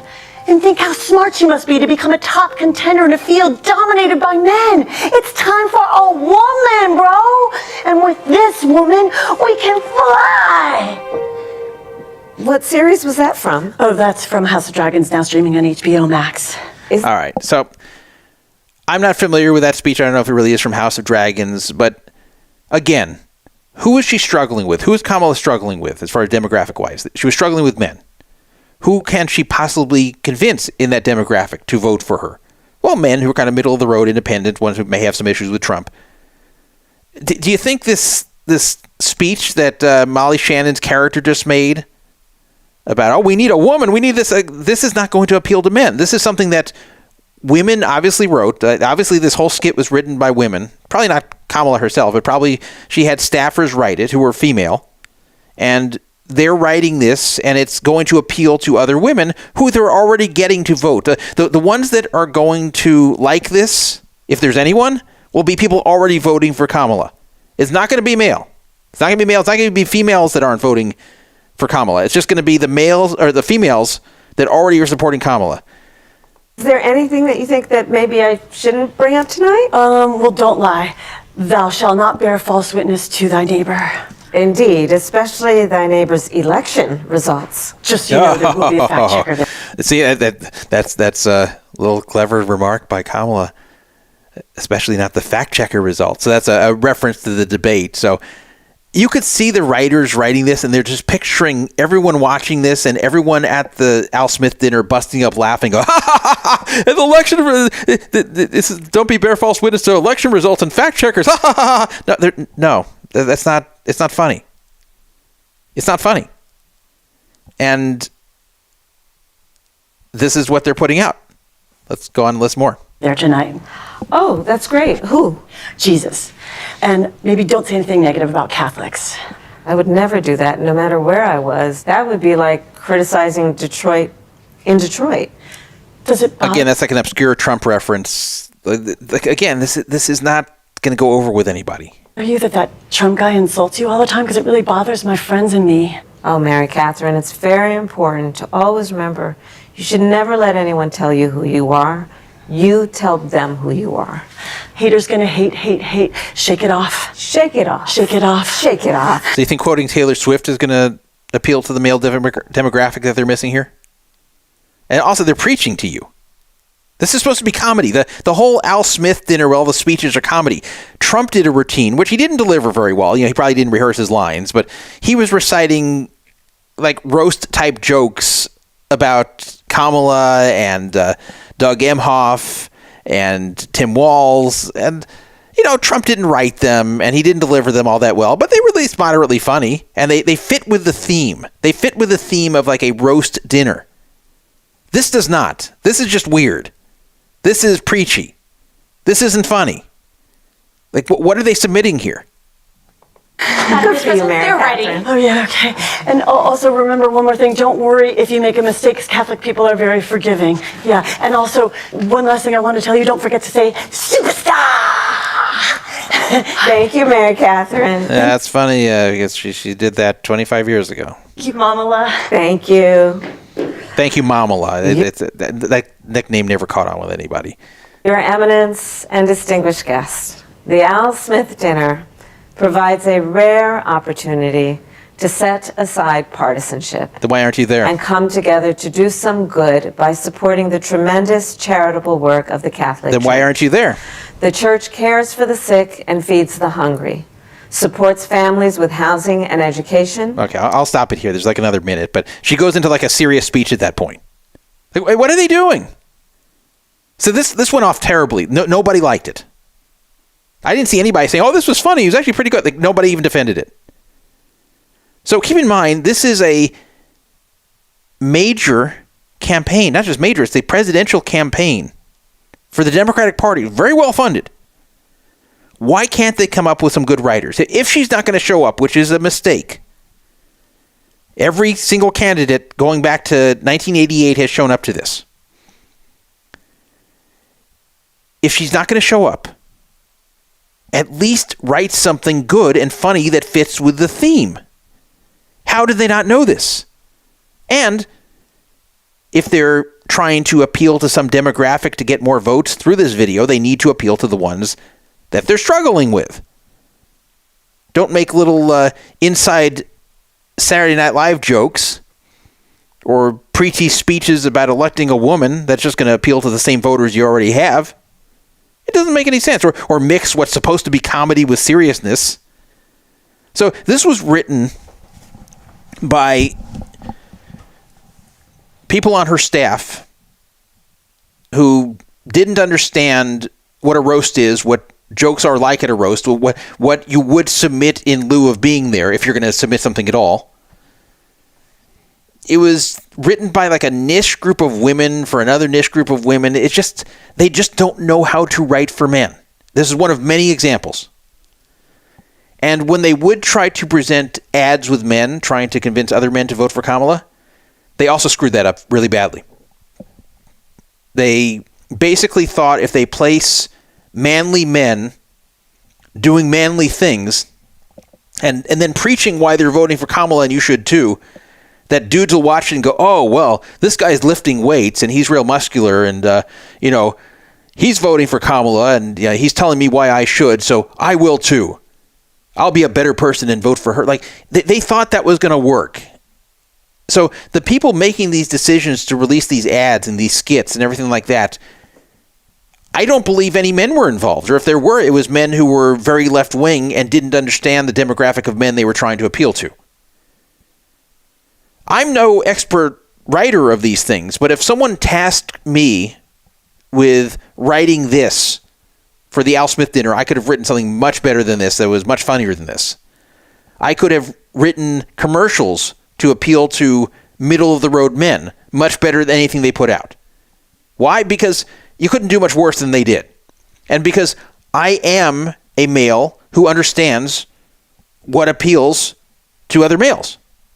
I can understand what males want to see and what they don't want to see. Males do not want to be preached to, even by other guys. They do not want to watch an ad telling them that they're voting for the wrong person because they're not a good person if they don't. Or they're a sexist if they don't. Or they're not sensitive enough if they don't. Like, you shouldn't tell people, vote for this person or you're a bad guy. Vote for this person or you're disappointing your mother. Vote for this person or you have flaws with your own character. The way to appeal to men through political ads like this is to say, this is what Kamala Harris can do for you. This is what she's going to do that Trump will not do. This is how she will improve your life. This is how she will improve your family's life. You should reconsider who you're supporting if you are supporting Trump, because this is what Kamala will do for you. That's what men want to see. You don't need to put a guy lifting weights or fixing his car or standing by a horse and then saying he's a sensitive guy who's going to vote for Kamala. No, that's not how guys think. That's not going to convert any men. But I don't know. Did they not have like one writer to these things who is a middle-of-the-road male? Seems like they didn't. So I've never seen a campaign so clueless on how to appeal to the middle-of-the-road male demographic. Never seen it. It's like they tried way too hard. Way too hard. Yeah, I agree with that. The Republicans expanded their base. Democrats contracted it, especially with the stuff with the far leftists in the party and all that. That really struck with me. The other thing I was thinking, if someone was to sit and watch one of the mainstream news channels, like that's not Fox News, right, Todd? Yeah. They would, how could they ever think to vote for Trump, right? So I think there's been a big pull away, too. That's another story from mainstream news and people not really believing the propaganda anymore.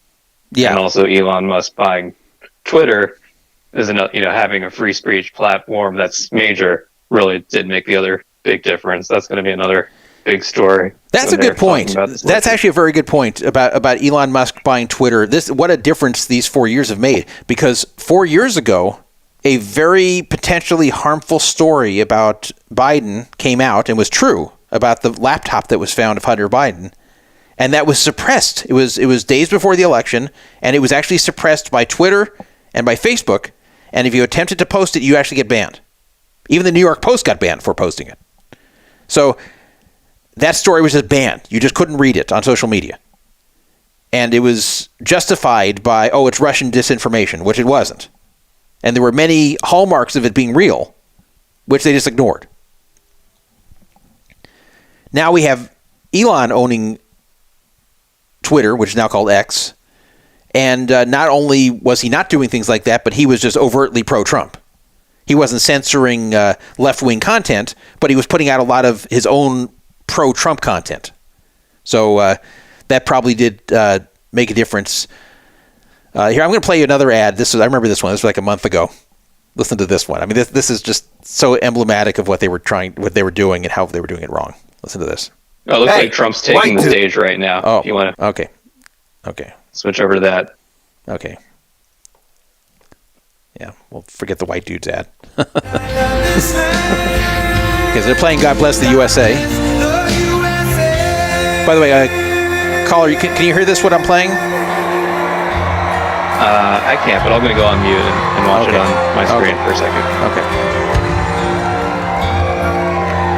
From the lakes of Minnesota to the hills of Tennessee, across the plains of Texas, from sea to shining sea, Detroit down to Houston, and New York to LA, where there's pride in every American heart, and it's time we stand and say that I'm proud to be an American, where at least I know I'm free, and I won't forget the men who died, who gave that right to me, and I gladly stand up next to you and defend her still today, 'cause there ain't no doubt I love this land. God bless the USA.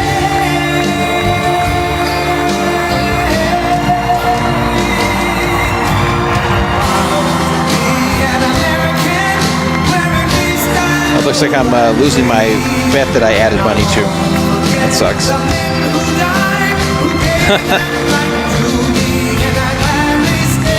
Why, just because Trump's taking the stage? That must be why. Well, I'll have to ride or die with this.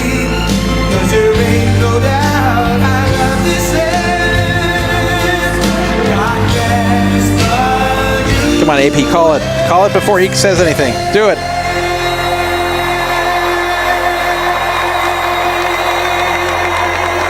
Don't say it, Trump. Don't say you won. Thank you very much. Wow.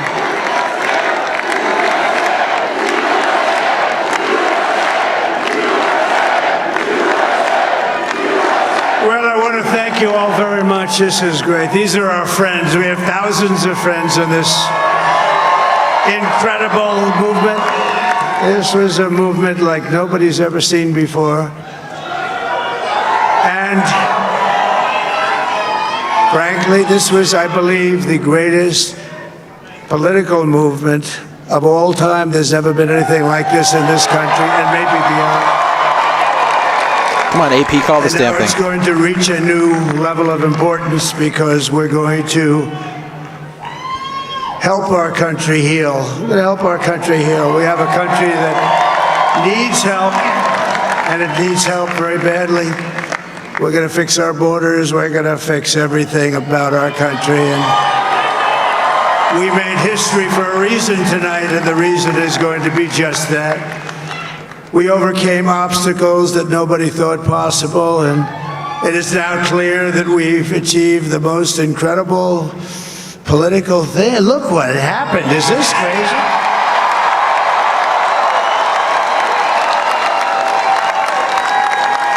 But it's a political victory that our country has never seen before, nothing like this. I want to thank the American people for the extraordinary honor of being elected your 47th president and your 45th president.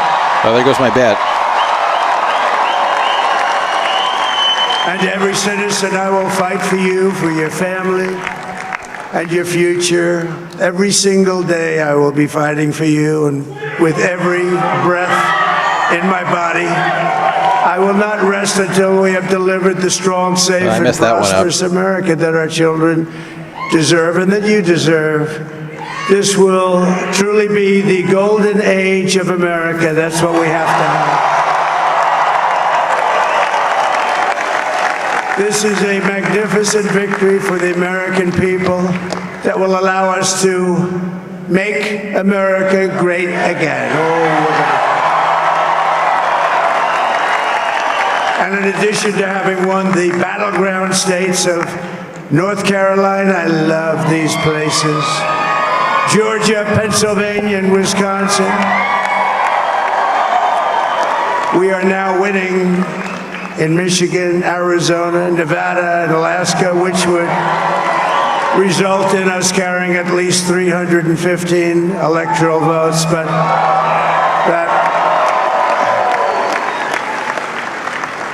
it's much easier doing what the networks did or whoever called it, because there was no other path. There was no other path to victory. We also have won the popular vote. That was great. Very proud of that.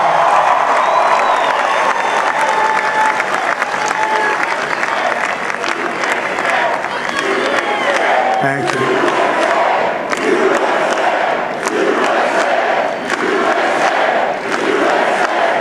Thank you very much. Thank you. And, winning the popular vote was very nice, I will tell you. It's a great feeling of love. We have a great feeling of love in this very large room with unbelievable people standing by my side. These people have been incredible. They've made the journey with me, and we're going to make you very happy. We're going to make you very proud of your vote. I hope that you're going to be looking back someday and say that was one of the truly important moments of my life when I voted for this group of people beyond the president, this group of great people. America has given us an unprecedented and powerful mandate. We have taken back control of the Senate. Wow, that's good.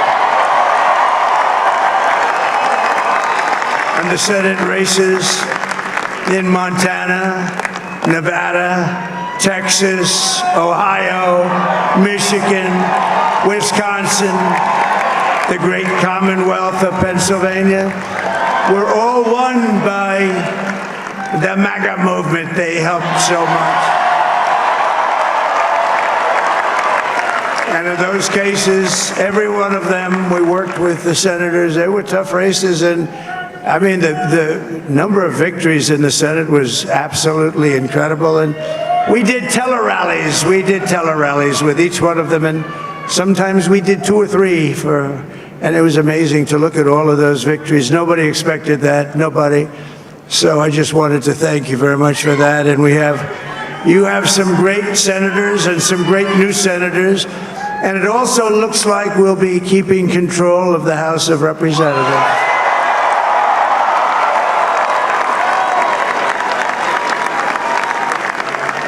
And I want to thank Mike Johnson. I think he's doing a terrific job. Terrific job. I want to also thank my beautiful wife, Melania, First Lady.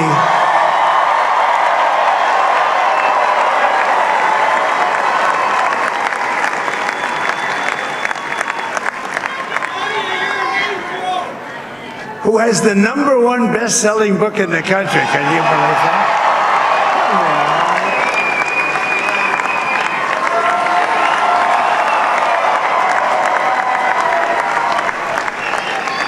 Oh, no, she's done a great job. Works very hard.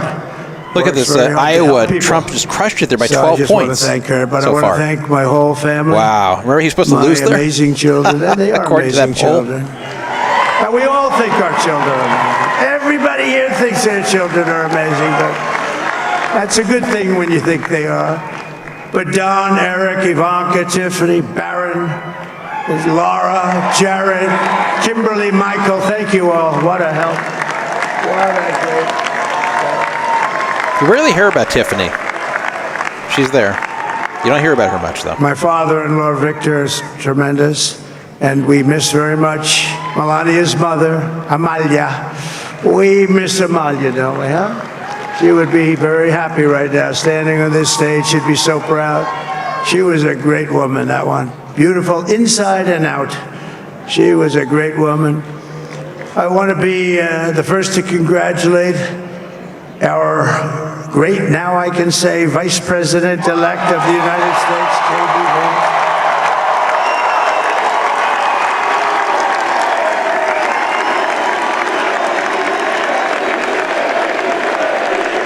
Very young vice president. I think he's 39.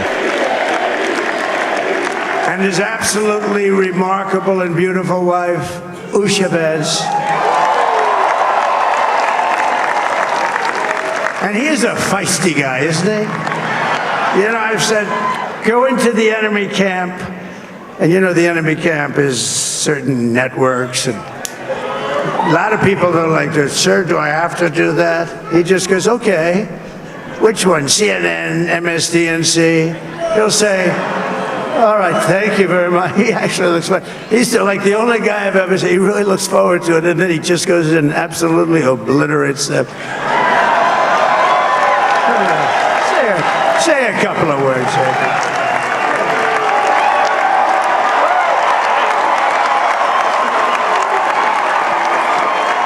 Wow.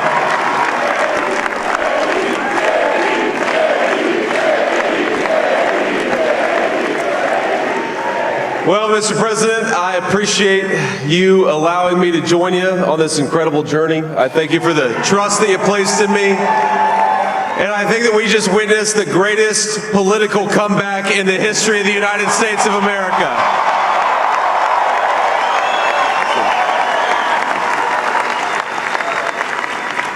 And under President Trump's leadership, we're never going to stop fighting for you, for your dreams, for the future of your children. And after the greatest political comeback in American history, we're going to lead the greatest economic comeback in American history under Donald Trump's leadership.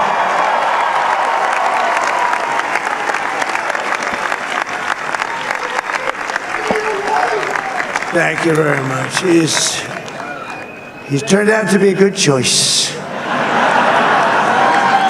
I took a little heat at the beginning, but he was, I knew the brain was a good one, about as good as it gets. And we love the family, and we're going to have a great 4 years, and we're going to turn our country around, make it something very special. It lost that little thing called special. We have to make it so. We're going to make this so great. It's the greatest country and potentially the greatest country in the world by far. And right now we're going to just work very hard to get all of that back.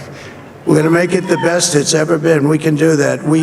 If we had to wait longer, I don't know. It was going bad, and it was going bad fast.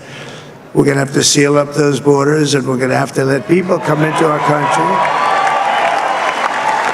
We want people to come back in, but we have to let them come back in, but they have to come in legally. They have to come in legally.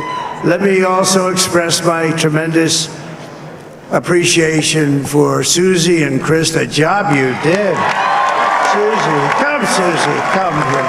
Come here, Susie. Chris, come here, Chris. Susie likes to stay sort of in the back, let me tell you. The Ice Maiden, we call her the Ice Maiden. What? Chris, come here, Chris. Susie likes to stay in the background. She's not in the background. Come here, say something. This wasn't expected, but I just want to thank, obviously, President Trump for this journey. It was a great one, and he's a hell of a candidate, and he's going to be a hell of a great 47th president. And this team that we had, the best team, and of course, even my showing boss, the Susie North Carolina Wiles, the best. governor. Thank you. Robinson guy, horrible candidate, lost by 14 points, despite Trump winning easily there. Republican candidate was terrible in North Carolina. Susie. They're great. Everybody up here is great. Everybody up here is very special. But the Trump, who did you say? Oh, let me tell you, we have a new star. A star is born, Elon. Now he is. Now he's an amazing guy. We were sitting together tonight. You know, he spent 2 weeks in Philadelphia and different parts of Pennsylvania campaigning. You know, he sent the rocket up 2 weeks ago, and I saw that rocket, and I saw it coming down. I saw it. It was, when it left, it was beautiful, shiny white. When it came down, it didn't look so pretty. It was going 10,000 miles an hour, and it was burning like hell. I said, what happened to your paint job? He said, we've never made a paint that could withstand that kind of heat. And, but I saw it come down and turn around. And it was, you know, it's like 22 stories tall, by the way. It looks a little smaller than that, but it's big. And it came down, and you saw that fire burning. And I'm saying, only Elon can do this. It must be an Elon. And I tell the story. I told it last night. I had a man on the phone. I had the screen muted, no sound. I was talking to a very important man, happens to be here. And that very important guy, one of the most important people in, I would say, the country, actually. But, you know, I was president, and now it looks like I was going to be maybe president again, so I figured I could ask him to hold. So I asked him to hold. And because, especially because you're going to be president again, they hold. So I took the phone down, and I'm looking at the screen. I'm seeing this crazy thing that's going around and coming down. It looks like it's going to crash into the gantry. And I said, oh, no. And I said, do me a favor, do you mind holding for a couple of minutes? I want to see this. I thought it was a space-age movie or something. I put the phone down. Bad part, I didn't pick it up for 45 minutes, and he was holding. But this spaceship came down, and I saw those engines firing, and it looked like it was over. It was going to smash, and then I saw the fire pour out from the left side, and I put it straight, and it came down so gently, and then it wrapped those arms around it, and it held it, and just like you hold your baby at night, your little baby. And it was a beautiful thing to see, and I called Elon. I said, Elon, was that you? He said, yes, it was. I said, who else can do that? Can Russia do it? No. Can China do it? No. Can the United States do it other than you? No, nobody can do that. I said, that's why. This is typical Trump. He's just kind of rambling about just like all this Elon rocket stuff. Like it was interesting at the beginning, but now he's been spending a few minutes on in particular hit North Carolina. They were really devastated. Water. This was Trump actually lost by 11 points in New York. That's not bad. Hurricane. It built lakes. I'm serious. That's not bad. Nothing. Fields became lakes, and the danger was unbelievable. And the people from North Carolina came to me and they said, would it be possible, at all possible, for you to speak to Elon Musk? We need Starlink. I said, what's Starlink? It's a form of communication. So I called Elon, and I'll tell you what, he had, and it was very dangerous. People would die. They had no communication. Bring it down in volume a little bit. I use Starlink. Actually, last year I was out in really the middle of nowhere in Washington. There was no internet, no cell phone service, nothing. And I found Starlink, and I used it. It worked great. It was very, very fast. I was very impressed by Starlink. Carolina. Can you get it? He had that there so fast. It was incredible. So, and it was great. It saved a lot of lives. He saved a lot of lives. But he's a character, he's a special guy, he's a super genius. We have to protect our geniuses. We don't have that many of them. We have to protect our super geniuses. I want to thank some of the guys. You know, we have up here today the U.S. Open champion. He's a fantastic golfer, slightly longer than me. It's a ball a little bit longer than me. Just a little bit. Bryson DeChambeau is up here someplace. What happened to Bryson? Where is he?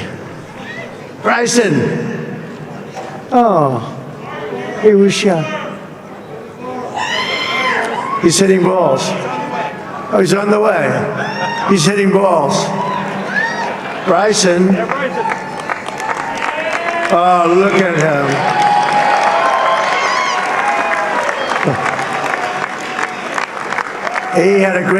He's got a great career going. Great U.S. Open, Bryson. That's a fantastic job. And we also have a man, Dana White, who has done some job. He's a tough guy.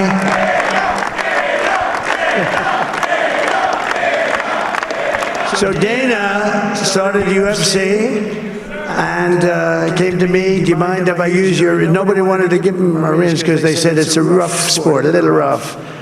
And I helped him out a little bit, and I went, and they said, this is the roughest sport I've ever seen, but I began to like it, and he loved it, and nobody's done a better job in sports. And you know, he's a very motivational kind of a guy, what he does. He gets these fighters, and they really go at it, and it's become one of the most successful sports enterprises anywhere at any time. It's doing so well. I'd like to ask Dana just to say a couple of words, because people love to hear from him.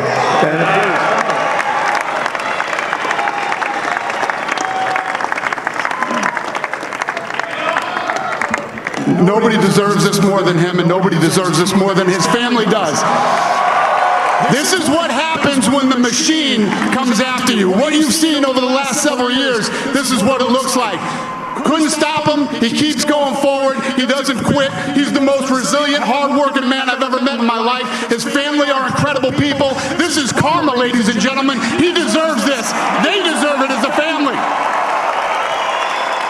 I want to thank some people real quick. I want to thank the Nelt boys, Aiden Ross, Theo Vaughn, Bussin' with the boys, and last but not least, the mighty and powerful Joe Rogan.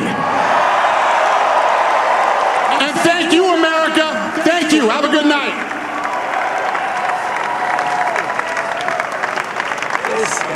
That is a piece of work. Now he's really an amazing guy. But most of all, I want to thank the millions of hardworking Americans across the nation who have always been the heart and soul of this really great movement.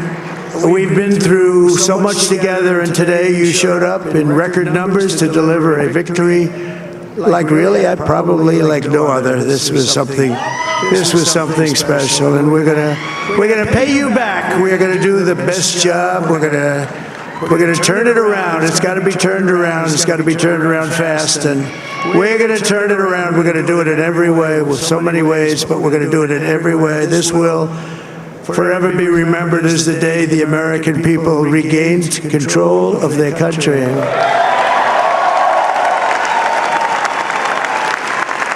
So I just want to say that on behalf of this great group of people, these are hard-working people, these are fantastic people, and we could add a few names like Robert F. Kennedy Jr. He came in. And he's going to help make America healthy again.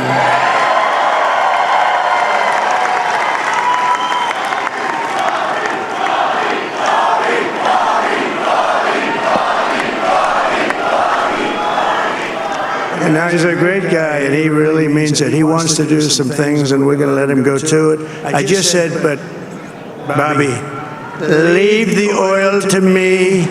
We have more liquid gold, oil and gas. We have more liquid gold than any country in the world, more than Saudi Arabia. We have more than Russia. Bobby, stay away from the liquid gold. Other than that, go have a good time, Bobby. We're going to be paying down debt. We're going to be reducing taxes. We can do things that nobody else can do. Nobody else is going to be able to do it. China doesn't have what we have. Nobody has what we have. But we have the greatest people also. Maybe that's the most important thing. This campaign has been so historic in so many ways. We've built the biggest, the broadest, the most unified coalition. They've never seen anything like it in all of American history. They've never seen it. Young and old, men and women, rural and urban. And we had them all helping us tonight. When you think, I mean, I was looking at it, I was watching it, they had some great analysis of the people that voted for us. Nobody's ever seen anything like that. They came from all corners, union, non-union, African American, Hispanic American, Asian American, Arab American, Muslim American. We had everybody, and it was beautiful. It was a historic realignment, uniting citizens of all backgrounds around a common core of common sense. You know, we're the party of common sense. We want to have borders. We want to have security. We want to have things be good, safe. We want great education. We want a strong and powerful military, and ideally we don't have to use it. You know, we had no wars. 4 years we had no wars, except we defeated ISIS.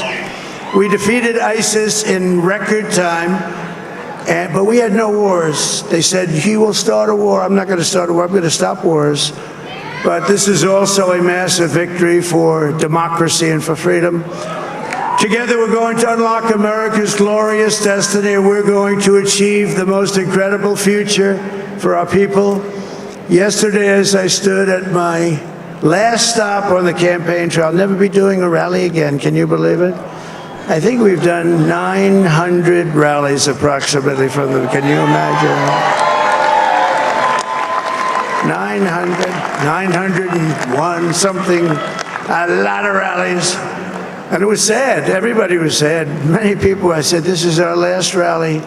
But now we're going on to something that's far more important, because the rallies were used for us to be put in this position where we can really help our country. That's what we're going to do. We're going to make our country better than it ever has been. And I said that many people have told me that God spared my life for a reason.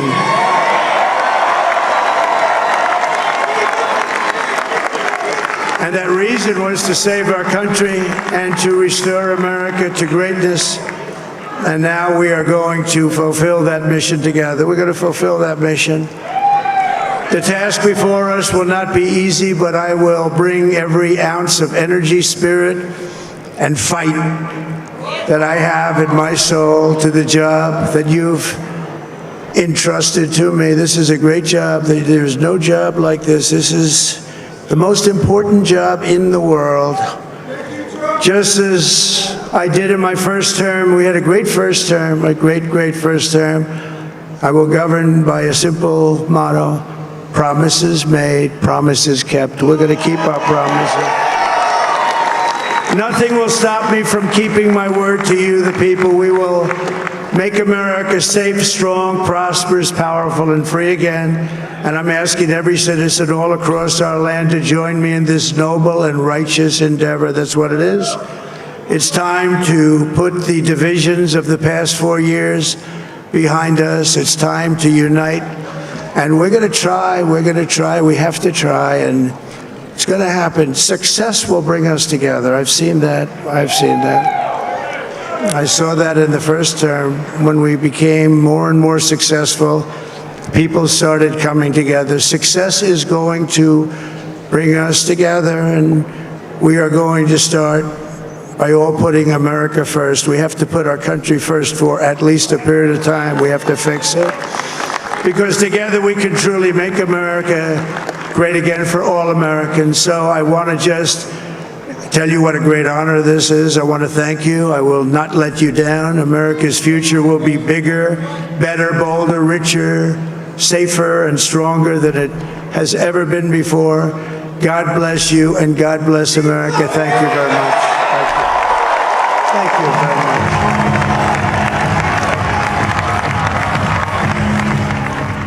Donald J. Trump, the man who will be the 47th president of the United States, in West Palm Beach at the convention center there. He said he's going to make America great again for all Americans. Said God spared his life for a reason in those 2 assassination attempts. He said promises made, promises kept, and he has a big agenda ahead. He thanked a lot of people on that stage and said success will bring us together. trying to bring the country together after what is a bruising. I don't understand why they play YMCA in the background for Trump all the time. Does he not realize this song has like gay connotations to it? Very weird. Elon Musk, he plays this all the time. New star, up and comer. That guy. Have you met him? Have you heard I about think he's him? an up and comer. He went on about the rocket for a while. He did, but he did the dismount, and now he goes on to be president-elect of the United States once again. It's an extraordinary story. So, okay, that was the Fox News coverage, mostly of just Trump speaking. Didn't really matter who's covering it. I got to take a break. I probably should have done it while he was speaking, but I wanted to see the speech. Guess I'm not timing it very well. So let's go take a look at what's going on CNN. Maybe I'll put that on as... See, CNN's not... they're not calling it for him yet. Neither is AP, so I lost that bet. I shouldn't have added money to it. Now I'm going to end up slightly down, I think. Well, some idiots actually bought some of my shares. Well, maybe they'll be dumb enough to buy it.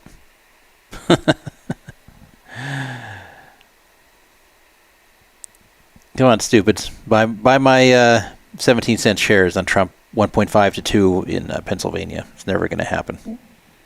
Did Polymarket have a bet about doing a speech after Fox News called it, or was it only the AP? No, only AP. The only option? Yeah, I don't know why AP's not calling it. It's so stupid. There was another weird thing. I saw this last night. I don't have any bets placed with Polymarket, but I've been following it. And they had this bet: will Joe Rogan announce he's voting for Donald Trump?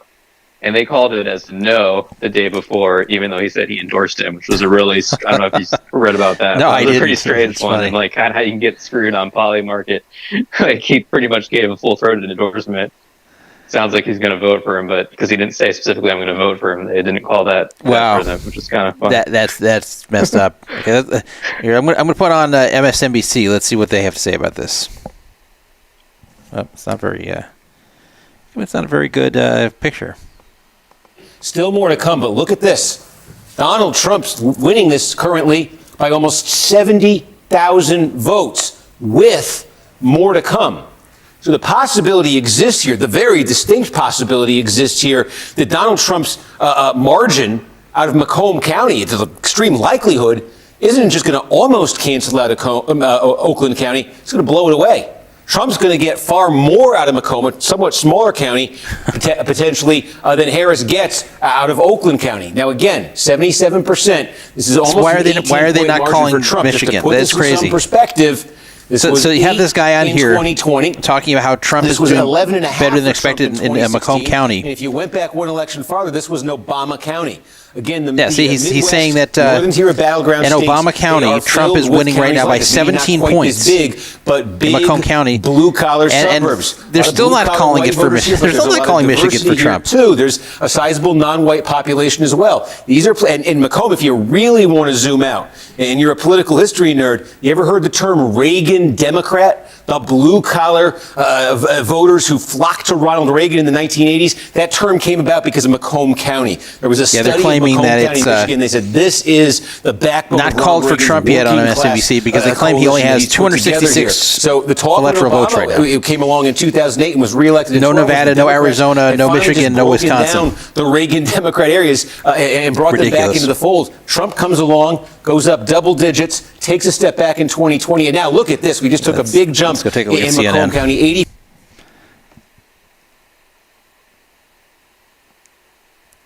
See, CNN's not doing it either.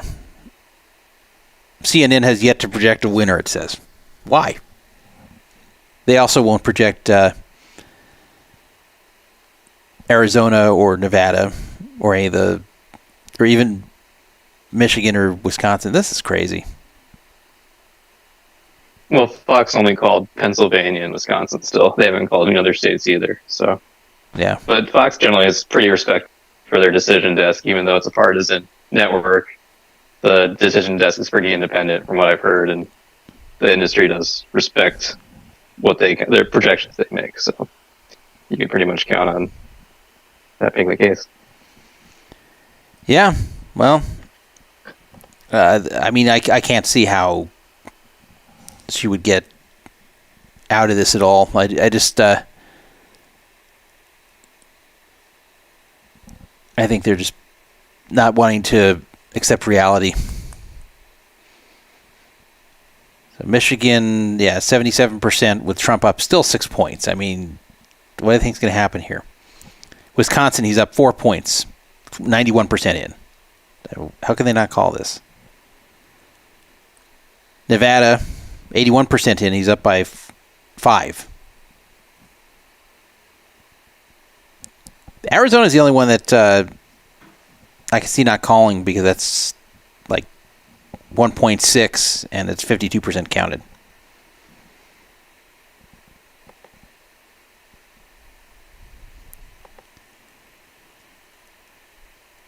That would really screw me if Arizona goes the other way, though. Maybe I should just sell out my position at 98%. I think I might do that, but I don't know if anyone will buy it. Yeah, maybe I should just in case Arizona goes the other way. That's the only one that's a little scaring me. Is there any other map that has? Is Arizona really this far behind? No, Didn't they have trouble counting in 2022? Yeah, or they're one of the last ones to come in. You know what? Screw the last 2%. I'll see if someone's going to buy this shit. But others may be doing the same thing. Yeah, people only want to buy. Well, I'll try it. I'll try to sell at 98. They finally called New Jersey for Kamala. But it's not. Doesn't look like it's going to be enough. Yeah, it won't be. See, I'm going to sell this out at 98 cents. Just in case something happens. You know, I'm not going to squeeze that every dime. I might have to if nobody buys it. But I am beating everybody else's price. So if you guys want to, right on Polymarket, you can get about Trump sweeping all swing states for Trump or Kamala sweeping all swing states for 98 cents. You can make 2% on your money. Do it. See anything else I want to sell out before I go back to talking about this? And showing Nevada, I have 99 cents. Maybe I should bail out of that too. Yeah, I can't see that one falling. But maybe for 99 cents I should. What is the betting market on the House looking like? Is it still favoring Democrats That's slightly? a good question. No, I don't think it is. That's I'm sure it's not at this point. Let's look.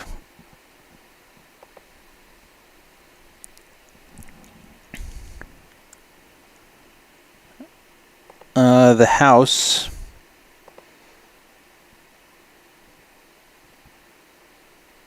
Yeah, it's a very strong Republican, like 94% Republican. Oh, really? Yeah. Usually when it's like this, it's everything follows. The only difference was like Trump. 2020 was the exception because people were voting against Trump but not against Republicans. But if Trump does this well despite his issues, then people have to be pretty okay with Republicans in general too.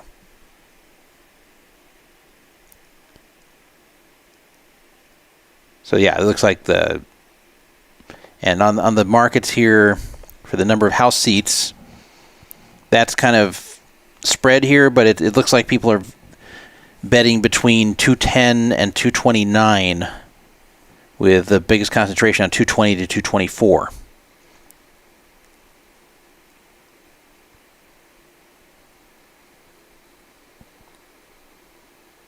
So it looks like that's probably it's actually mostly on 220 to 224. So that's probably where it's going to land. So Republicans are going to have all three houses. So it's up to them to make the most of it. And a pretty big mandate with the popular vote too. Oh my God! It's to continue broadcasting. It wants to make sure it's me. For some reason, Google thinks something's weird. Oh, I know it because I have a freaking proxy. Oh, that's why.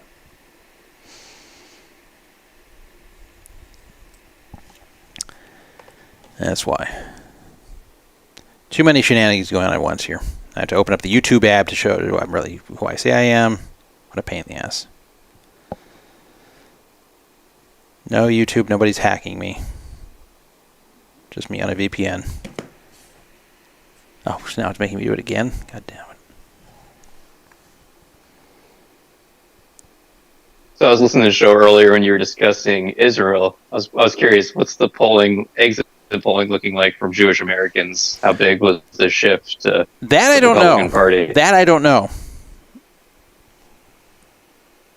So yeah, I have to imagine probably more Jewish Americans went Republican than any time in recent history. That would be an interesting one to see, because a lot of the Jews got turned off by the way the Democrats were handling the October 7th attacks. I'm not saying that Trump's going to win with Jews, because he's not, but between Trump being pro-Israel president and with the Democrats having a lot of anti-Semitism in their ranks and not really doing much to counter it, it's not even so much that the Democratic leadership is anti-Semitic or anti-Israel, because you heard some rhetoric from both Biden and Kamala that was semi-pro-Israel. So it's not like they were pro-Hamas or anything. They weren't. But then they have factions of their party that are very anti-Israel and anti-Semitic and pro-Hamas, and they don't say anything about them. They just let them do it. They don't stand up to these people. And it turns a lot of Jews off to see this. That this party that's supposedly so inclusive and so tolerant and so against hate seems to be okay with hate within their ranks against Jews. And it masked as, we just hate the Israeli government. And a lot of Jews who are over 45 years old were very frustrated by seeing this. I know a number of Jews around my age and older who are lifelong Democrats and are saying, you know what, I don't recognize the party anymore. I can't believe there's so much anti-Semitism coming from our own side. And they start to reevaluate everything. They start to say, okay, maybe this party is not friendly to Jews. Why are they letting this continue? You can't control what everybody says within the party, but you can condemn it. You can make it very clear they don't speak for you. And you can start putting pressure on them not to be this way. But they don't. And he had other things, too, from the Biden White House enabling Iran. Yeah, there was that problem, not too. Not fully supporting Israel. I think it's like the half support. We don't want you to win. We want a ceasefire, kind of giving the knife in the back to Netanyahu, which is at the same time, praising, having the King of Jordan there runs a brutal regime, but no one ever mentions that. And just human rights everywhere else are so bad, but Israel's to blame for all the world's problems. I think people, fringe amount of people believe that, but it's not the nation, thankfully. At least for America. Some other countries are definitely moving to be more anti-Jewish, but I think this election helped prove that Jews do have a home in America. Yeah, and also the other side isn't exactly appealing to Americans. These are terrorists. These are the same type of people who hit the Twin Towers. These are people who also want Americans dead. These are not good people on the other side who happen to oppose the Jews. These are terrorists that obviously Americans don't like. And the genocide thing, it's so stupid. They're really trying to push the narrative that Israel has been waiting for an excuse to just start killing Arabs, to just start leveling these cities and knocking down buildings and murdering children and all that. They're just looking for an excuse. They finally got one now that they can commit their genocide. Now that they've gotten the excuse, it's such nonsense. They were attacked. Their civilians were not only killed but actually targeted, and they've put out extraordinary measures to try to keep the civilian deaths to the minimum. And you don't hear a peep from the pro-Hamas people, from the pro-Hezbollah people, about why their leadership hides among civilians. Why don't those leaders get criticized for being so cowardly to start these attacks and then hide among civilians so civilians die? Use them as human shields. How come you don't hear any of that from the people who say, life is precious, this is a genocide, the innocent people are getting killed. Why not call out the Hamas leadership? Why not call out the Hezbollah leadership? Why not call out Hamas for what they did on October 7th? Why not call out Hezbollah for just starting to fire rockets right after October 7th? You don't hear a peep about this. And if you challenge them, they say, well, what do you expect? Israel's oppressing them. It's just nonsense. It's nonsense. Yeah. You can't... And you rarely hear that story from the mainstream news either. They always go, with Hamas numbers and try to make every story usually look like Israel's the bad guy.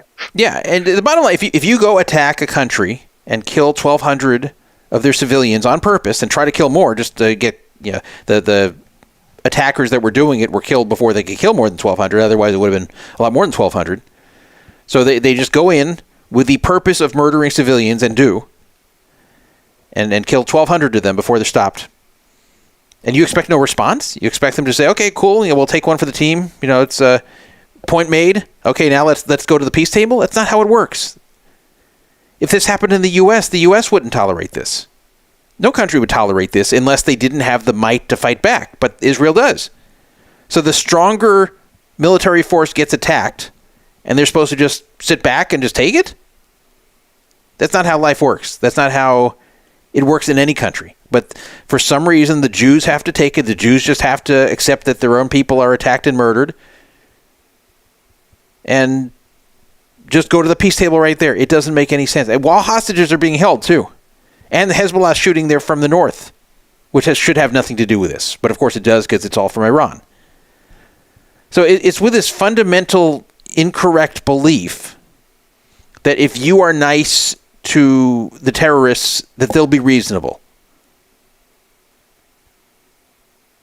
And that's not the way it is. The terrorists, they're funded by Iran, and they're doing what they're doing for religious reasons, extreme religious reasons.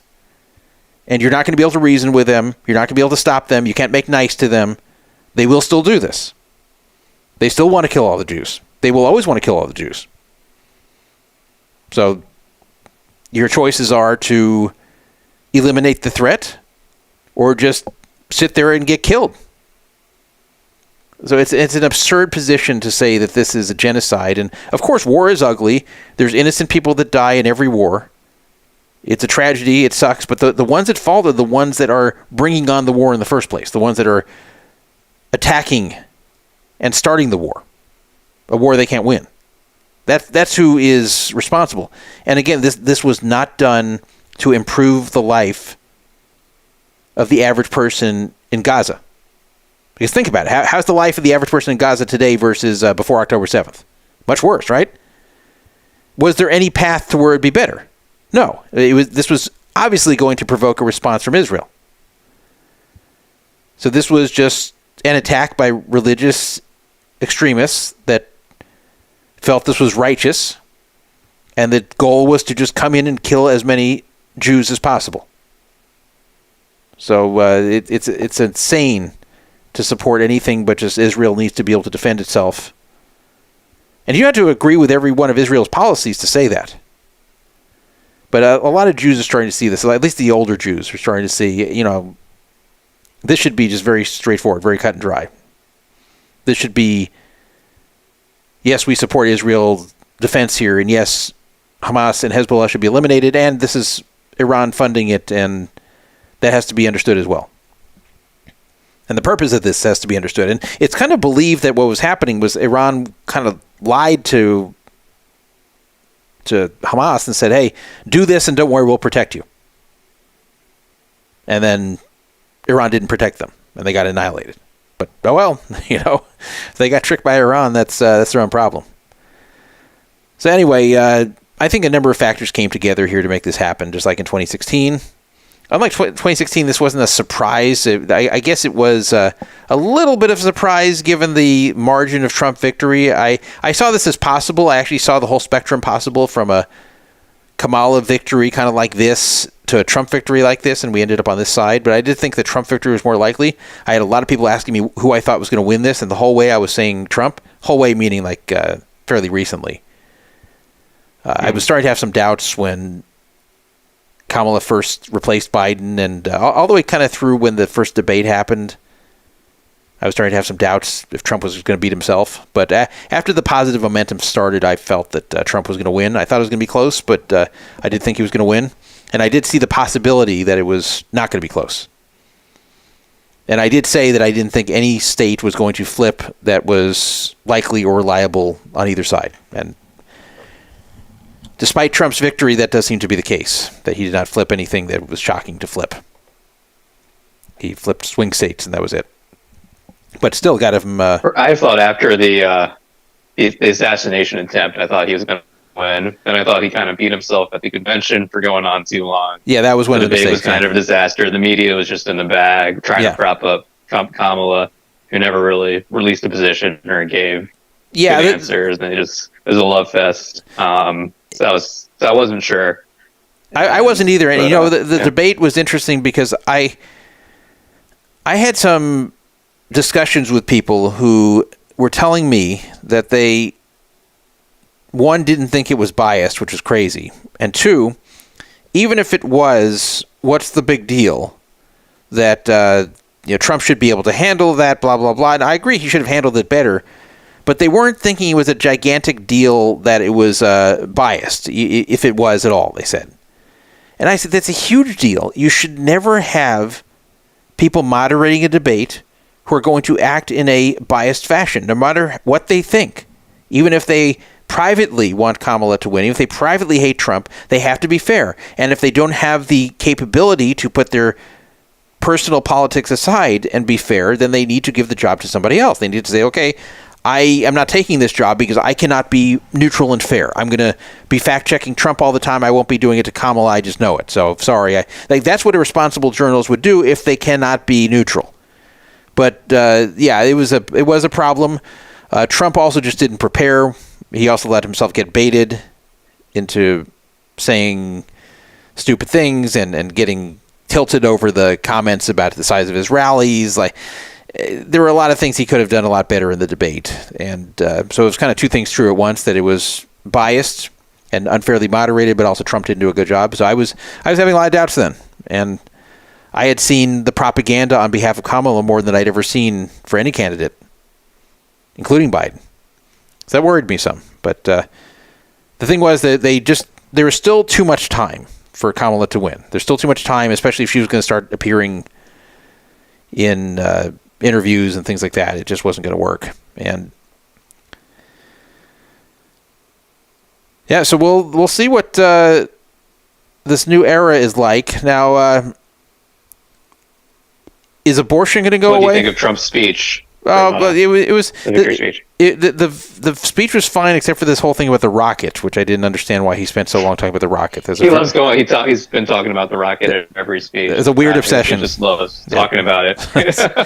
I didn't mind it being mentioned at first, like I saw Elon. He took this 22-story rocket and it was able to be grabbed in midair. It was what an amazing feat, and then just go on. He sat there for 8 minutes talking about the rocket. But aside from the rocket thing, I thought the speech was decent. And if you notice, he didn't insult Kamala or anything. He was insulted the media a bit, but he didn't. He was at least respectful towards both Kamala and Biden in the speech. He didn't call her names. He didn't call Biden names. He just acted happy.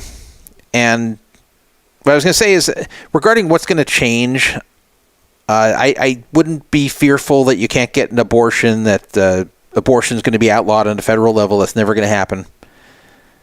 I wouldn't worry about any kind of just radical major change that would not make any sense. There might be a radical major change in how they handle the border, but that would be good. I'm talking about changes that would be a first for America.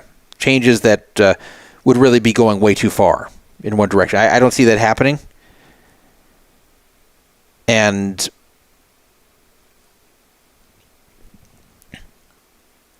I think that you'll probably see policies similar to what you saw in his first term. You'll probably see Israel support. I don't think there's going to be any kind of attempt to do anything crazy. Someone wrote that in 2028 that Trump's going to find some way to change the Constitution to allow him to just stay in power. Like, there's no chance this stuff's going to happen. There's no chance. So whoever's... He's too old anyway to be president for really more than 4 years. He might not make it through a full 4 years. Yeah. I'm going to play something from Twitter that I tweeted some... let me go to the... Okay, look at this ad. I'm going to play this ad. I actually want to see this movie. If this were a real movie, I'd want to see it. It's kind of cool. This is a dystopian future, which I guess that we're beginning right now, with Trump being president. I've seen this. Yeah. Yeah. This is funny, but it's not meant to be funny. That's what's especially funny about it. It's actually meant to appeal to young people who are fearing the future. Here we go. We weren't always like this. We had a beautiful life. The best parties. The best parties. The most beautiful friends. We thought it was just another election. So a lot of us didn't vote. Why bother? Everyone knew the system was rigged. So it's showing these attractive young people partying and dancing. You've got a blue-haired girl. You've got good-looking guys surrounding her, dancing with her. She's basically saying, we're carefree, we're young, we're partying, we're having fun.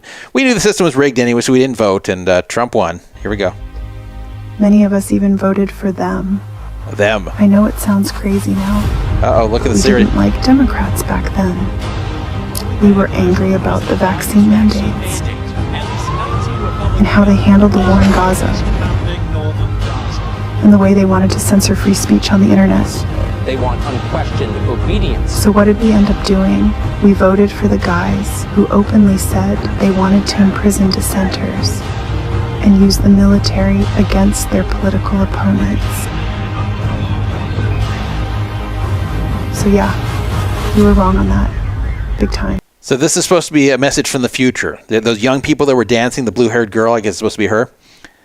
This is in the future, telling everyone about 2024, when people voted against Kamala and Trump won a second term. And then you're going to hear about what happens in this future. Because this is a message to us from well into the future, that they never could have pictured what was going to happen as a result of what happened today. Dun, dun, dun, dun, dun, dun, dun, dun. When Trump got sick and died, Vance was 39 years old when he became president. So basically, this is actually more against Vance than Trump. Trump was supposed to get sick and die like very early into his term. It says that Vance was 39 years old when he became president. I don't see how that's even possible because he's already 40. He was born on August 2nd, 1984. So he's already 40. I don't see how he became president at 39, but let's forgive this. So basically they're saying, they actually showed Trump being sick and dying. It was a pretty interesting scene. Good AI scene there of Trump lying in a bed dying. So Trump dies like right at the beginning of his term, and Vance becomes the president, somehow goes back in time and is 39 years old, even though he's 40. But let's go on. 30 years later, he's still president today. 2054, an older Vance we see. And with the Supreme Court on his side, they gave him dictatorial powers. They took away women's reproductive rights, outlawed contraception, and removed the minimum wage. Then we had repression of dissent, AI surveillance of everything we did or said on a level we couldn't imagine. So this is aimed at Elon now. They're showing a bunch of X logos, for Twitter. And it's showing that Elon basically, they poured billions into AI, and AI was surveilling everyone, and they're suppressing any dissent. Well, yeah, I actually remember that. That's not a future thing. It's a past thing. Yes, there was suppression of dissent. Like during COVID, you couldn't dissent. There was a suppression of the Hunter Biden laptop story through what is now X, when it was known as Twitter. So we don't have to go to 2054 to see that. The government under Vance, Peter Thiel, and Elon Musk set up concentration camps for illegal immigrants, then legal immigrants, then even homeless people. I love how that they had to add that. So they start off with that the new government then of Peter Thiel, J.D. Vance and Elon Musk set up concentration camps for illegal immigrants. People are like, oh, you know what? That's not a bad idea. Maybe we should. So then they had to say, and legal immigrants. Why? Why would they do this to legal immigrants? And even homeless people. So they're all of a sudden now they're in the concentration camps too. So even if you're okay with the illegal immigrants being rounded up and put into concentration camp, now it's the legal immigrants and homeless people. And they're showing this scene of just thousands of homeless people milling around in the desert in these camps. They finally admitted climate change was real, but it was too late. Florida sank into the Gulf, and the West burned. The West is already cities burned. Across the country became uninsurable, then uninhabitable. Musk and Thiel poured all of our resources into artificial intelligence. Sounds good. So they and their friends could become immortal. Wait a minute. Wait a minute. So you're telling me in 30 years that thanks to Peter Thiel, Elon Musk, and J.D. Vance, there's going to be AI that's so good it can make me immortal? I want to keep voting for it. I want Vance to stay president then for 30 years if that's true. I mean, it might be a challenge for me to make those 30 years. I'll be 82, but I can. I hope. And I can be immortal through AI created by Elon? Sign me up for that. I'll be immortal. I don't know what happened to them, but I know what happened to us. So they showed all these older people sitting by a fire outside because the dystopian society has left them homeless. I don't know why they weren't rounded up in the concentration camp too. But those cool kids who were dancing at the nightclub in 2024 and either didn't vote or voted for Trump, now they're sitting and looking old around the fire. Which, by the way, they look pretty old for 50s there. But then it shows that this was done by AI, by Kling.ai, Minimax, Stable Diffusion, and 11 Labs did the AI voice.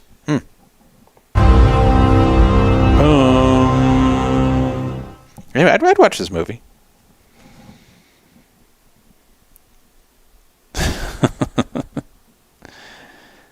But all right, if our future is in 30 years, you can become immortal through AI, I'll sign up for that. Not even kidding.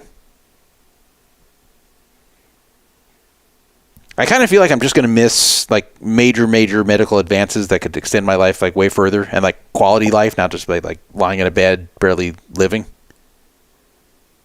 I feel like I'm going to die like right before that happens. At least my son will make it.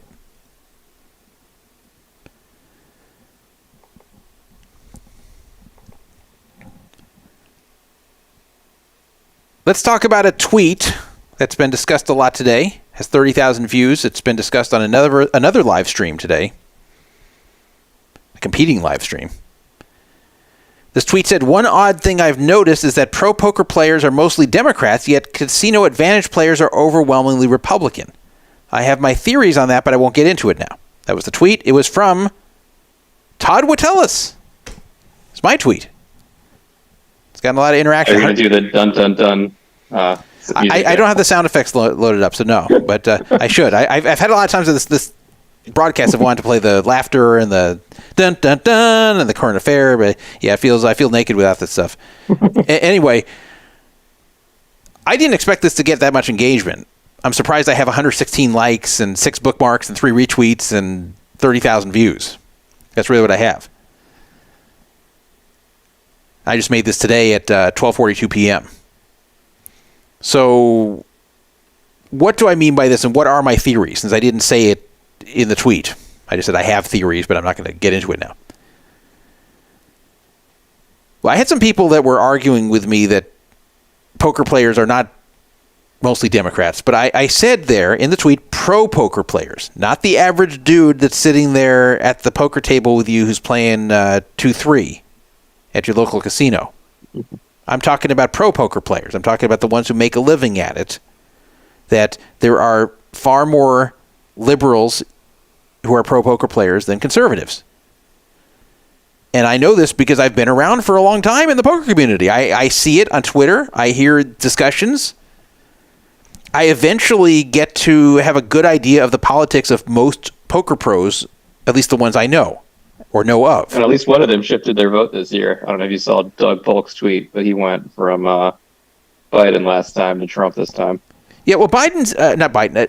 Polk has always been a centrist, truthfully. So he just went from like center slightly left to center slightly right, it looks like. But I've noticed he's never been liberal, but he's also never really been conservative. So I didn't see that, but it's not surprising at all.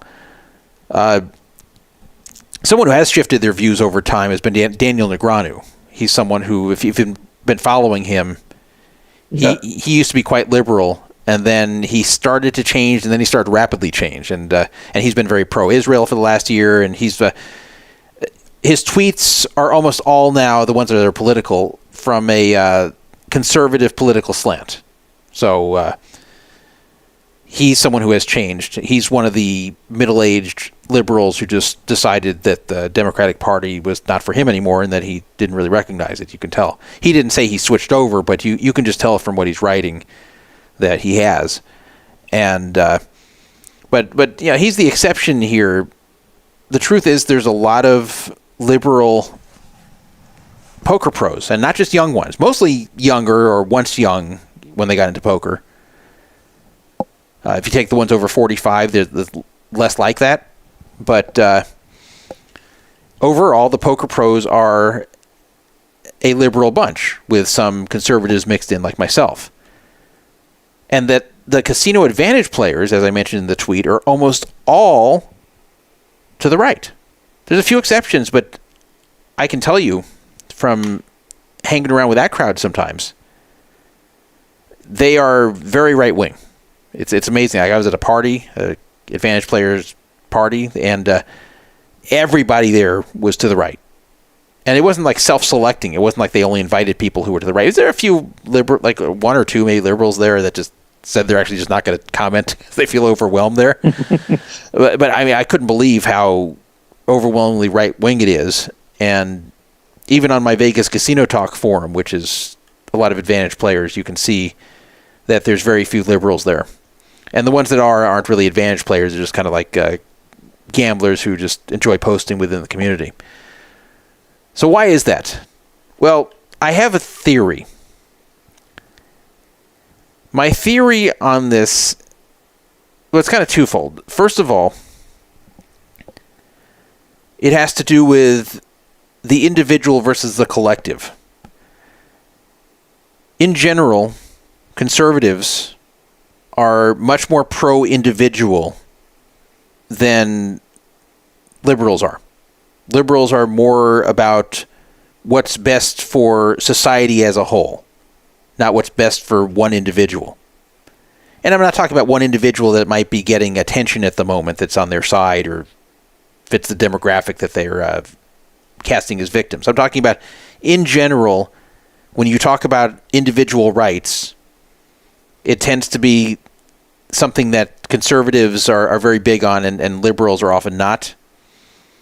And when it comes to things that are supposedly for the good of society, for the good of the collective, that's something that is more of a liberal way of thinking. But then you may say, wait a minute, poker is an individual game. Casino advantage play is an individual undertaking. So aren't these both careers where you will be an individual against everybody else? Well, sort of. But the difference is, in poker, you're beating other people. You're beating other players. You're not beating a big corporation. You're not beating something that others will be happy to see you beat. You're usually beating recreational players, many of whom can't afford to lose. And even I've felt bad sometimes when I've been at a poker room. Not a tournament so much, because a tournament everybody just puts in the same amount of money. But I've been at a cash game where there's a bad player there who's just getting crushed. And I'm thinking, okay, I'm happy to be winning, but what's this guy's story? I hope he's rich, but what if he's not? What if this is his bottom dollar? What if he sat down with his final $15K in this game and lost it all? And he really had no chance because he's no good. Like, how do I feel about winning money off this guy? And so what I say to myself is, well, if I were not here, then other pros at the table would win it. So it'd be the same result. Right. So, Or the casino, right? Yeah, You or go yes, yeah, play right, or blackjack and yeah, play any kind of game and get crushed. I Yeah. mean, you might actually have a better chance at blackjack than a poker game. Is the other funny thing. All right. yeah, and I thought that too. Like, oh, they'll shoot off on the pitch, but you don't even have to go that far. You can just say, look, even in this poker game itself, if I just never sat down, it would be the same result, where the guy would just chunk it off to other pros. So it's a matter of who's going to get the guy's money. Is it going to be me or the other pros there? And so there, I'm not going to feel bad that I took it instead of the other pros. And even if the guy gets really lucky and wins that session, then the next session will come back and be the same way. So what I'm saying here is that that's why I don't feel guilty about it, but it still kind of comes across my mind here. So I think what happens with these poker pros, with some of them, is they look and they say, look, I'm not really contributing to society. I'm sitting down. It's kind of a predatory game. I'm beating players that are much less skilled than me that think they have a chance when they don't. And maybe these people can't even afford it, some of them who are losing. And that's how I'm making all this money. I'm not making this money by providing goods and services. I'm not doing it by supporting a company that is. I'm not making it by beating something that a lot of people would see as predatory itself or evil itself. I'm just beating regular Joes out of their money. So some of these poker pros will get you to feel bad about this and feel, well, the way I can atone for this is by sticking up for the little guy, at least politically. That I'll support causes that stand up for the victim classes. Stand up against racism and homophobia and transphobia and for poor people. And that's who I'll support. So if I vote Democrat and I state my support for liberal causes, and even if I donate to liberal causes, that will make up for the fact that I'm playing a predatory game and probably beating some people who can't afford to lose. I think that's the thinking a lot of these people have, even if it's not conscious thinking. It may be subconscious thinking, where that's subconsciously what attracts them over to liberal politics. And I think even in some other cases, they almost force themselves to, because it's like a selfish desire to see themselves as a good person. So they feel if they do this, that it allows them to still feel like a good person. So it's not even necessarily like, I'm doing this because I want to actually help. I'm voting Democrat to actually help because I'm doing something that's a net negative for society and playing poker. They actually more subconsciously think, I want to believe myself to be a good person. And this is a way I can believe myself to be this way and feel good about myself. I think that's a lot of it too. But what about the advantage players? Well, the advantage players are up That's against a lot of mental acrobatics too. Say you can be a good person by how you vote. And yeah, it is. Do feel that way. It is. And I don't think many conservatives feel that way. Like, to be a good person, you actually have to go out and do good things. Yeah, right. I don't feel that by voting Republican that I'm a good person. I don't feel that makes me a good person or that gets me any points for being a good person. I really have never thought that. The advantage players, they're up against the casino, and first of all, the casino is not a sympathetic opponent. Casinos are there to take people's money. They use manipulative tactics to do it in some cases. Like, think about the fact that there's no windows, so you lose track of time. You don't notice the fact that the sun's come up and maybe it's time to quit. Or no windows, no clocks, extra oxygen. Yeah. Floors to make you not really realize where you're going. And also inside a casino. The free alcohol to get you drunk, so you lose the inhibitions and to play as well. There's a lot of different manipulative ways that they get you to part with your money, often more than you intended to in the first place. So when someone can turn the tables on the casino, especially by not cheating, by actually just putting the odds in their favor by being smart, that is seen by most people as a good thing. It's something you can feel proud of that. That's almost like David beating Goliath. So first of all, there's no feeling from the casino advantage players of, I've beaten someone out of this money who probably can't afford to lose, and I feel bad about it. I've got to atone for this. There's nothing to atone for beating casinos. So that's the first thing. The second thing, going back to the individual versus the collective thing, is that when the casino is kind of, in a way, the collective. And it's not the government, it's not a giant body of people, but it's a corporation. It's a corporation, sometimes a very big corporation. And what you're doing is you are doing things they don't want you to do to beat them, even though it's not against the law and even though it's not unethical.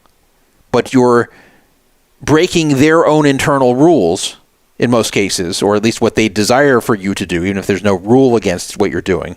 But you're breaking like the model they have to turn it around and beat them.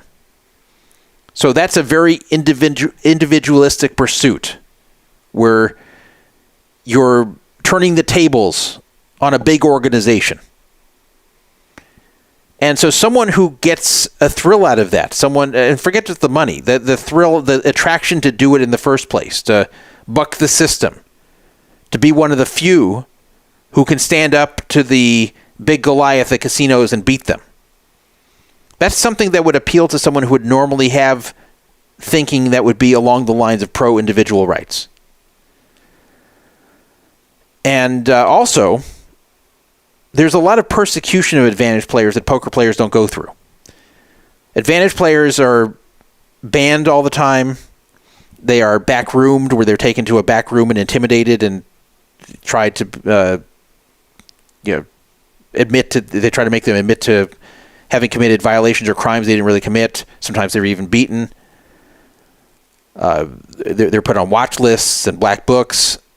So they feel like the collective of these casinos is against them. It's them against the casinos.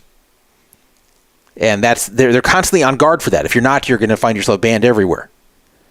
So it really is a situation where you are feeling like it's me against the world. You really do have to feel like the individual in that case, and you always have to think about individual rights. Like the casino may not want me counting cards, but I can count cards because it's not against the law. The casino may not want me to do these certain things and play in these certain patterns to generate a lot of free play and then run the free play and never come back. But that's what I'm going to do, and I'm going to make money from it. And the casinos may be trying to ban me for what I'm doing, you may think. But I'm going to take these countermeasures to stop them from detecting what I'm doing and not ban me. So you're constantly looking to defend your own ability to do what you're doing. And so that type of person will think a lot about individual rights. They'll think when they get backroomed, they don't have to show ID. They don't have to admit to anything. They don't have to cooperate. So these are all ways the individual will think. So someone with that line of thinking will be attracted to that world. Yet in poker, you just sit down and play. You don't worry about someone banning you when you're sitting there at the poker table. You don't worry about being backroomed. You don't worry about being thrown out of the casino or ending up in books or lists where other casinos won't let you in either. You just sit down and play poker, and unless you really misbehave, then no one's going to bother you. If you don't cause a problem, you could play for years and years and years. You can play for decades. You won't be kicked out anywhere as a poker player. So as a poker player, you just don't have the feeling like it's me against the world. You feel like I'm sitting down, I'm playing against everybody. The house is going to ultimately always collect a rake off the table, and they're always going to win. And I can only win by beating other people, some of whom probably can't afford to lose. So it's a very different mindset. And the people attracted to the game, it's a different mindset. With poker, you just do not have to keep in mind the whole individual against the world sort of mentality. Even though you are trying as an individual to win. It's still different. In fact, you're all playing together if you think about it.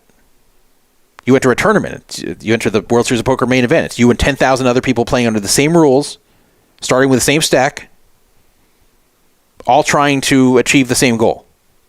Yes, there's only going to be one winner, at least top winner, but it's a group effort where advantage play is not, other than where people will trade plays with each other or whatever.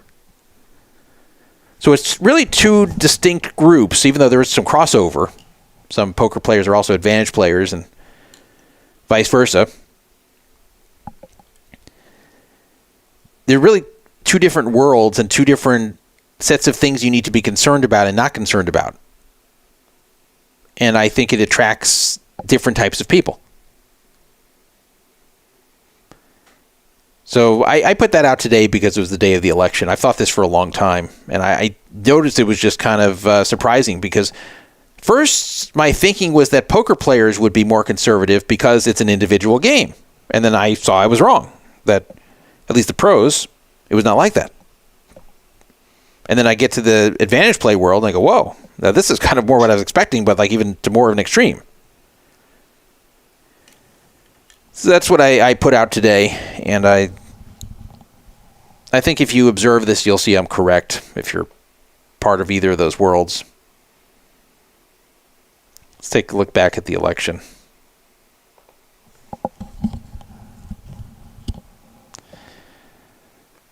The New Yorker is showing Pennsylvania as called, 2.7% lead for Trump. Michigan still not called by them. But Trump still has that same 6 to 7 point lead with 81% counted, so that's pretty much done. And same thing with Wisconsin, where he's up a 3.5 now with 93% counted. I don't know why they don't just call him. Still in the movement in Arizona, and Nevada is 93% through with Trump with a 5-point lead, so that one's a lock.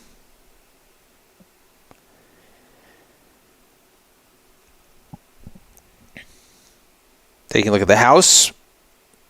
Right now, 194 seats locked for Republicans, 175 for Democrats.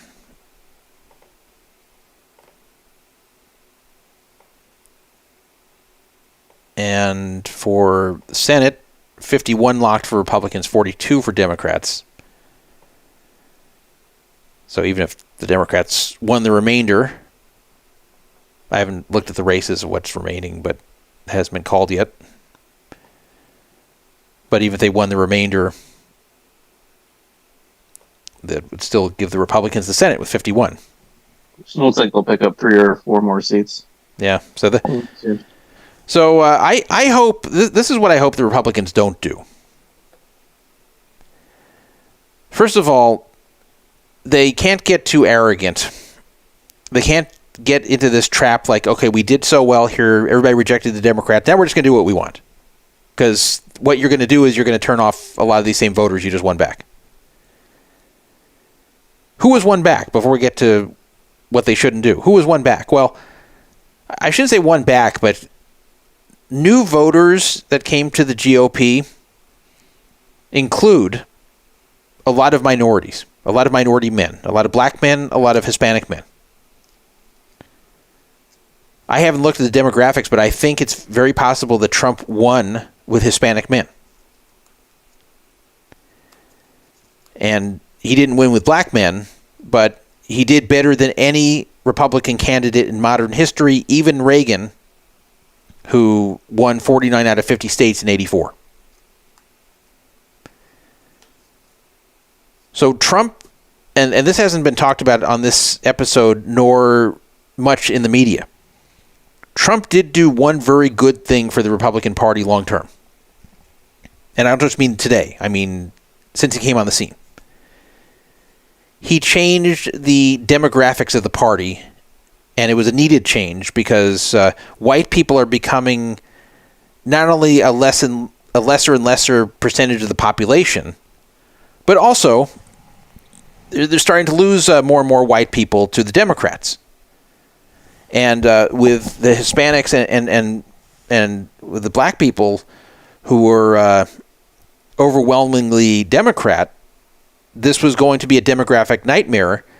And it looked like, for example, Texas was going to go blue. And in fact, it was projected at one point, not that long ago, maybe back 10 years ago, that Texas would go blue in 2024. Texas was a 14-point victory so far for Trump, with 96% counted. 14 points. Remember this bullshit, this election, that maybe Texas was in play? What are they talking about? 14-point victory. So the reason is because Trump had this unique ability to appeal to minority males, Hispanic males and black males, that other GOP candidates could not. And Republicans need to continue to capitalize on that, because Trump is going to be gone as president in 4 years. Have to be somebody else at that point. And he's not going to live forever. He's 78 years old. He may not even make it through the term. Who knows? If we watch that video we just watched here, he's going to die in a few months. So Republicans have to continue what Trump started to attracted these people. And the way you keep these people is by understanding what their interests are, understanding why they like Trump, and understanding why they abandoned the Democratic Party. Because more and more there's minorities who have been traditionally voting Democrat are realizing, you know what, they've been taking our votes for granted. They're not really helping us. They might even be happy to have us continue to struggle, so we depend on them and keep voting for them. And one way this could be attacked is to play to what they have in common with the typical conservative politician or voter. Because a lot of the minority males are not for a lot of this woke stuff that we're seeing in recent times. They're not for the men and women's sports. They're not for the 52 different genders. They're not for the hypersensitive society to everything. They're not for the vilification of males, which we've seen increasingly from the Democratic Party. They are not for the coddling of criminals. If you think about it, where's the worst crime? It's in minority neighborhoods. If you look at where the crime is and who lives there, it's mostly not white people. So the ones most affected by violent crime are the minority voters. So a lot of these people just want to live in peace. Most of these people are not criminals. The vast, vast majority are not criminals. They want to live in peace, and they want the criminals gone. They want the violence gone. They don't want that in their neighborhood. So if you give that message to them, we're going to clean up your neighborhoods. We're not going to stand for this violent crime that's been plaguing where you've been living for so long. We're not going to put up with it. We're going to remove the bad apples, no matter what their race is. And then the vast, vast majority of you who are law-abiding citizens can live in peace. So that's a way, that's one of several ways they can keep the momentum with capturing minority votes. Look at where they agree with you and keep up that message.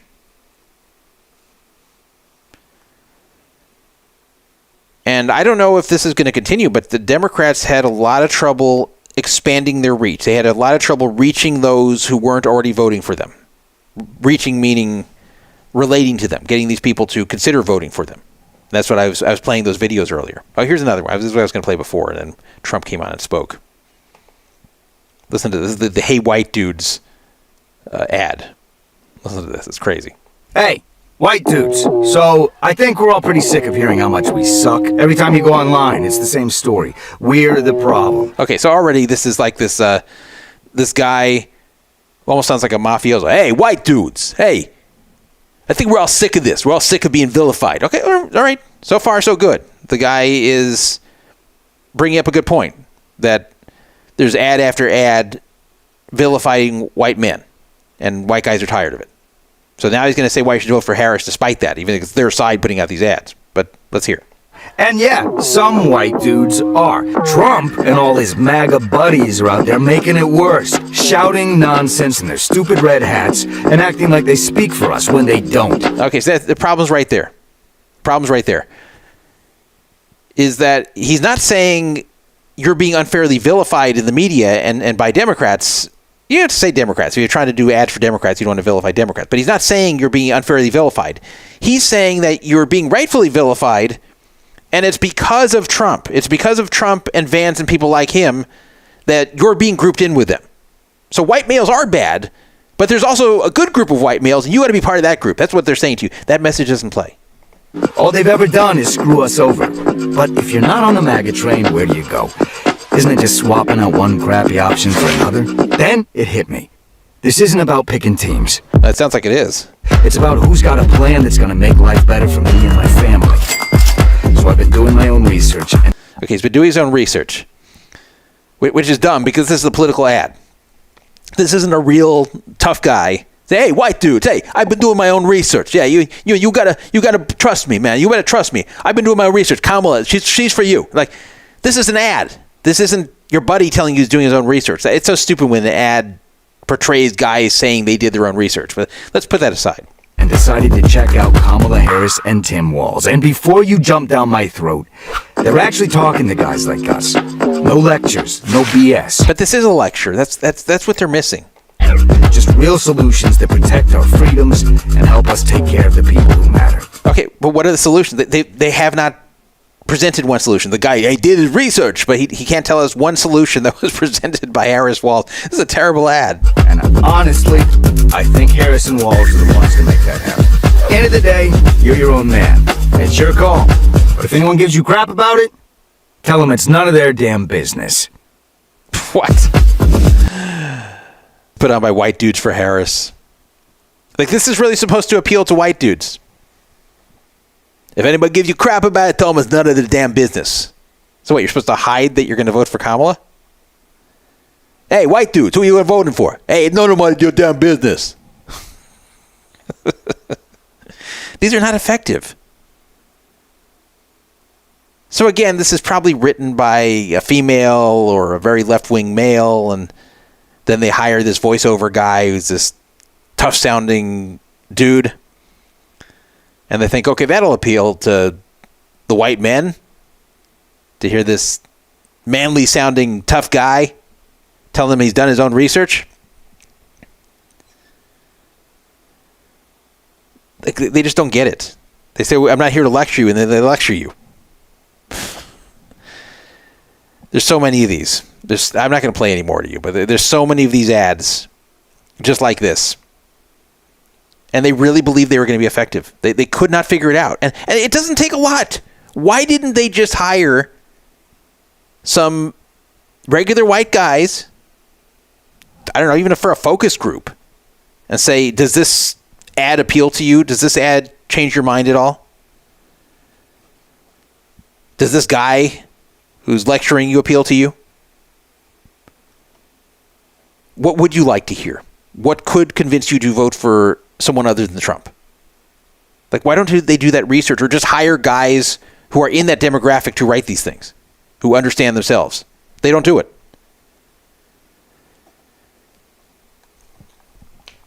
It reminds me of a phenomenon I noticed. I've never used these modern dating apps or anything, things like Tinder or whatever.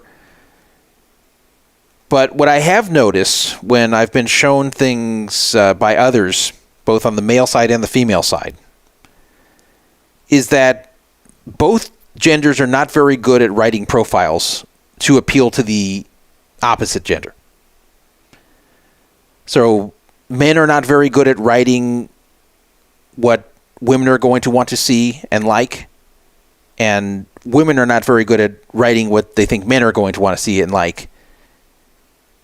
And then there's the additional factor that sometimes women will attract men, but the wrong type of men.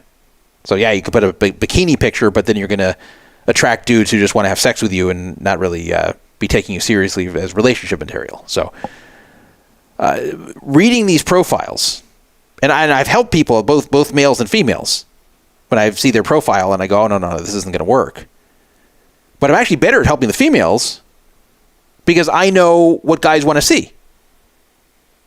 And I'll have a female friend or a female relative show me their profile and I'll say, oh no, this isn't good for this and that reason. I'll explain how a guy will take it when he reads it, especially if they're aiming it at a guy around my age. And they're sometimes very surprised. And it's because it is hard to write for an audience you don't really completely understand. And when you understand yourself, if you're part of that demographic, then it's a lot easier to write for.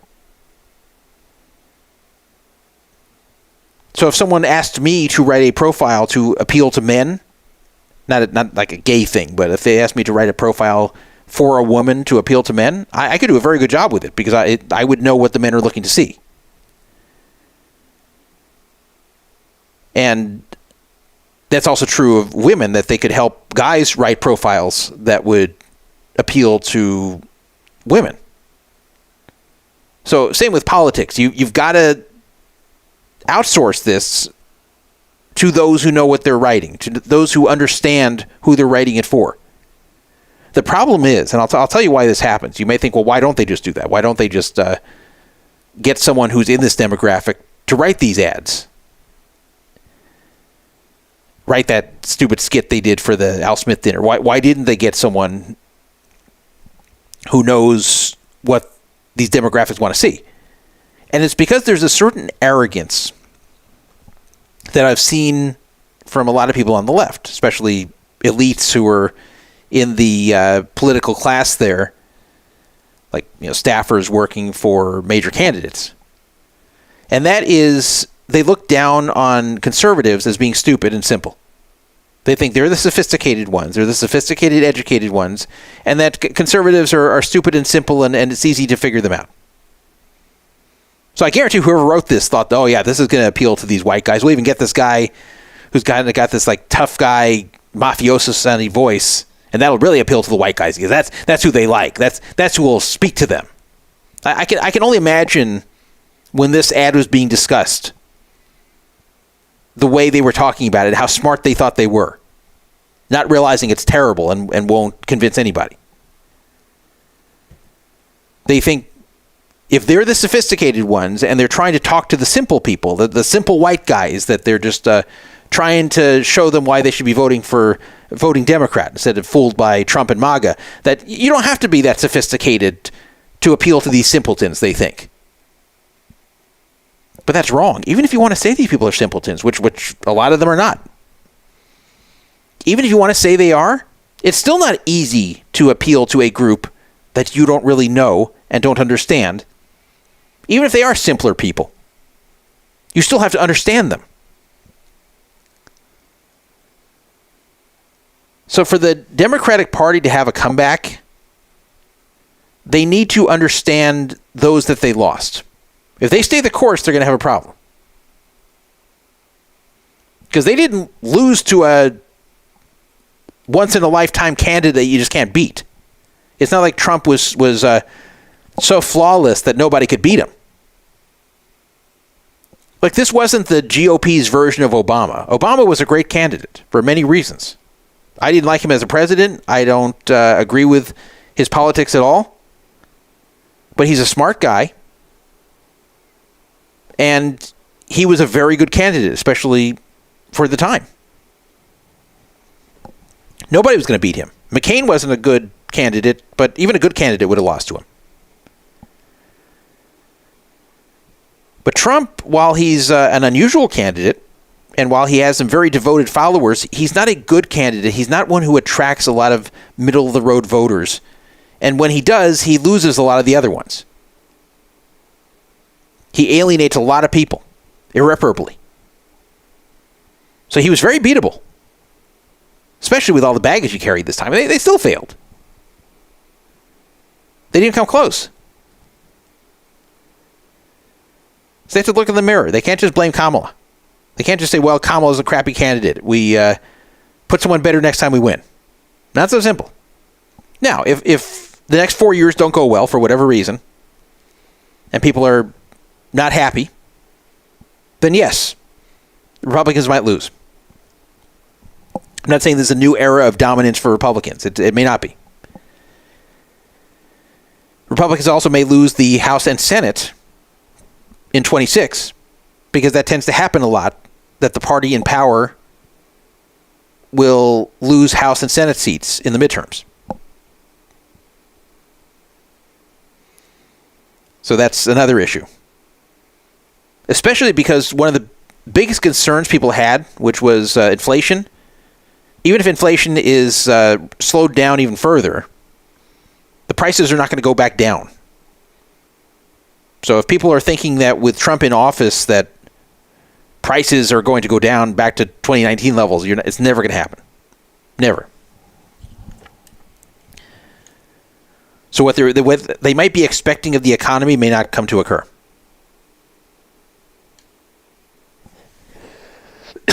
And there's something else we haven't talked about yet that kind of fell to the back of some people's minds, but it's going to go back to the forefront soon enough, and that is healthcare. We are going to have a day of reckoning for healthcare pretty soon, and it's going to become a matter of where we go from there. Because the healthcare in the U.S. is messed up, but not the way you might think. I'm not advocating for a European-style socialized medicine program. That would be a disaster, especially built on top of the system we already have. But we do have a lot of broken elements to our current system. And if we just stay the course, it will keep getting worse. I'm also a little concerned that Republicans are going to try to repeal the ACA, which means a bunch of people will be left without health insurance, including possibly me. I'm not on any kind of subsidy, but I do buy individual plans, and the ACA does guarantee me acceptance, that they can't say, oh, we don't want to insure you for this or that reason. They have to insure me. I have to pay a lot of money, as does everybody who has an individual plan doesn't get a subsidy, but at least I know I can get insurance. Once they remove the ACA, if they do this, then that guarantee will be gone. And that will get a lot of people angry. And when they were talking about replacing the ACA the first time, everything they were proposing sucked. I'm talking about the Republicans. They did not come up with a good alternative for the ACA, and then it just didn't happen anyway. So I'm open to suggestions on how to fix healthcare, and I've got ideas myself. But it has to be fixed in some way. And if Republicans don't fix it, what's going to happen is socialized medicine. That's what's going to replace what we have, and you're going to hate it. The only way you won't hate it is if you just absolutely can't afford healthcare right now. But the truth is, if you're very poor, you get not only free healthcare, but you get excellent free healthcare. Much better than what I have. I'm not kidding. Low-income healthcare, you can get on these low-income free plans that blow away. The benefits and the doctor acceptance rate it blows away anything you could buy in the individual market. But there's people who are like in the lower middle class category that are in the unfortunate spot where they don't qualify for that, but they also can't really afford healthcare very well, especially the copays and the prescriptions and the tests and all those type of things. And it's getting more and more expensive. And the biggest problem, this is a problem nobody talks about, is that you don't know what you're going to pay until after you've already been at the doctor. This is the only thing I can think of in American life that you find out the price of something after you've already bought it. Every other product and service, you know what it's going to cost before you buy it. Here, you just go in, you get treated, and you have no idea if you're going to get a gigantic bill or a small bill. And I've seen it both ways. I've seen like where a lot is done, and I go, oh my God, this is going to be like a tremendous bill, and it's like $30 comes in the mail. Then I have some very minor thing that's very fast and very easy, and I get a bill that's thousands. So you just never know. And there's no way to research it. There's no way to find out. If you try to call, and they'll tell you they can't tell you because of contractual reasons. So that needs to be addressed. The whole cost in general of healthcare needs to be addressed. The insurance premiums keep going up because the prices keep going up, and the insurance companies have to keep raising the rates in order to cover these price increases. medical billing is basically one giant scam. Every visit is broken up into like 8 different items that they bill individually for. They have professional billers that know how to extract the most money out of the system. There's actual scams that go on where you're told to take tests you don't need, sometimes even harmful tests, because they happen to be lucrative. I'll give you a tip right now, by the way. If you go to a cardiologist and they tell you to do a nuclear stress test, you probably don't need it, and in fact, it's bad for you. You don't need the radiation, it's not good for you, and it's going to be way more expensive than the regular stress test. But there's a big scam out there because insurance pays so much more for the nuclear stress test that they love to push you to the nuclear stress test and won't even give you an option for the regular one unless you ask for it. So I would suggest if your doctor tells you to do a nuclear stress test, if you're at a cardiologist, ask them, why do I need the nuclear? I'd like the regular one. And you can even tell them if it's not true. I know a cardiologist who told me that most of these are not necessary. So can you give me the information so I can bring it to the cardiologist I know? And you can say they're out of state. That's why you're not going to them. And they'll tell you. So then they'll be more likely to be truthful about it. But that's one of the ongoing scams in medicine right now in the U.S. So there's a lot of things like that. A lot of reforms needed. But what will happen if we go to socialized medicine? First of all, you think it's costly now?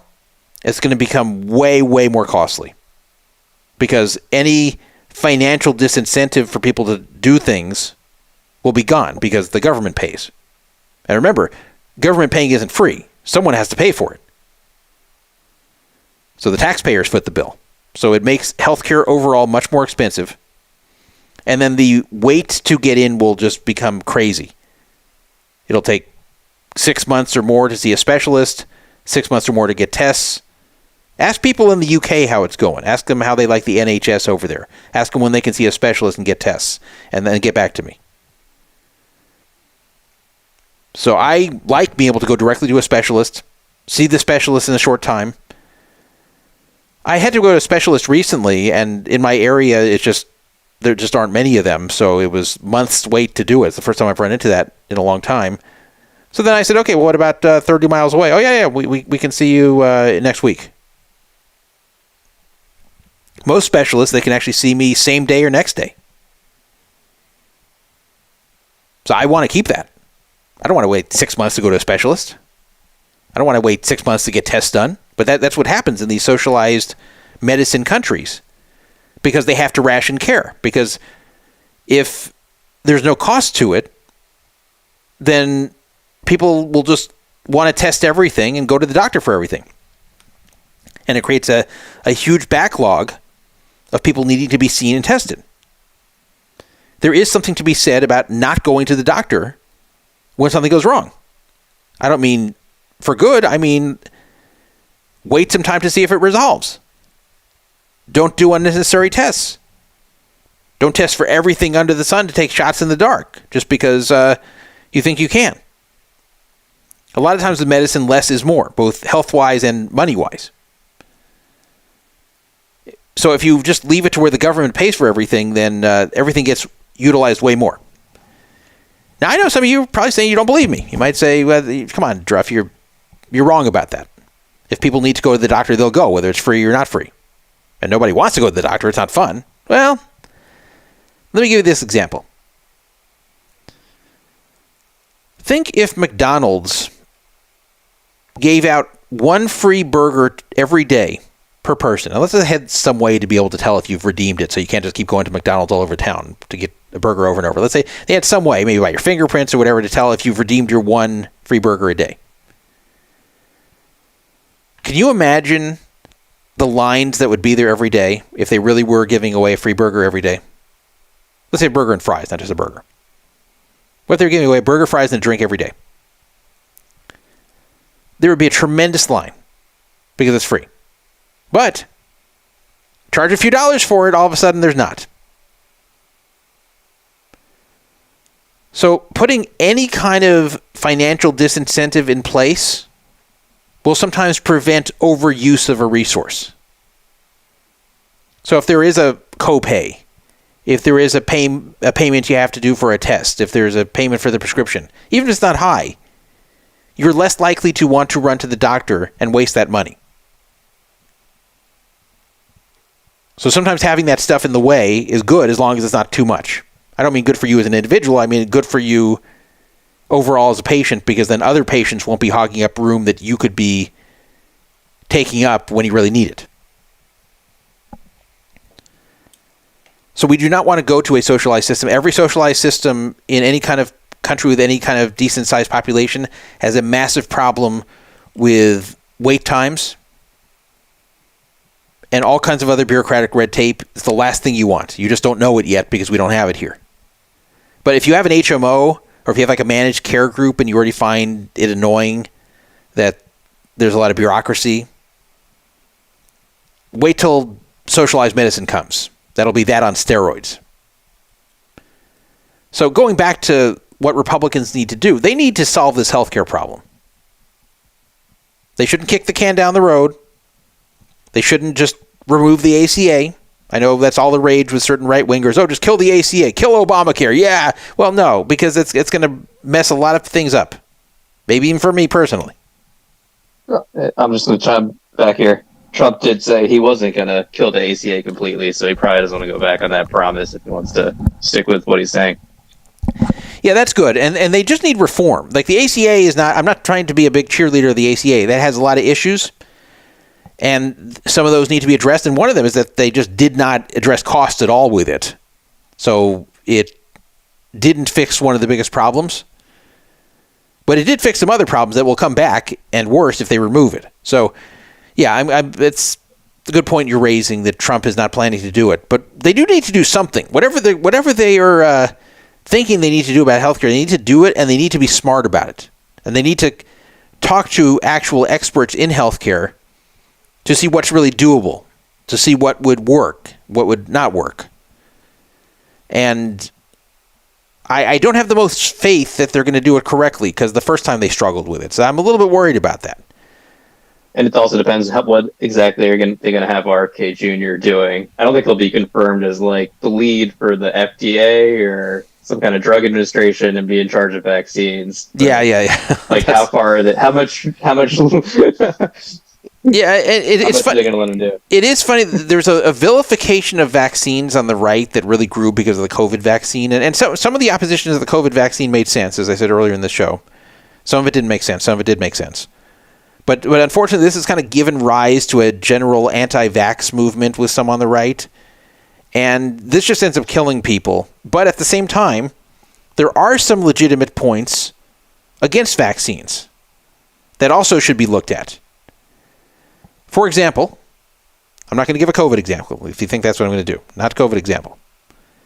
You've probably heard enough about COVID vaccines for a lifetime. But the shingles vaccine. I am over 50. It is recommended that people over 50 get a shingles vaccine. Am I getting one? No. Will I ever get one? No. Why? Because I had the real thing in 2010 when I was 38 years old. What do the studies say on shingles vaccines if you've already had shingles? Well, it's inconclusive. They're kind of leaning towards getting it, but they're not really presenting any hard data of what benefit you're getting from it. It seems like 4% of people who've had shingles get it again. So, like, you're already 96% protected at that point. So, do you really want to get another vaccine? But if you go to the doctor over 50, they're going to say, yeah, get the shingles vaccine. And the reason they say that is because they don't want to say don't do it, and then you get shingles and get bad nerve damage, and then complain, hey, you told me not to get the vaccine. So instead, they go the safer route, safer for them, that is, and tell you to get the vaccine, even if you truthfully don't need it because you've already had shingles. So I can tell you, I know someone who got that vaccine recently, and it was very harsh on them. It didn't do anything terrible to them, but it ruined several days in a row where they were very, very uncomfortable. So you had to get 2 shots with it, too. And, of course, there is always risk with any vaccine that it can cause you some real problems. It's not a high risk with the shingles vaccine, but it can. All vaccines can. So there's always a risk with vaccines. So it's a question, does the reward exceed the risk? And I determined for myself that with only a 4% chance to get shingles now at this point, because I had it already, I don't feel the risk of getting the shingles vaccine and the frustration of the side effects, which are pretty bad for some people, that I'll have to deal with for days. I don't think that's worth it. And it's not even shown if it does any good if you've already had shingles. So if I were to listen to doctors, I would be getting that vaccine. I'm not listening to them because it does not make logical sense to me, and I can't find one study that shows that this will make logical sense to me. Just kind of, we think it helps. Just do it. Just do it. Because they're not the ones who have to go through the side effects. They're not the ones taking the risk. So that's where I agree with some of the anti-vaxxers, that vaccines are just pushed on people too easily. And I always encourage people to think critically before taking any vaccine, rather than just doing what the doctor says. But at the same time, if you're just blanket saying no vaccines, they're all bad, they're all evil, that's even dumber. Because medical advances are what are the difference between the life expectancy now and the life expectancy 100 plus years ago. You should see how many people died young, including children, back in the early 1900s. And even if you want to move past when penicillin was discovered, go into the 1930s, still a lot more children dying, a lot more young adults dying. It's been advances in medicine, advances in medical research that has raised life expectancy so much over those years. So you can't just say, well, I'm picking and choosing. I don't like vaccines. I'm just not accepting them, despite all the research that has shown how beneficial they are in many cases. So you can't just turn them all down. Like, I would be getting the shingles vaccine if I hadn't already had shingles. But I did, so I won't. So these are the types of things that I understand some of the skepticism, but you can't be an absolutist on it. You can't just say, I don't like these, I won't take them at all. Because you're just going to screw yourself. There's a lot of people that died of COVID. I said I wouldn't bring this up. Okay, never, I won't. But no one should be getting polio or like measles these days. It's like, right? You shouldn't. Yeah, with that, prevent some obvious illnesses, and vaccines are great at that. Maybe the scheduling needs to change. Maybe some of them need to be rethought. But yeah, and the thing getting rid is, of all vaccines would be really bad. The thing is also, people taking vaccines for many years, it's not going to be likely that a vaccine that's been given since the 60s is going to be found to be super harmful in 2024.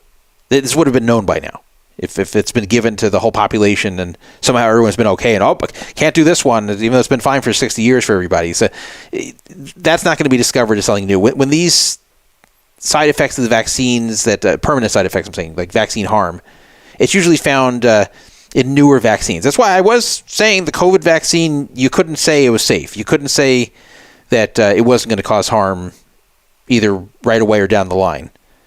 But you had to make a choice. It was that or get COVID, which was killing a lot of people. So it was an unpalatable choice, but one you had to make. But the ones that have been around a long time, for the most part, it's pretty well known what they can and can't do. So you just got to look what makes sense. And yeah, RFK Jr., he does worry me with these type of things because I'm afraid he is too much of an absolutist of this sort of thing, and he is kind of too conspiratorial. Yeah, I think put him in charge of school lunches, better fitness. That's the kind of stuff where you put RFK Jr. It's funny. It's funny you mentioned our school lunches because I'll tell you a story about Benjamin. That's something he told me. He told me, and I hadn't been paying attention to this, but he told me, Michelle Obama ruined school lunches. I hadn't heard of this, and I, of course, was not in school when Michelle Obama was living in the White House. And I don't know. I of course, she hasn't been living in the White House in a number of years now. And he told me this last year. So what did he mean by this? So I asked him, and he told me, and I even went and looked on the internet afterwards, and what he told me was correct. So what happened was Michelle Obama, she wasn't elected to anything. She didn't have any power. She wasn't appointed to or elected to anything, but she did have influence, obviously, being Barack Obama's wife when he was president. And one of the things she did as First Lady was she tackled the problem, or attempted to tackle the problem, of childhood obesity. And she focused on school lunches, saying that there's a lot more obese kids these days compared to in the past, which is true. And that she thought that school lunches were some of the problem, that the nutrition for kids isn't as good. They're eating a lot more junk, a lot more high-calorie foods, and they're just getting fat. So she came up with a recommendation regarding school lunches and how to make them healthier. The school districts did not need to follow the recommendation because she has no real power, but they were encouraged to. And a lot of them did because they respected her. And they thought that she was coming from a place of trying to help, and what she was saying made sense. So a lot of school districts around the country adopted these guidelines, including maximum calories and what can be in the lunches, and the percentage of fat content, various guidelines to make the lunches, quote, healthier. So in a perfect world, the kids would say, oh, great, my lunch is healthier. Well, that's good. So now instead of eating this lunch that's fattening and not good for me, I'm going to eat this lunch that's much less fattening and much better for me, and I'm going to eat the whole thing and be very satisfied with it. That's in the perfect world that often liberals imagine but doesn't exist. The problem is you don't solve problems based upon a perfect world. You solve them based upon a real world. The real world is that kids are very finicky. If kids don't like something, they will throw it away. Kids are not going to eat a school lunch that tastes terrible. Also, when you reduce calories, you have to, the way to do it is either by reducing portion size or making the thing taste worse. There's a reason that a lot of foods have fat in them or sugar in them, because fat and sugar improve the taste of foods. If you remove the fat, if you remove the sugar, then the food tends to not taste as good. That's why there's been, for a very long time, an attempt to come up with a good sugar substitute and attempts to make low-fat cooking taste as good as non-low-fat cooking. And usually these attempts fail, even with all the technology we have today. We may eventually... Also, fat gives you a full feeling, too, right? So it helps you eat less if you have foods that... Yeah. I think the move to all these non-fat foods is actually part of the problem for this general epidemic, is you see non-fat everything. Oh, I can eat this and not be fat, but that's not really what it means, right? Yeah, and kids don't think this way. So kids they get the meal, and if it's too small, then even if they like it, they finish hungry. And if it is not too small but just tastes lousy, then they just won't eat it and throw it away. That's the reality. So what they're trying to do is have kids eat a lunch that's nutritious and is not going to get them fat. Instead, they're just getting malnourished because they're not eating. They're just not eating. I mean, why not just cut out lunch then and say, okay, it's 0 calories, there's no lunch. So that's what became the reality of a lot of the kids. They actually became 0 calories because the kids just would throw the lunch away. And I went out to Reddit and read a thread about it, and every person there was agreeing. Every single person there, including ones who were saying that they generally like the Obamas and that they actually identify more with the Democrats, and kids that are now actually in their 20s and went to high school back in the mid 2010s and identify as liberal. Otherwise, they say, look, the truth is this was a failure. The truth is that the school lunches, which were good beforehand, went to shit.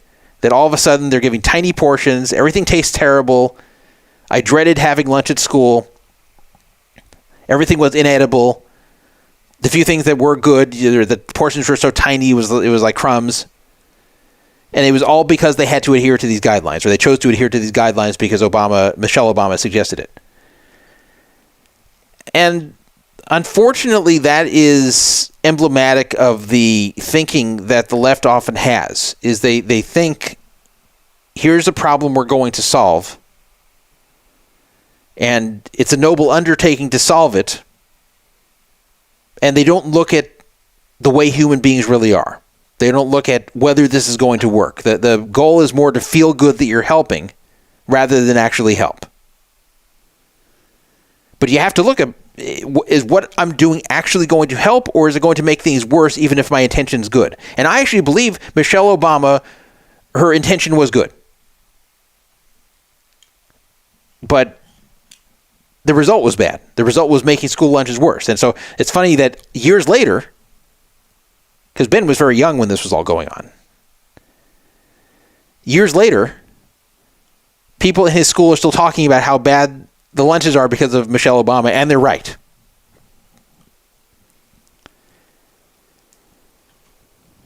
So you just have to look at what you're doing and whether it's going to actually improve anything.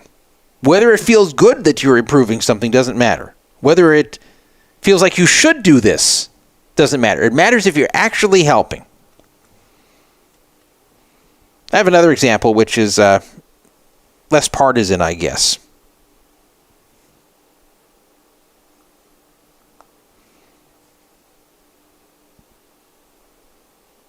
My example is on Facebook. There was something about some kind of pipeline in South Dakota where there were some protests about it was going to go over Native American land, and there were a lot of people on the left protesting it. Anyway, there was something spread around on Facebook that said a warning to anyone who's going to protest there that the cops are actually looking on Facebook to find this and look at check-ins to find the protesters. And then they just go instantly arrest them. Now, this was never verified to be true, but someone was claiming on Facebook that the cops were looking at who was checking into these protest locations and then seeing their face on Facebook and then looking for them and just arresting them. So the post suggested, in order to counter this, that everybody who sees this post check into this protest. So this will overwhelm the cops, and they'll have like a million check-ins, and they obviously won't be able to go through a million different check-ins and look for who to look for there.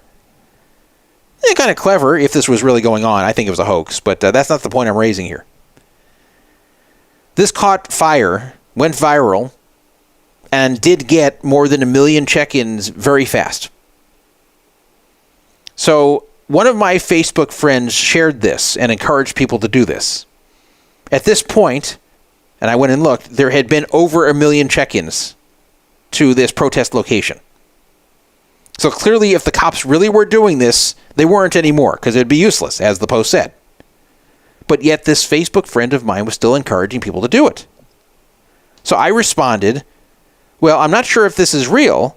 I'm not sure if this is really happening. If it is, this is kind of a clever way to counter it, I admit. However, the deed's been done. This has already been done by more than 1 million people. There's no point to ask anyone to do this anymore, because if the cops were doing this, they're not anymore.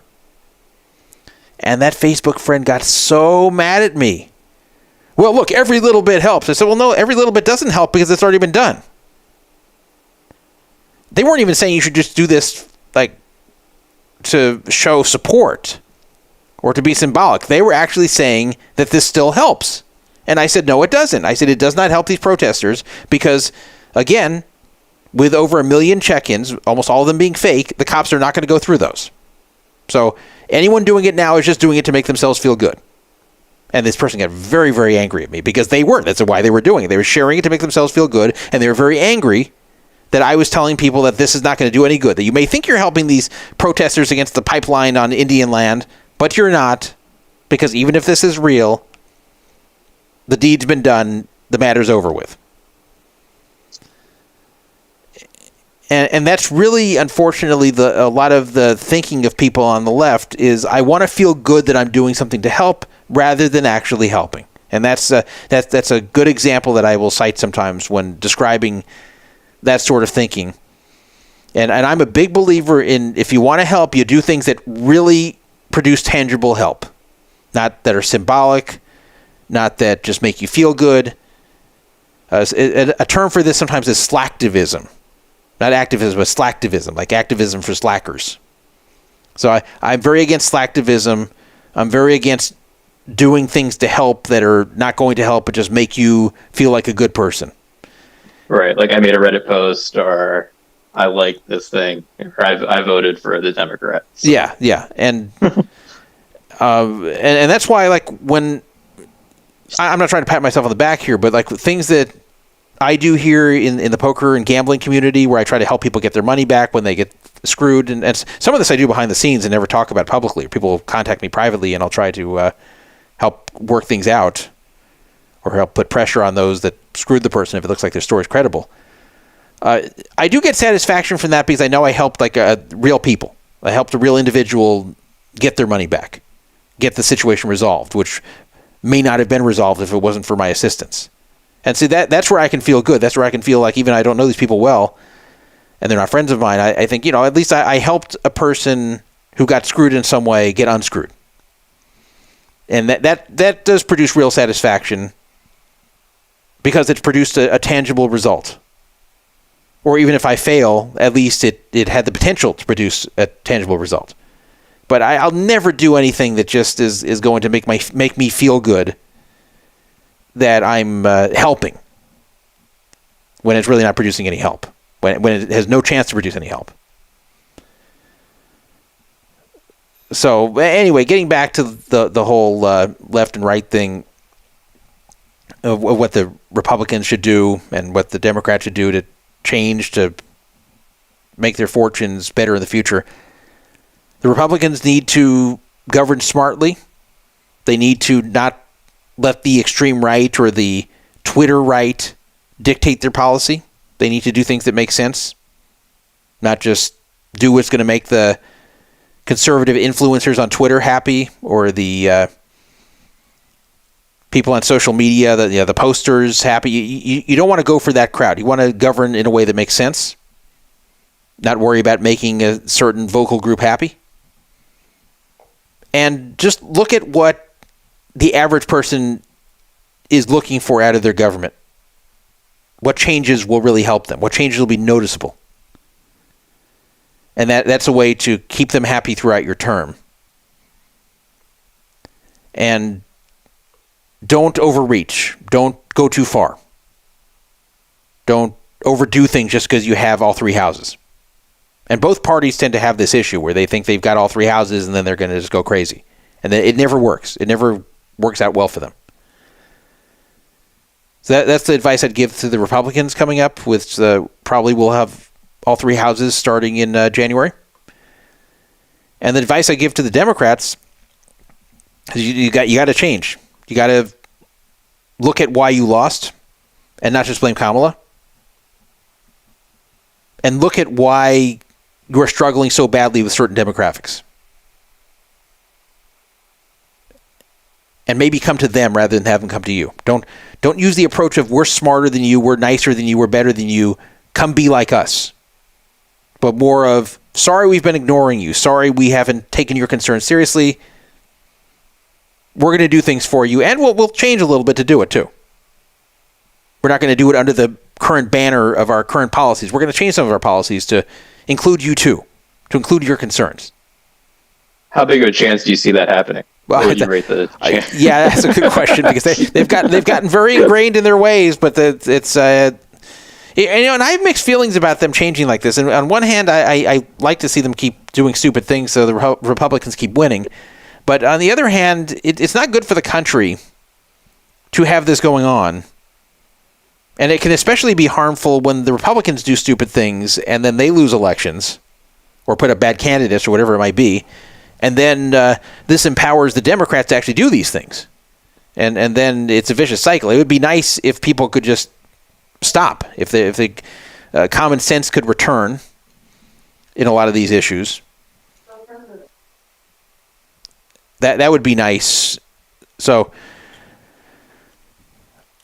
I don't know. I don't know what to expect going forward. I don't know how much any of this is going to be followed. It's not like the DNC is watching this show, and it's not like Trump's going to be listening to the archives afterwards and go, oh, well, Dan Druff said to do this. So okay, We're gonna I put have Todd's endorsement, and we're gonna call in. I think next Poker Fraud Alert radio show. No tax on poker players. Can we get that going? Would that get more poker players? Yeah, that would. That would. They no tax on gambling. Yes.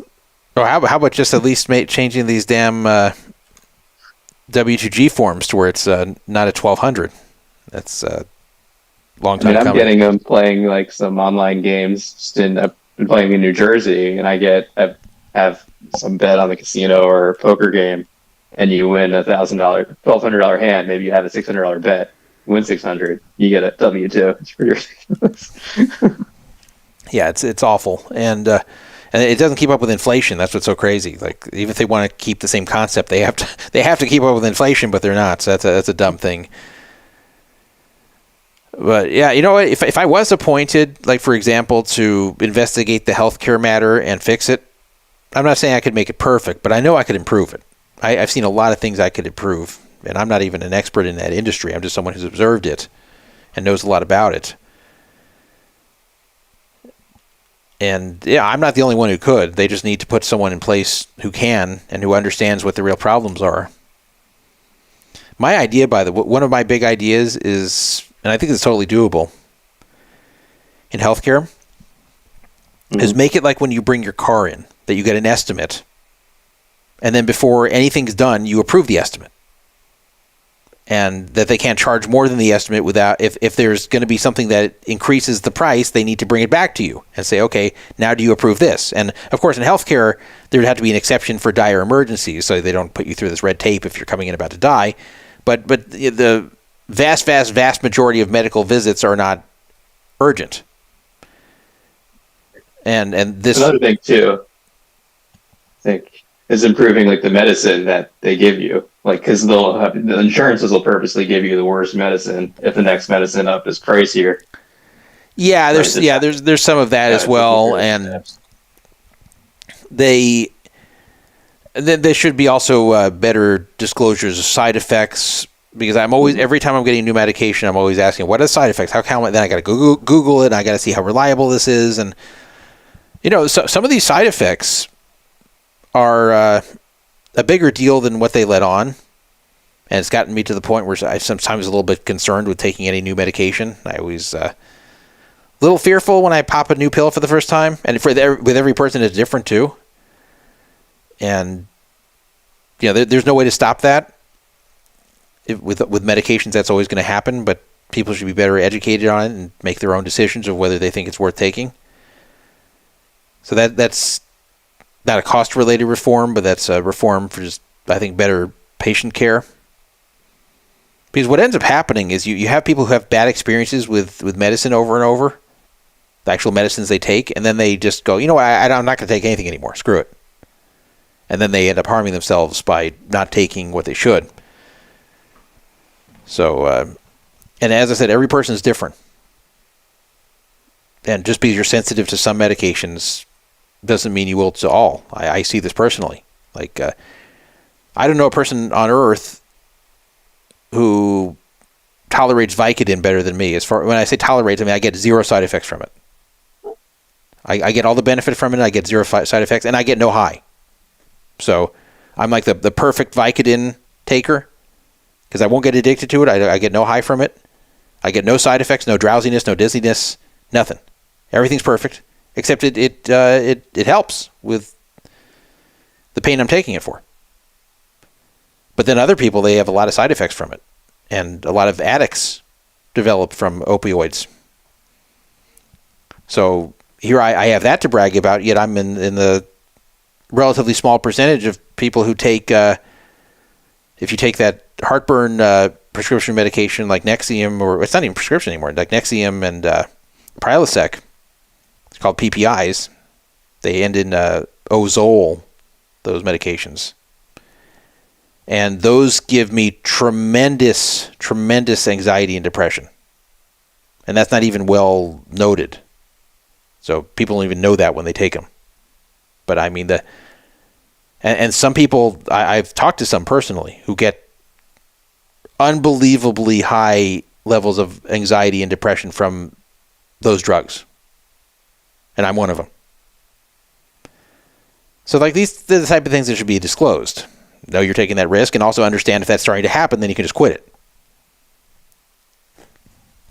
There's a lot really needs to be reformed, but just removing all vaccines, that's not smart. I want to go back to one thing you were just talking about with the Democrats. How are they going to change? And I see one way to potentially change is they double down, go even more left, and try to get their next wave through the youth and more kind of indoctrination, right? So what do you see I know there's the big stories this year about education, about these protests at universities. The Free Press just did a story about teachers across the country and from elementary school to upper school, kind of indoctrinating their kids with these far leftist views, right? You've heard the story about all the stuff with trans kids and the gender stuff being taught in school. Like, yeah. What do the Republicans do with this, and how do they kind of, because that's going to be really the next big fight to decide the future of the country, because it's going to be the kids. I've seen some young men turn right. Yeah. What's going to happen with the overall? And I'll tell you what this can be for Republicans is a winning issue. And that's actually what allowed them to win the governorship in New Jersey, in Virginia, when Glenn Youngkin won. Right. And if they stick to this issue and do it right, this can be a big winner for them, because the last thing parents want is no control over their own kids, where it's left to the government to decide what's right and wrong for their own kids. People hate that. Parents hate that, especially middle of the road and conservative parents. You'll get the vast majority of parents that are very against that being the case. So if Republicans take up that issue, as they were starting to in 21, and then they started to fall off and not do it right, but if they can take this issue up intelligently and fight a lot of the stupidity and the indoctrination that's coming at the schools, and just say, look, this isn't your place to do. This is not your place to push this on kids, and teach what you're supposed to teach. That's it. It doesn't have to be right-wing indoctrination either. It shouldn't be that either. It should just be no indoctrination. It should not be you take a trendy political matter of the day and start teaching this to kids as fact, when a lot of the parents will object to it. And I've told this story before. When Benjamin was in, I think, 6th grade, 5th or 6th grade, I think maybe 5th grade, I was sent an email from the district that they're going to show some kind of health-related film to the kids, and that they have to get permission. And it was about their bodies and puberty and stuff like that. And, it's useful stuff for the kids to know. So you can opt out if the kid's watching, but I wouldn't do that. It's useful stuff. But I was a little bit worried what was going to be in this video. I was like, oh boy, like I don't want videos that are saying, you may not be the gender you were born with. You can choose your gender. Like if it was going to be that crap, I was considering opting out of it. So I thought, okay, I do want to watch this. So they had a link to watch it on YouTube, thankfully, before you make the decision to opt out or not. So I pressed the link to watch it, and within 30 seconds, I knew the video was fine. You know why? Why is that? Copyright 2007. I kid you not. I saw copyright 2007. I breathed a huge sigh of relief, because I knew all the stuff I was worried about appearing there was not going to be there. I'm like, okay, this is just going to be like a standard health film for kids about puberty and about their bodies. Great. So I didn't have to watch the rest. All I had to see was copyright 2007, and that was it. So I thought this is a sad remark on society today, that 2007, which isn't that long ago, especially then, this is now like 3 years ago or so. So it was even, it's the year when I graduated from high school. Yeah. So I I see that and I think, oh great, the film's going to be fine. And it's not even like I'm so old fashioned that I only approve things made in the 80s. This is 2007. I'm like instantly, yep, it's fine. And I said, that's a sad statement about today. And that's what they should be looking at doing. They should try to roll back the clock on most of this stuff that has been brought into schools. Nothing about making kids feel bad about their race and about how they're oppressors. Nothing about how they can choose their gender. If they want to incorporate a few modern things into it, such as if you notice that you're attracted to the same sex, then there's nothing wrong with that. It's okay to be gay. Fine. They want to have that message in there. That's fine. I feel that with most people, being gay isn't a choice. That's just the way that they are. And so there's no point to hide that fact from kids once they're old enough to have that discussion. And even the stuff with showing respect to all people. You want to show respect to people, no matter what race they are, no matter what their sexual orientation, or if they're trans, you should respect them no matter what. That's a good message too. And so if they want to insert that in there beyond the stuff you'd have seen in an 07 video, I'm fine with that too. But you can't have the propaganda of if you don't feel traditionally masculine, maybe you're a girl. Maybe you should consider transitioning. Maybe or maybe you're gender but non-binary. These should not be things that are in the schools. Nor should anything about racial oppression. Now, if they want to teach the way that black people were mistreated in the country up until the civil rights era, then that's fine. Yeah, that's history. Yeah. That's a fact. Teach the truth, but not the 1619. Yeah, and right. that's why they need to go back to, as I was saying, like the 2000s and teach it in that way. Like when I was in high school, there was not a single kid who was out as gay. Not one. And it's not just my high school. And I went to a public high school. It wasn't just my high school. Every high school. There was no gay kids in high school. And it wasn't because nobody was gay. It's because it wasn't acceptable to come out as gay in high school. So that's good now that kids can feel comfortable in high school to come out as gay. And the truth is, when you're in high school, you usually do realize if you're gay or straight, or bi or whatever. As I know, by the time I was in high school, I was very aware that I was attracted to girls and I was not attracted to boys. So I didn't need anyone to teach me that. It was something I noticed for myself, and I was very sure of it, and I'm still just as sure here today, 35 years later.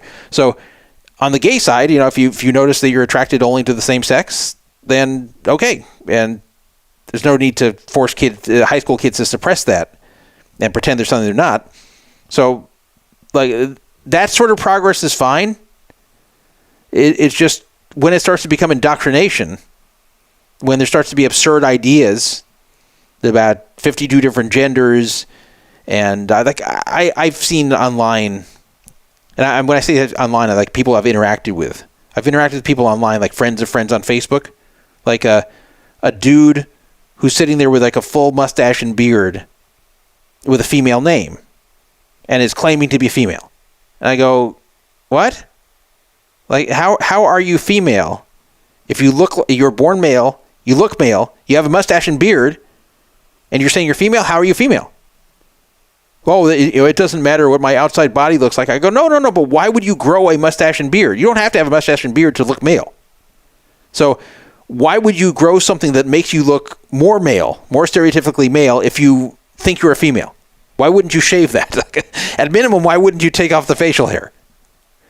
And it's not even like you need the facial hair to be accepted by your family or something. You don't. This is a choice to have it. So why would you ever have that? They can't explain it. And I go, well, then what makes you female? Explain what makes you female.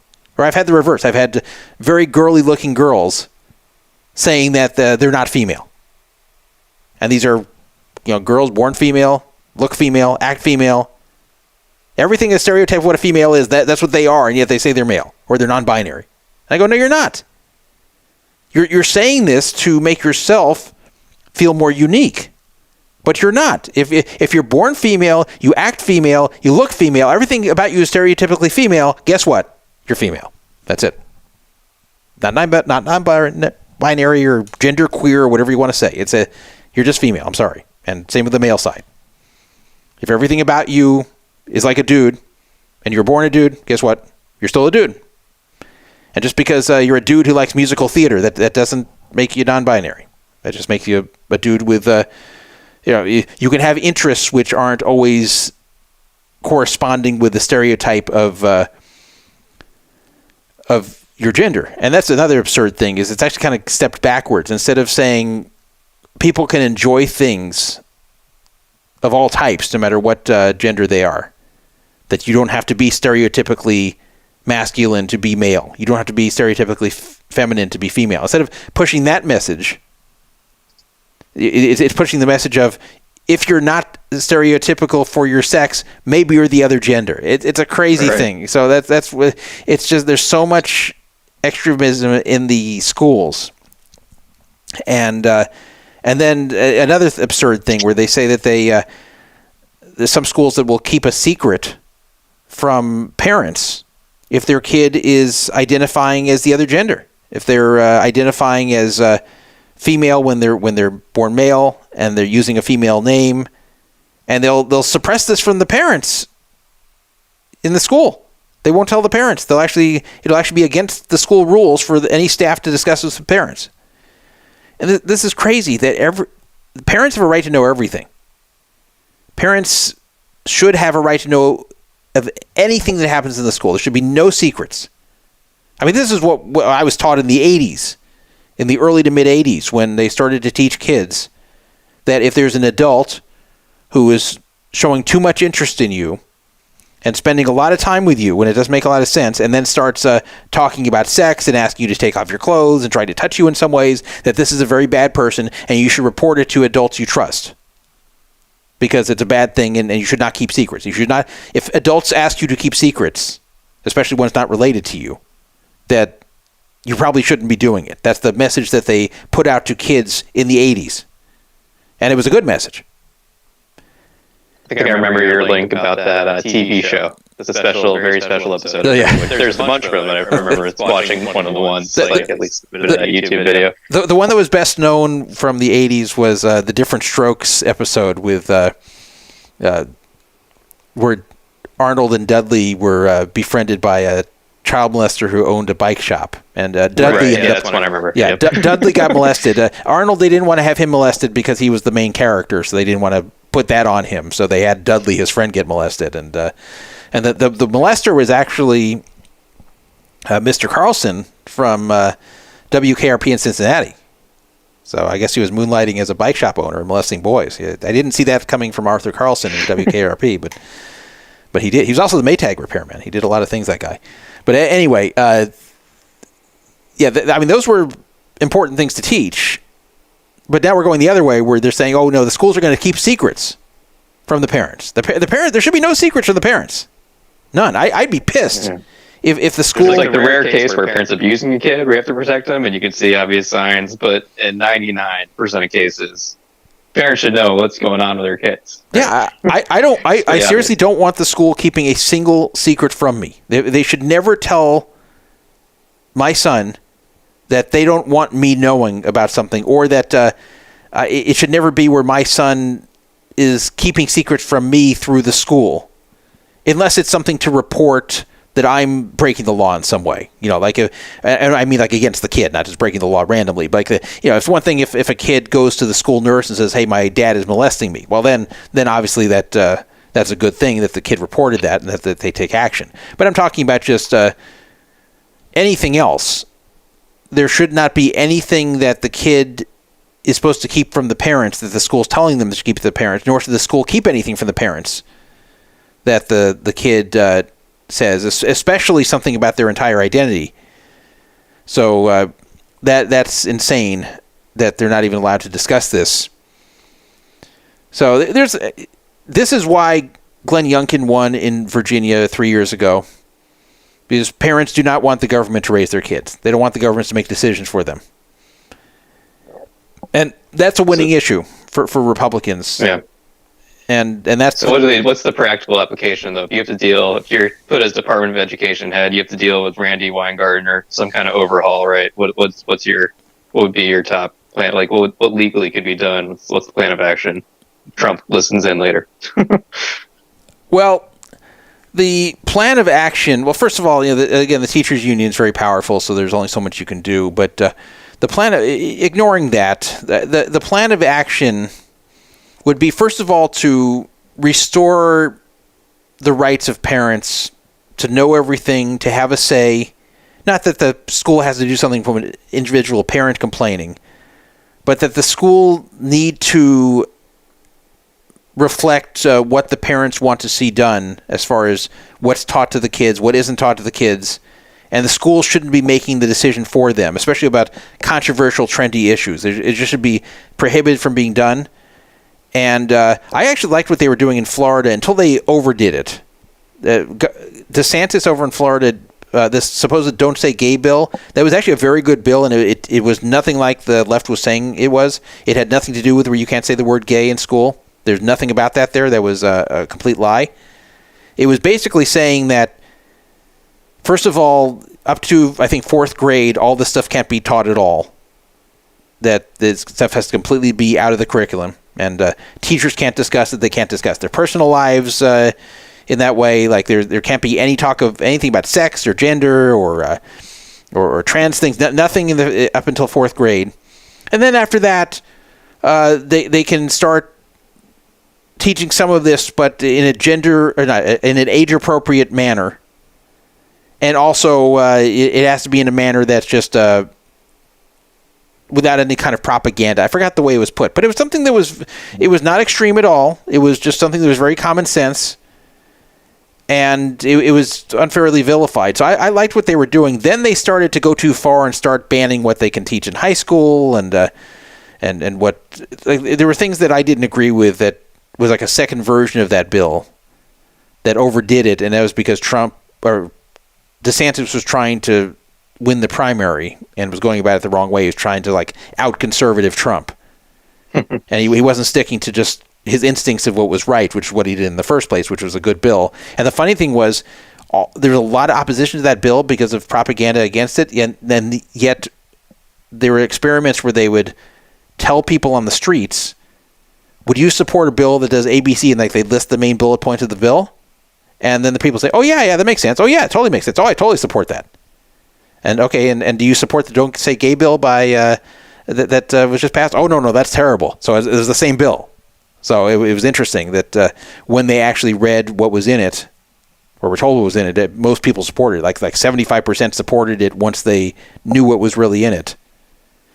Yeah, and I follow that too. It's another big case too. The mainstream media, just propaganda, all the reporters going on one side of a story, and just probably a few Rupert Murdoch outlets and some other stuff telling the other side of it. Yeah. So really, the thing is with controversial situations, it's just not the school's duty or even right to teach these things. This should be stuff that the parents decide when to expose the kids to it, and also what they want to expose them to and how they want to present it to the kids.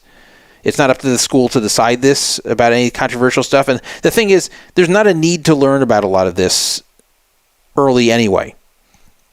And there's not a need to have to push a certain point of view. It's not like teaching kids about their bodies. It's not like so they understand puberty, or they understand about the consequences of having sex as a teenager. Like, those are the important things for teenagers to know. And you can't just say, well, I don't want my kid having sex, so they're not going to know it. Because the truth is, a lot of teenagers end up having sex, including I did in high school. So that's I support common sense things to teach the kids that they should know, they'll be valuable to know, but not propaganda. Anything that is controversial, where half the country is going to think one way, half thinks the other. You don't teach that way. You just don't teach it in the schools. You can introduce the topic and allow the kids to do their own research, but you don't teach one way on something that's very controversial. So, like, you can teach about the history of slavery in this country. You're not going to have a lot of people that are saying, oh yeah, it was a good thing that we took slaves in America. Like, almost everybody will agree that was wrong. Almost everybody will agree the forcing black people to drink from different fountains and sit in the back of the bus, or not come into certain restaurants, that was wrong. So you can teach this stuff because it's not propaganda. This is something that is already accepted by mainstream society, where pretty much everybody has the same point of view, except for a few extremists. So that's fine to teach. But things that are like controversial, where a healthy portion of the country doesn't agree, That shouldn't be taught as fact in the school, and it shouldn't be forced upon parents that this is being taught to their kids against their own values. So that's something that would need to be reformed, in my opinion, in the schools. So that, and yes, and in colleges, I mean, that's even worse. Now, these aren't kids anymore, of course, in college. So the parents don't really have any rights there. They are often paying the bills, but the truth is that at least this is being taught to legal adults. But the ratio of liberal to conservative professors in colleges is insane. It's got to be something like 15-1. I mean, it's something really, really crazy. And that's not good either. And I know in Florida, again, there's been some attempt to legislate around this, and that's a little tougher to legislate. But it does need to be looked at, because colleges have also become propaganda factories, and it's left-wing propaganda, and that's not fair either. I think that the kid should be exposed to all the ideologies and pick what they like. So, in fact, some people have asked me how I became a Republican, and it was actually from watching a TV talk show. That wasn't even really like a serious show. It was a show that dealt with serious issues, but there's like a lot of wacky stuff happening where people insult each other and throw things at each other. So it was actually good for like a 12-year-old to watch, because it kept my interest with all the wacky stuff, but then they were actually dealing with real issues. So I noticed with the real issues that even though the guests were given a chance to state their point of view, I seemed to agree with the conservative host almost all the time. I kept saying, wow, I agree with this guy really just about every show. Even though I'm hearing the other side and I can understand the other side, I just don't really agree with it. And then that's when I realized I was just naturally inclined to being a political conservative. And I think that's the approach that really should be used if they're going to introduce kids to things like this, or even in college to introduce people to these concepts, is to let them know both sides from an unbiased standpoint and then decide what fits them.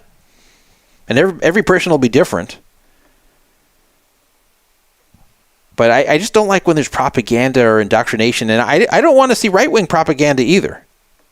I'm not one who wants to see that in schools, nor do I want to see right-wing colleges become the norm.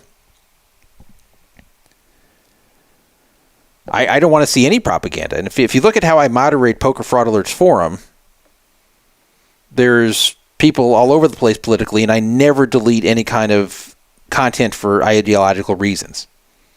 I'll delete things when people are messing up threads with posting crap. Or I'll delete things that break the site rules blatantly, but I don't. I never delete things because it's left-wing thought. I'm happy that we have left-wing thought on the site as well as right-wing thought on the site. I wouldn't want it to be an echo chamber. I've never once blocked anyone for having a different political opinion than me. Never. In all my time on social media, never blocked one person. And I have some very, very far left people who post on my Facebook and on my Twitter feed, and I don't block them. Never do. Don't hold it against them either. I just say, okay, this person sees it differently than me, and that's the way it's going to be. That's the way it will work. People will see things differently. I think it's the dumbest thing ever to end friendships or to block someone over political differences. So, and I hope people take that away from this election. Maybe it's time to stop doing this. Maybe it's just time, not for this election specifically, but maybe it is just time to look and go, it is time to not hold people's political differences from you against them. And it's crazy. There's people who don't talk to their parents because their parents are voting for Trump. And I go, what are you doing? Can you imagine one day your parents are going to be dead and you had a good relationship with them up until you had these political differences? And then one day they're going to be dead and you're going to say, I haven't talked to my dad in 12 years because he voted for Trump and now he's gone. I can't ever call him. Like, how can you say that? It's one thing if your parents treated you like shit when you were growing up and you decide when you're an adult you want nothing to do with them. I understand that. Or if they just change when you're an adult and just are very unpleasant to you and you just decide you don't want them in your life anymore. You know, you can't make that decision lightly, but it makes sense. But over politics? That's crazy. But people do it. I see these stories all the time. And yeah, my parents agree with me for the most part politically, so that's not been an issue for me. But I could tell you, if I was left-wing, my parents would still talk to me, and I would still talk to them. Or if they were left-wing, I would still talk to them. It's insane that people do this. It's insane people end friendships over this. And I get some people listen to the show, which of course, for most of you, you probably know this is not normally a video show. This is normally an audio show. But I get compliments from some people who are on the left who say that even though they don't agree with my political views, that at least I present them in a respectful and logical way, and they can at least understand the way I'm thinking. And it actually seems more reasonable now that they hear the way I explain it, even if they don't agree. And that they appreciate hearing it. And I think that's a compliment to hear. It's one thing to get compliments from people on my side that they like hearing political views, but I especially like hearing that from people on the left, that they like hearing the segments where I talk about politics, because that means something, even if they say they agree with nothing, which is often the case when people are on the left and listen to me. So anyway, let's take a look again. I've been ranting a lot here. Let me take a look again with the story with the election, even though we know the result, but let's... we don't know all the results. We know some of the results. We know the main result. Pennsylvania is looking like it's going to settle in the probably in the mid twos. Funny enough, Trump has lost 0.5 as the votes are being counted. So now it's down to a 2.5 lead. Maybe I want my shares back. Did someone buy my shares already? I might want them back now. Let me see. Let's see here.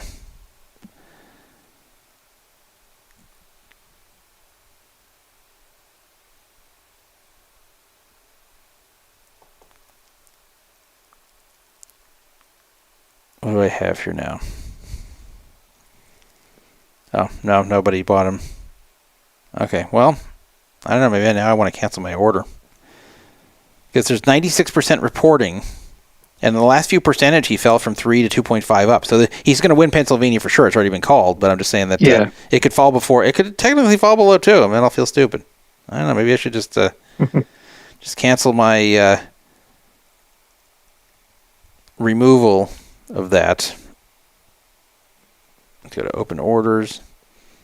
Yeah, let's cancel it. F it. I sold 300 of them, which is nothing. So I'll just leave it. I'll let it ride just in case. Going back to the map, though. Michigan, Trump up 2.1 with 93% counted.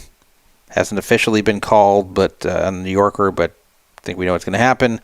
Wisconsin is up 3.5% with 94% counted. That's pretty much a lock.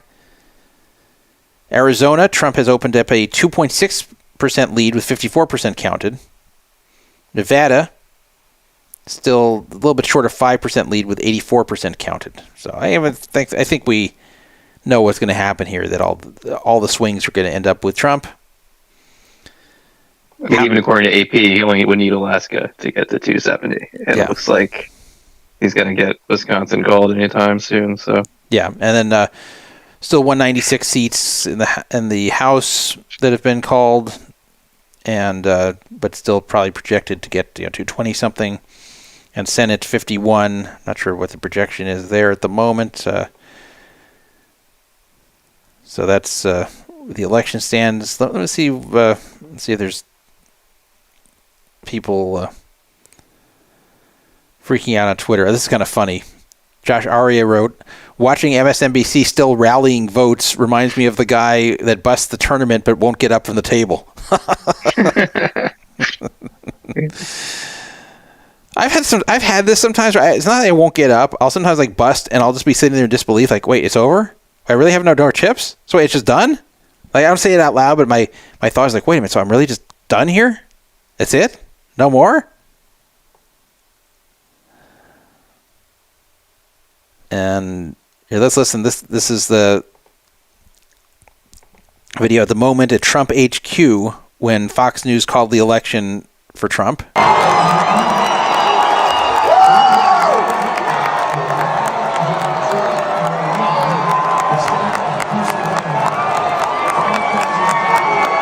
Yep. You know what? There's cheering. It wasn't that much excitement. I think because they saw it like for a while. So it wasn't like watching Freddie Freeman hit that grand slam in Game 1 of the World Series. That was like just happens at the moment. This was like it was a slow burn there as watching Kamala fail tonight. What inning was that in Game 5? Is that the 5th inning? No. I was talking about Game 1 there with the grand slam. I was thinking tonight was kind of like that for the Democrats. Oh, the 5th inning. This just kind of this just kind of failed the whole way. Actually, it was never looking good for them here today. Here's I guess a clip of Anderson Cooper. Someone saying he looks like he's about to cry. Let's hear him. Not battle tested, and she was wearing the brunt of Joe Biden in her own positions in 2019. That was a terrible position to be in. Donald Trump on the brink of a stunning victory. Votes still coming in. We're also tracking the fight for the control of the House. A lot more ahead. Yeah, he does look like he's about to cry. I like the excuses already. Well, she came in a bad position. She's tethered to Biden's positions. She didn't have to be. See, I didn't understand that either. They could have had a primary, right? There's so many things they could have done. They could have had a primary. Biden, he probably would have done better. Even if they didn't, she could have just said, I thought Joe Biden did a good job, but the truth is, I'm a different person. I have different ideas. Here they are. Here's how I would have done things, and that's what I'm going to do going forward. So it's not going to be a continuation. It's going to be a different administration. And, I was the vice president. I just didn't have... These things weren't my choice. And Biden may not like it, but he already was pissed off anyway. So it was so weird how she wouldn't say one thing to distance herself from it. But then she also couldn't explain what she wanted to do. What's the other problem? I don't even know if she knew what she wanted to do. Super 70 Sports, which is kind of an amusing account. Super 70S Sports, Super 70 Sports. It's kind of an amusing account, though. They're often trying to hawk T-shirts or other things from with images from the old days. So it's not an account just to entertain. It's really to sell things. They wrote, CNN now reporting Franklin Delano Roosevelt is poised to clinch the Electoral College in the 1936 election. Obviously making fun of how they're not calling this election yet for Trump on a lot of these networks.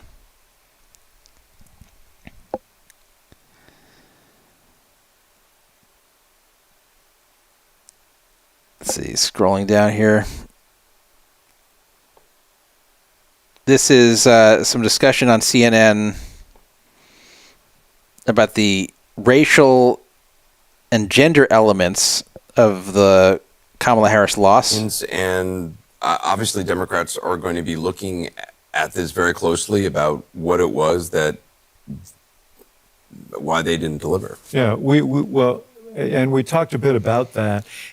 We should, we heard a discussion about what it was. This is David Axelrod. We should talk about what it was. And it may have been a mandate for some of the policies around economy and immigration. There'll be battles over some aspects of that and the wisdom of some of it. But certainly he should feel like he's been affirmed on that. It wasn't a mandate to wantonly use the power of the presidency to punish his political enemies. It wasn't a mandate to help enrich himself and his friends. It wasn't a mandate to single out groups in our society for scorn or worse. I'd love to hear from Van on this, but let's be honest about this, okay? Let's be absolutely blunt about it. There were appeals to racism in this campaign, and there is racial bias in this country, and there is sexism in this country. No, see, this is the attitude they shouldn't have, that this is the racism vote coming through. There's just racism in this country. That's why it happened. That's not what they should take away from this. And anybody who thinks that did not in any way impact on the outcome of this race is wrong. I'm not saying that was the main reason that Kamala Harris lost and Donald Trump won. And I think they ran honestly, strategically, his campaign. And I've said it many times. They ran a very smart campaign. It was an ultimately rational, well-conceived, and well-executed campaign for an often irrational candidate.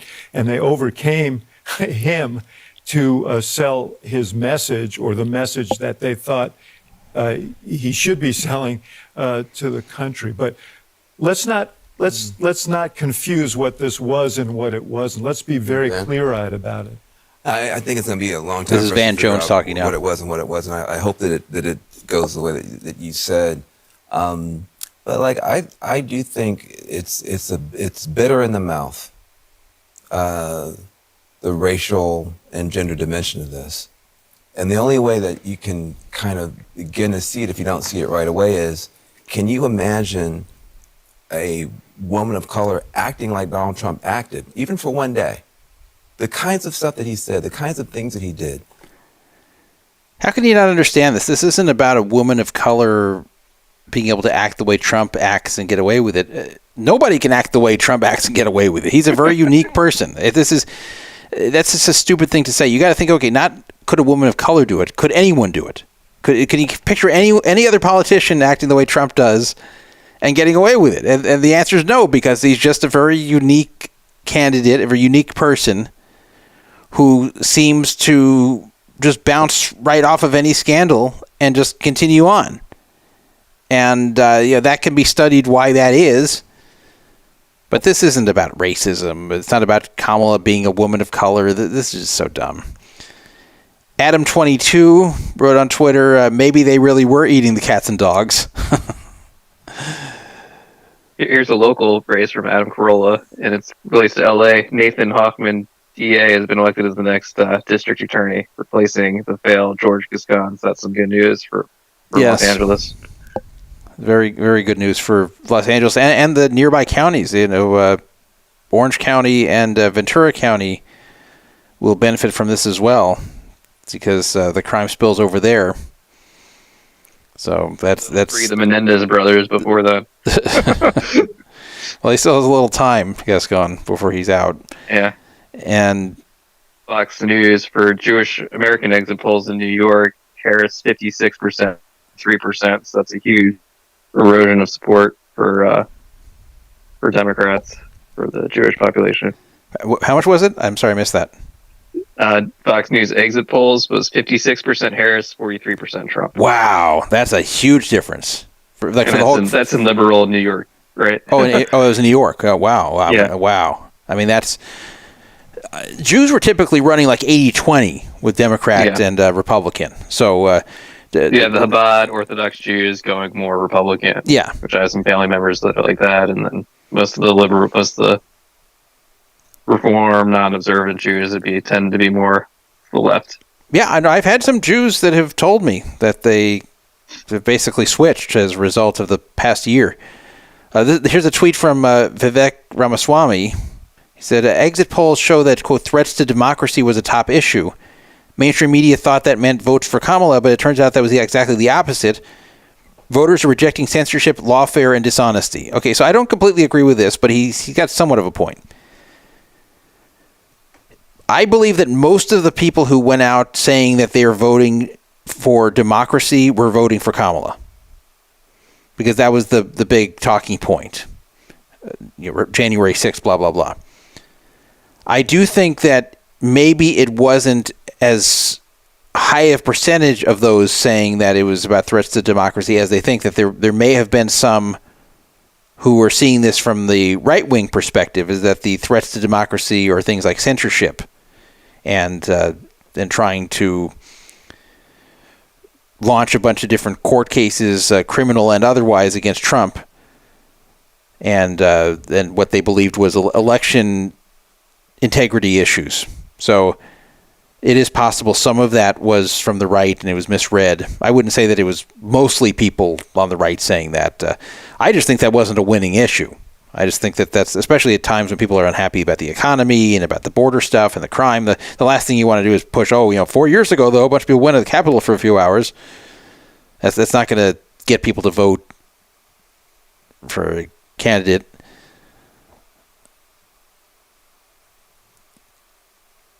And scrolling here.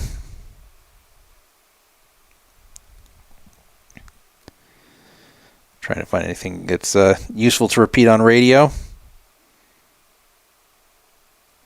Try not to just repeat things that are said by right-wing influencers, because that's not that interesting. Of course, they're going to be gloating.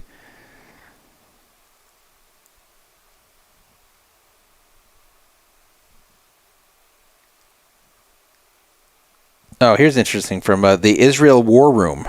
Breaking, Prime Minister Benjamin Netanyahu congratulates Donald Trump on his election as the 47th President of the United States. And this is what Netanyahu wrote. Dear Donald and Melania Trump, congratulations on history's greatest comeback. Your historic return to the White House offers a new beginning for America and a powerful recommitment to the great alliance between Israel and America. Now, of course, he's writing this also because, knowing Trump is the incoming president, he's hoping to get more support than he was getting from Biden. But also, he's happy because he's expecting he will get more support. This isn't just kissing ass for support. This is that he expected he was already getting it, and probably will. And I am wondering how the adversarial leaders are feeling. I know that in Iran, they're not happy. Iran was definitely hoping Kamala won. Russia, many people thought that Russia was actually for Trump. But there was an interesting thing that occurred. Some of you may have seen the Lauren Chen scandal. Lauren Chen was a conservative influencer, and she and her husband also owned a conservative media company that put out additional content besides just Lauren's own content. And they got in trouble recently for essentially being Russian assets. They weren't Russian spies, but basically Russian spies invested in their company, and they were aware of that. And they were even joking with each other of like, I wonder what propaganda we're going to put out next. And they were taking direction from the Russians that had invested, which was using presumably money from the Russian state. So you'll say, wait a minute. So Lauren Chen's a conservative influencer, and they had major investors in this company that they were putting out material for YouTube and on Twitter. The major investors were from Russia and were Russian assets. So wouldn't this mean that the Russians are now, they're in bed with the U.S. conservatives? Well, no, because the type of content that started being put out when this started to occur with the Russian investment was anti-Trump content from the right. So it was people like Lauren Chen saying, Trump lost me, so Trump isn't anti-abortion enough. So he lost me. I'm just not going to vote for him. I'm not going to vote for Kamala. I'm just going to vote third party. That's what they were pressing. So why would Russia put money into that if they wanted Trump to win? It was actually pretty smart. Instead of trying to tell right-wingers, hey, go vote for Kamala, you'll just get laughed out of town. So the only way to get through to right-wingers that you don't want voting for Trump is convincing them that Trump isn't right-wing enough for them and they need to vote third party instead, that Trump's betrayed them. So you'll never convince right-wingers to vote for a Democrat, but you might convince right-wingers just not to vote at all or not to vote for Trump. So that's what Lauren Chen was doing. And this was sponsored by Russian money, and that's for sure. So to me, that points to Russia wanting Kamala to be president rather than Trump. And I think the reason for that is predictability. all these foreign adversaries want predictability. As I was saying earlier in the show when we had the panelists on that were Trader Ruski's friends that came on, they want a foreign policy that they can understand exactly how far they can go. They want to know exactly what they can do, what they can't do, what the U.S. will respond to, what they won't respond to.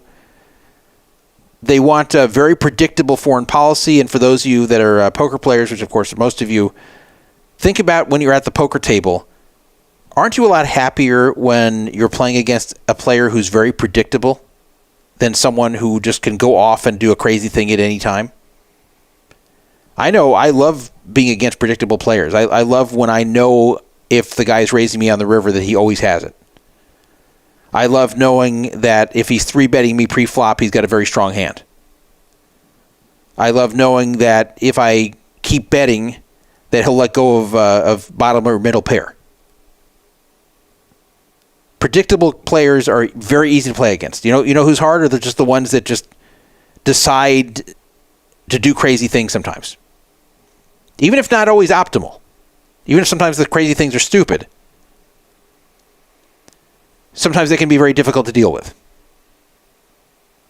Like, let's say somebody is chasing a flush draw, and you're betting and they're calling, and you've got an overpair, you're betting and they're calling, and then on the river you try to value bet them, and they've missed their flush draw, and then they put a big raise over you, and all you've got is an overpair. Well, what do you do? It's very hard to call in that spot. So you have to either make a hero call and hope you're right, hope they didn't hit like a straight or a 2-pair or something, or set, whatever you think might be possible, and then you might call and lose and feel stupid. Or so you had to make a tough decision. Sometimes you can end up folding and doing the wrong thing there. Now, this person would have made a dumb mistake if you had a very strong hand, you're betting the whole way with it, and then they're just shooting off into you. So there, it's great to be against them, but when your hand is something that's good but not great, it's very hard to play against a player like that. So what you want in that spot is someone who's very predictable. So the same thing in foreign policy. In foreign policy, you want the opponent to be predictable. You want the opposition leader to be predictable. And I think the Democrats have been predictable for a long time in foreign policy, and that's why I believe Russia wants Kamala to win. Because they don't know what they're going to get with Trump. Trump will talk to them. Trump will negotiate with them. But they just don't know what they're getting. They want to know if, for example, if we invade Ukraine, what's the U.S. going to do? They knew that under Biden. Under Trump, they didn't know this. They just didn't exactly know what they'd be getting. So it's good for us to have a leader who is unpredictable in foreign policy, but not so unpredictable where he's crazy. We don't want unpredictable where he's just going to fire nukes off or anything crazy like that. Start a million wars. You don't want that. But at minimum, you want the perception of unpredictability. And that's really what we got with Trump the first time with foreign policy was he didn't really do anything that hostile other than killing Soleimani in Iran, but he had the perception of someone who would if you pushed him. So that was great. That kept the opposition in line. So anyway, it'll be interesting to see what happens with Israel and the way we handle Iran under a Trump administration.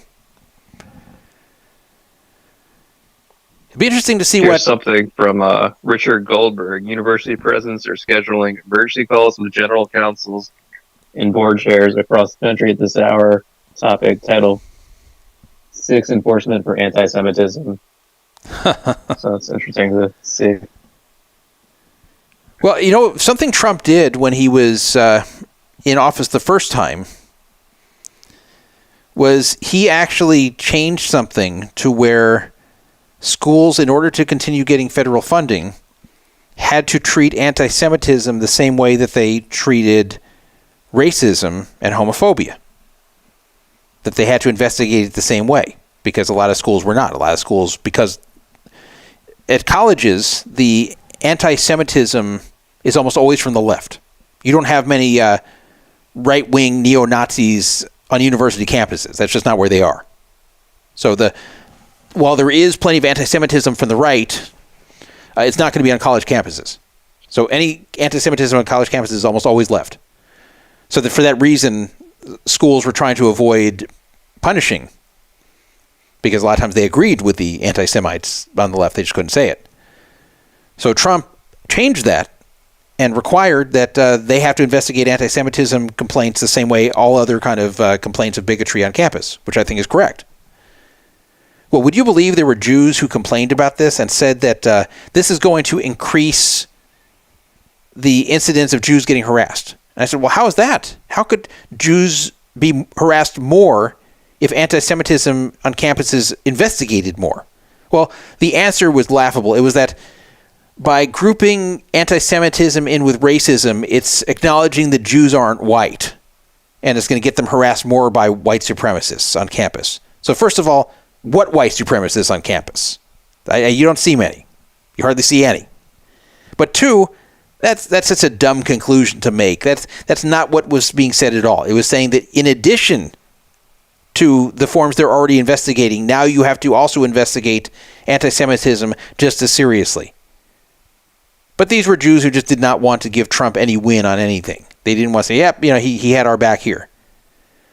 So maybe this is a form of maybe this emergency meeting is, because you think about all the anti-Semitism, this is way before the 10-7 stuff that I was talking about here.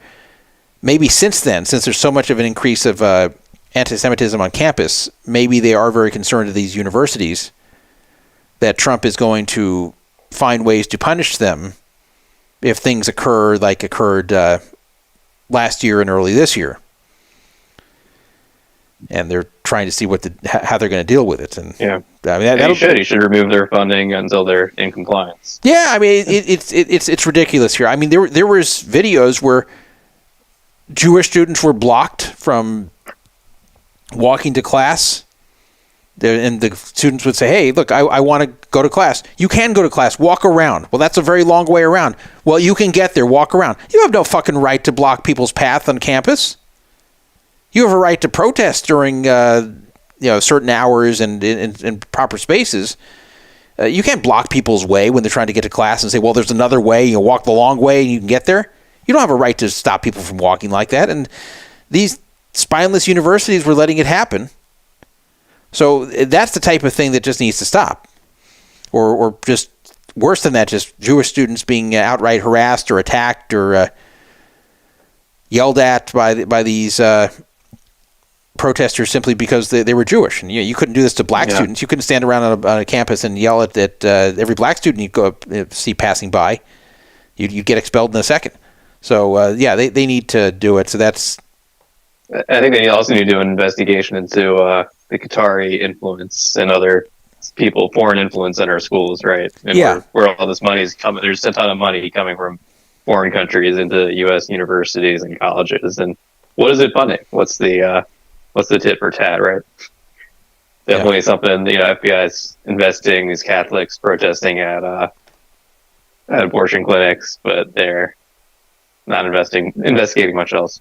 Yeah. It's and the thing with protest, it is American to be able to protest things that you're unhappy with, but protest is not an excuse to just outright break the law or outright stop people's movement. So protest is not blocking a freeway so people can't move. First of all, it's dangerous. It stops emergency vehicles from getting through. It stops non-emergency vehicles from getting through. It also just basically falsely imprisons people. It's not your right to stop people and make them listen to your message. It's your right to speak your message. It's not your right to force people to listen to it. So that's the first thing is it just can't be anytime, anywhere protest. And protest, it can't break the law. It shouldn't involve vandalism. It shouldn't involve illegal occupation of spaces that are not open to the protesters. And it definitely should never involve any kind of violence. And they should not be given excuses of, they're very upset about such and such thing happen. Yes. AP calls it for Trump. Oh, well, officially elected president. Damn it. Well, it's 270. Hours too late. I would have won my bet otherwise. Damn it. He wasn't going to wait until 5:30 in the morning, I think, to give his speech. I get why he gave it at 2:30 after Fox called it. It's a good bet. Here's a good exchange. Daniel Negreanu asking, curious, this is 3 hours ago, anyone know a good reason why Kamala isn't speaking to her supporters tonight? Isn't it customary to address your supporters live on election night? What happened here? And Willie McFML, who's a Poker Fraud Alert member, said, first off, Daniel, Kamala grew up in a middle-class household. That is funny. Did she give any? Has she at all given any speech? I think she'll. I don't know. I guess she'll call. They said I saw on the prompter on MSNBC when I was looking that she is expected to speak today, and I guess she'll probably make the concession call now that the AP's called it. Yeah, that's what she's going to use as an excuse. I mean, it's 2:30 Eastern, or 2:30 Pacific, 5:30 Eastern. AM. Yeah, 5:30 here now. And it's been clear for a long time. I'm about to get ready to get off it. Yeah, I'm going to end this very shortly too. I've been on forever, but yeah, it's funny that she hasn't done this yet, even though it's clear she lost. Like, what is she expecting here? She thought this is going to be an Al Gore moment. Bring the joy back, Kamala, to the Republican Party. So. And she's refusing to speak at the watch party that they had. Well, she's, I think, going to be shuffled to the background. I don't think the Democrats have use for her anymore. She's not going to be seen or heard from too much. Yeah, and that's going to be that, and they're going to move on That's how the machine works. To greener pastures in the party. Maybe Josh Shapiro the next. Yeah, he could be one if they get over the hatred of Jews, or if not, then they can go with Gavin Newsom. But he's got a lot of people that hate him, not just in California, so I'm not sure if he'll go over well nationally. And Gretchen Whitmer, definitely someone who has some viability as a candidate. It's hard to predict this here 4 years out, but Rashida Tlaib. I don't think Pete Buttigieg is going to do it because he's got a big handicap, and that is he has 0% support, at least last I looked, in the black community. And that is because still to this day, the black community is just not very warm to gay people yet. So someone who's gay and white is not going to get the primary vote from black people, and they make up like 25% of the Democratic base. So when you just lose 25% of the vote right there off the bat, I don't think you're going to win any primaries.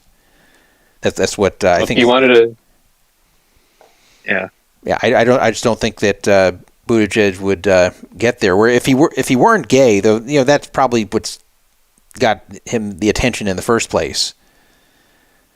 But if he weren't gay, then he'd have a future in the party. He's a good speaker. But I think that will hold him back, and I don't think he would be a viable candidate to win the primary. Another easy bet to make: Michelle Obama will not run for president or anything. Yeah, I don't think so. People who thought that were nuts. That would seem like a very easy. When she was one of the potential replacements for Biden, that was like a lock to take the opposite. Yeah. So if you see that for 2028, bet against it. And there could be some others who come out of nowhere. Like I can tell you, in 1988, no one had Bill Clinton on their radar, and yet he was the president who won in the 92 election. So he just kind of came out of nowhere and won the whole thing. So there's candidates that do that. I think no one had Tim Walz on their radar either. Yeah. I don't think he's going anywhere except back to Minnesota. That was so weird with Walz with the pathological lying. And what was weird about his lies is that sometimes they just were for no good reason. Like, why make up the whole thing that you were there in Hong Kong during the Tiananmen Square protests when you just weren't there? Like, why even say that? It's not like people are asking about it. It's not like it's a major part of his candidacy. This is something back in 1989. Even if he was there, no one's going to really care that much. So why make up that lie and just assume, no one can check? Well, yeah, people could check. Like we're not talking about 1949. Yeah. It's 1989. So people can still check. It's like that comedian who pretended he was in. What was that comedian's name who was on the league? Who pretended he was in the near the Twin Towers on 9/11? Oh, he got completely canceled after that. Yeah, I forgot who that was. Yeah, and he told a number of other lies. Like he talked about IVF and how it's important to preserve that because his wife used IVF to conceive their kids. And it turned out it wasn't true. His wife did not ever use IVF. They used a very uncontroversial procedure called IUI, which is just a procedure on the sperm. So there's really nobody who's objecting to procedures on sperm because sperm by themselves are not creating life. So and in fact, by definition, every time sperm are ejaculated, there's like hundreds of millions of them wasted. Even if there's a pregnancy, the rest of the sperm die. So no one has ever objected to this IUI procedure. It's completely different than IVF. But he converted it to say it was IVF just so he can try to attack Republicans for supposedly being against IVF, which the vast majority of them are not. But that was a weird thing to just make up his kids were from IVF when they weren't. And even back when he wasn't running for president, it was found by Minnesota media. It was found he had a DUI in 1995. So, okay, in 1995, he was like early 30s. So he wasn't a kid, but it was a long time ago, even when this was discussed in the late 2010s. And he put out this whole story about how it was a misunderstanding. He was tired. He failed the sobriety test because he was tired and just wasn't paying attention to the test well enough. And he actually wasn't drunk at all. And he just decided to accept it because he didn't want to challenge it. And I forgot the whole story. But it was basically, I wasn't drunk. I was just tired. And I failed the test and I just didn't challenge it enough. And that was what he pushed. And then it was found that his blood alcohol level was like 0.125. So this whole elaborate story about being tired and not drunk at all was just a complete lie. Just this lie after lie after lie. And then there's the whole thing about it claiming he had a different rank in the National Guard than he really did. And that he carried weapons in Iraq or Afghanistan. One of the two. I think it was Afghanistan. And it turned out he was never there. Yeah. Maybe Kamala just wanted to find someone more distasteful than her. So Tim Walz was the pick. They just they just didn't vet him enough. It's so weird with all the lies. And the other thing is I didn't understand like what they thought they were winning here. Like they're winning Minnesota anyway. So what is he really gaining them? It didn't make any sense. I think this is another like lame attempt to attract white males to vote for them. But he wasn't appealing to middle of the road or semi-conservative white males at all. And then there's a weird thing with him, and we'll probably never know, but there was this weird thing when he taught high school that he was very obsessed with helping gay teenagers. And it's kind of a weird obsession to have as a supposedly straight teacher in high school, to really, really take an interest in helping gay teenagers. And it's one thing if just a student comes up to you and says, hey, I'm gay and I don't know how to tell the other students. What would you suggest? It's not like students came to him.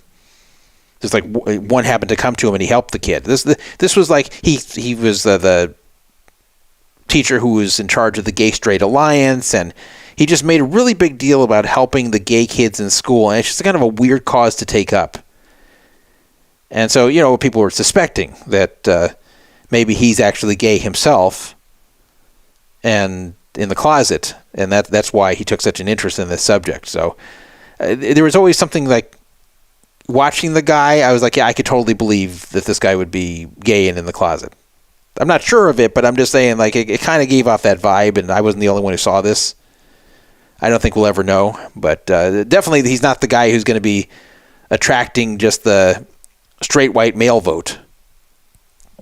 So another weird choice there, instead of Josh Shapiro, who could have delivered Pennsylvania. Though the funny thing is, even with Pennsylvania, it's looking like Kamala was not going to be the winner. So, well, the results are in. So, any other last topics before I wrap? No, you can drop. Want to probably wrap up and say. Yeah, I'm gonna wrap off. Wrap off. That sounds dirty. I'm gonna wrap up very soon. Oh, here's something. Wisconsin finally called by AP. Even though Trump fell below 50%, even though he's up only 1.3, They have 97% of the votes counted.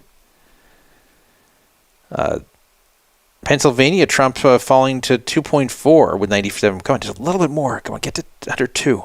Just a tiny bit under 2, Trump. Come on, do it. Do it. Help me. I've been so supportive of you here tonight. Michigan still not called, but 95% in. Up 2 for Trump. Arizona, Trump is up 4.7. That's pretty strong. 60% in. Nevada, that same 5% or so with 84%. They probably won't be done counting that till 2 years from now. And Alaska, Alaska. I can't believe they thought Alaska was in play. Trump is up 15 points with 77 or 73% counted. I guess before we finish, I want to talk about fake swing states. And there's some on both sides. So here's some fake swing states that I never thought were in play, and we were led to believe were in play. First of all, Texas and Florida, ridiculous. Not even close. Trump ended up winning by 13 points in Florida, and for good measure, 14 in Texas. So some swing states there. And Ted Cruz easily held that seat, right? Yeah, Ted Cruz easily held. And not just this election. I'm saying that just in recent elections, we see a lot of fake swing states. Minnesota, for the Republicans have this fantasy they're going to win Minnesota. I think it's because they're bitter that they didn't get Minnesota in 84 and sweep the whole thing.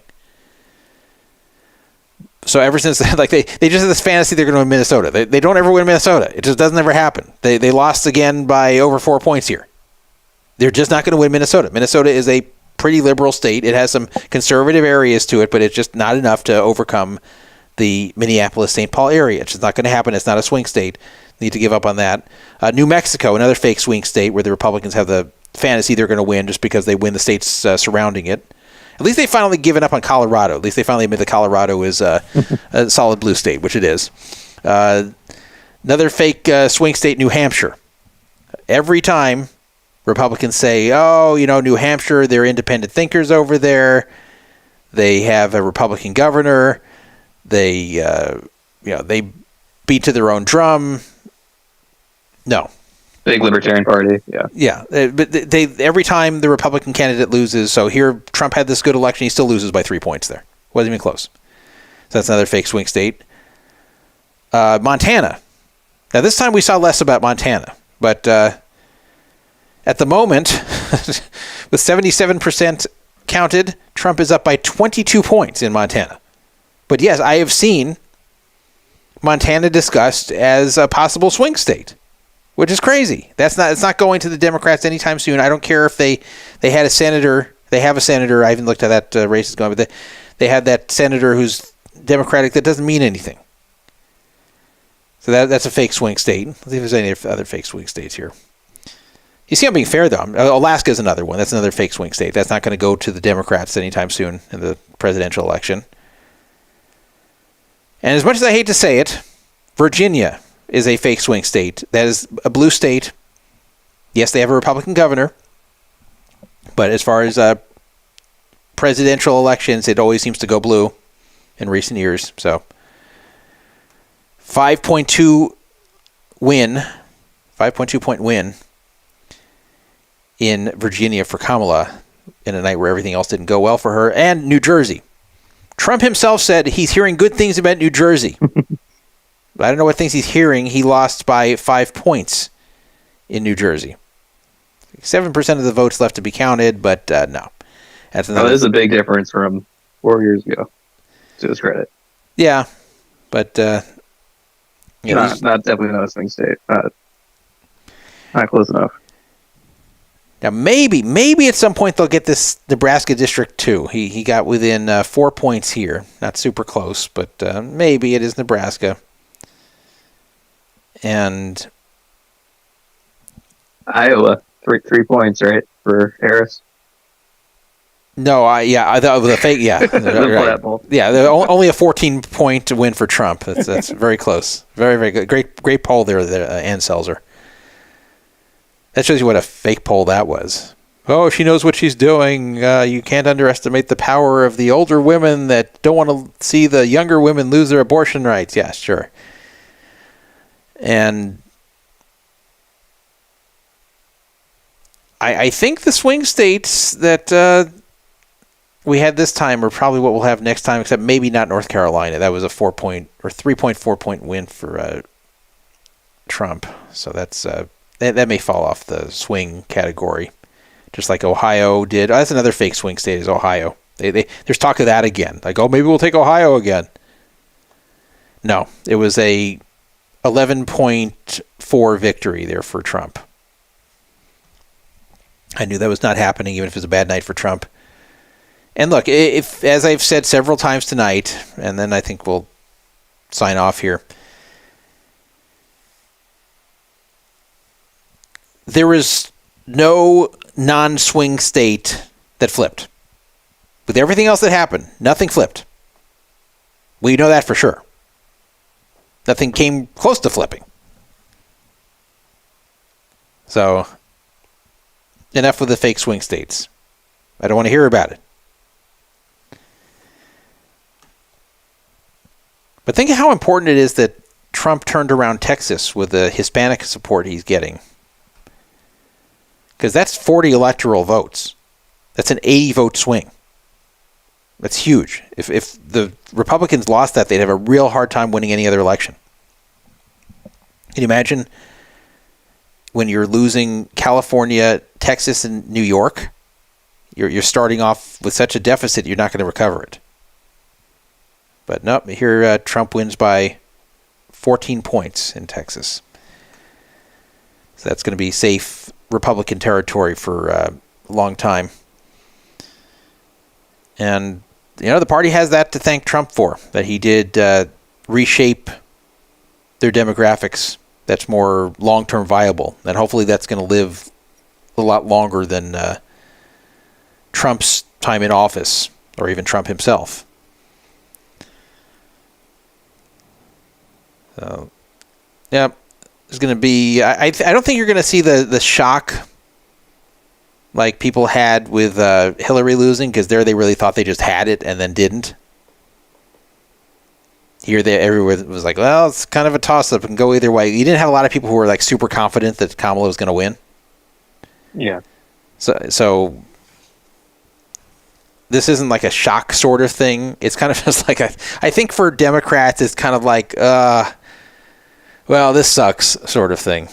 I think the popular vote is a shock, and and just the amount, the margin of the victory, and kind of the distaste for Kamala is pretty shocking. That's a good point. Yeah, Democrats weren't able to do more like that. I thought it was going to be close. I thought pretty 50-50. I thought Kamala was probably going to have something in it to win. So pleasantly surprised. Yeah, that's true. The popular vote was a shock to a lot of people, including me.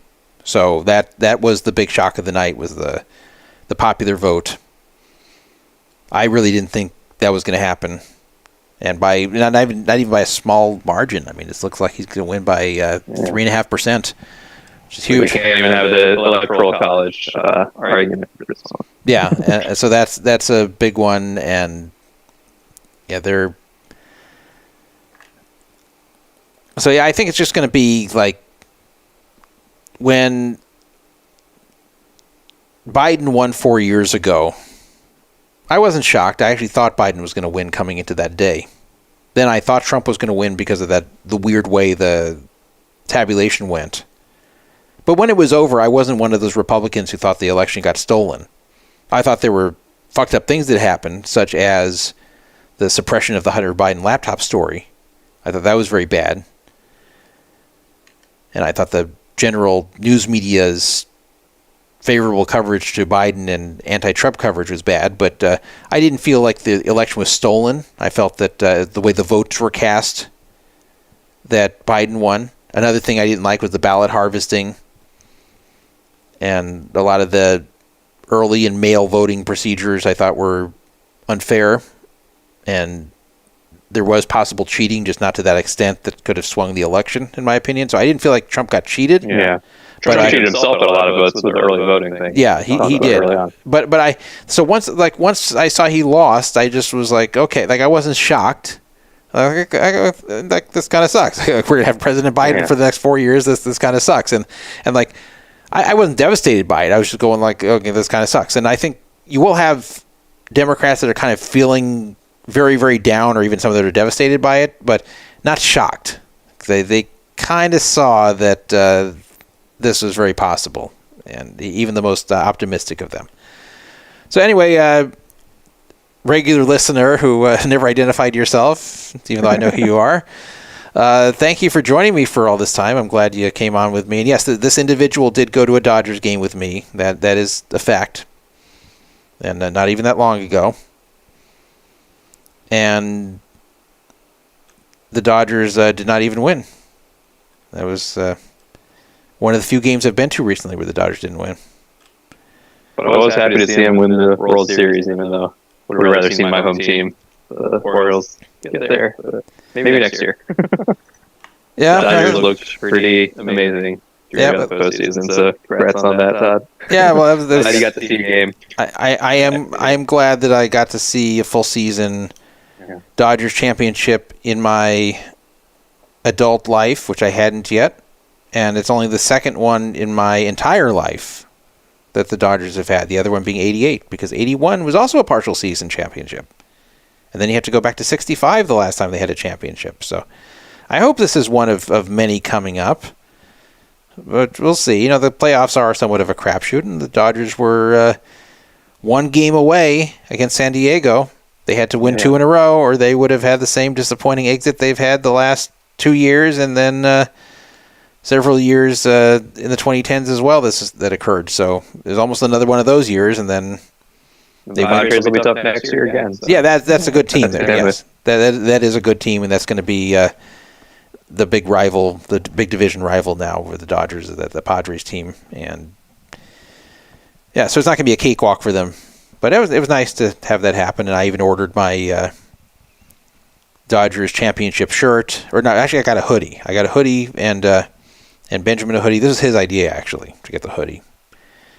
So I ordered that. Of course, I searched for a good Jew coupon to use. I mean, it was marked way up because they make bank on this, marking this way up when the Dodgers win the championship, knowing that suckers will buy it like me. So at least I got. Where do they send the Yankees World Series gear to? Does that go to the Congo, or do they send? Well, okay, so that's interesting. So I don't think they make much of either one because I still don't have my gear yet. They quoted like 3 weeks. So I think what they do is they make a little bit of each, and then whoever wins, they just immediately turn on the machines and start manufacturing 24/7 to keep up with the demand. Because, yeah, I had to wait 3 weeks for mine. It's not even here yet. But the funny thing is that they gave a crap promotion. Oh, free shipping. Well, the shipping is like $6. So that's not going to do you much good. So I searched online and found a 30% off coupon. So I used that. And it was some weird obscure coupon too. Like it was some affiliates coupon or something. Like it was valid. So it was to use. official merchandise. It wasn't from like Team U. That's what you're saying. Yeah, it was official merchandise. Okay. It wasn't from the Dodgers site, but it was an authorized seller of official merchandise. So, but yeah, I just found a good coupon, but it's still expensive, and then I still have to wait 3 weeks. But how often have they done this? And Benjamin wanted it, and he was watching the World Series games with me. So that was nice to see. And I was saying the best result for me here will be, as far as what I'm rooting for, is the Dodgers win the World Series, and then Trump wins, and then the Republicans also get the Senate and House. So I got all that. The only thing I didn't do great on was these election bets. That I underestimated Trump this time. And I'm going to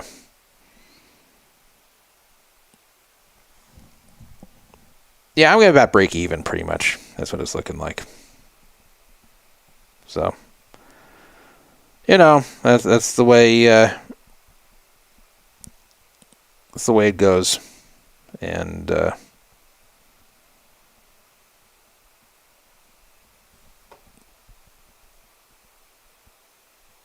yeah, that's what it's going to be. I'm going to end up. Well, maybe get Josh Ari to send the message to Trump: no tax on gambling winnings, and we can get a bigger win for the poker community.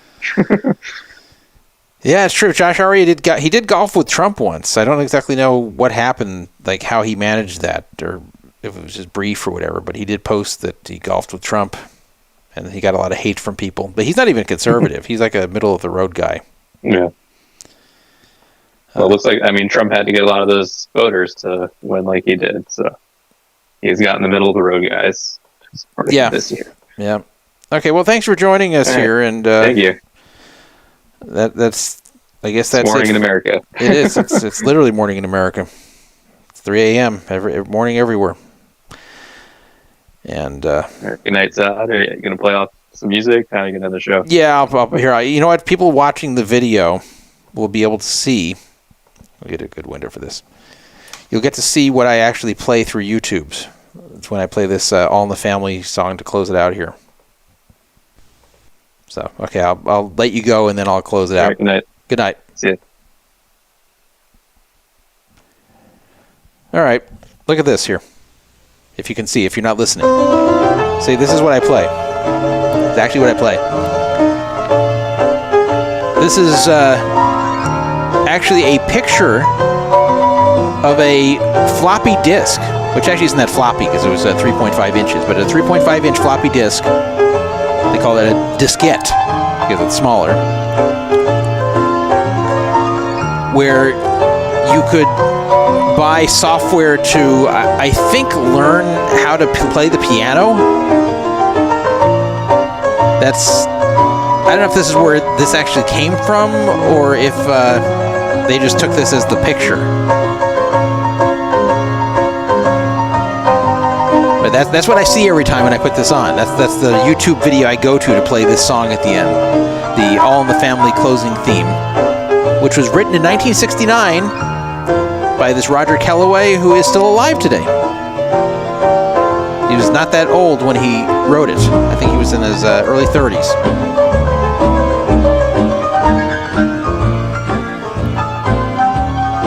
So I'm just gonna I'll slap all this up in the archives very quickly this time, because I'm not gonna edit anything. Maybe I'll edit out the very beginning of the video if it's possible through YouTube, but I'm not gonna download it and re-upload it. I'm just gonna slap it up there, you know?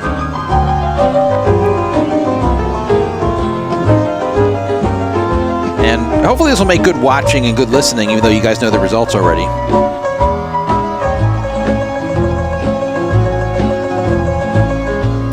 And thank you to everybody who not only listened, but especially the ones who joined me. Even some people I have never spoken to before. Trader Risky's two friends there that came on video and talked to us for a while. Of course, Trader Risky himself. And our friend here last few hours who went to the Dodger game with me that didn't identify himself. And Daly and Tiger Piper, John P. and anybody else, if I missed you, I apologize. Shalom.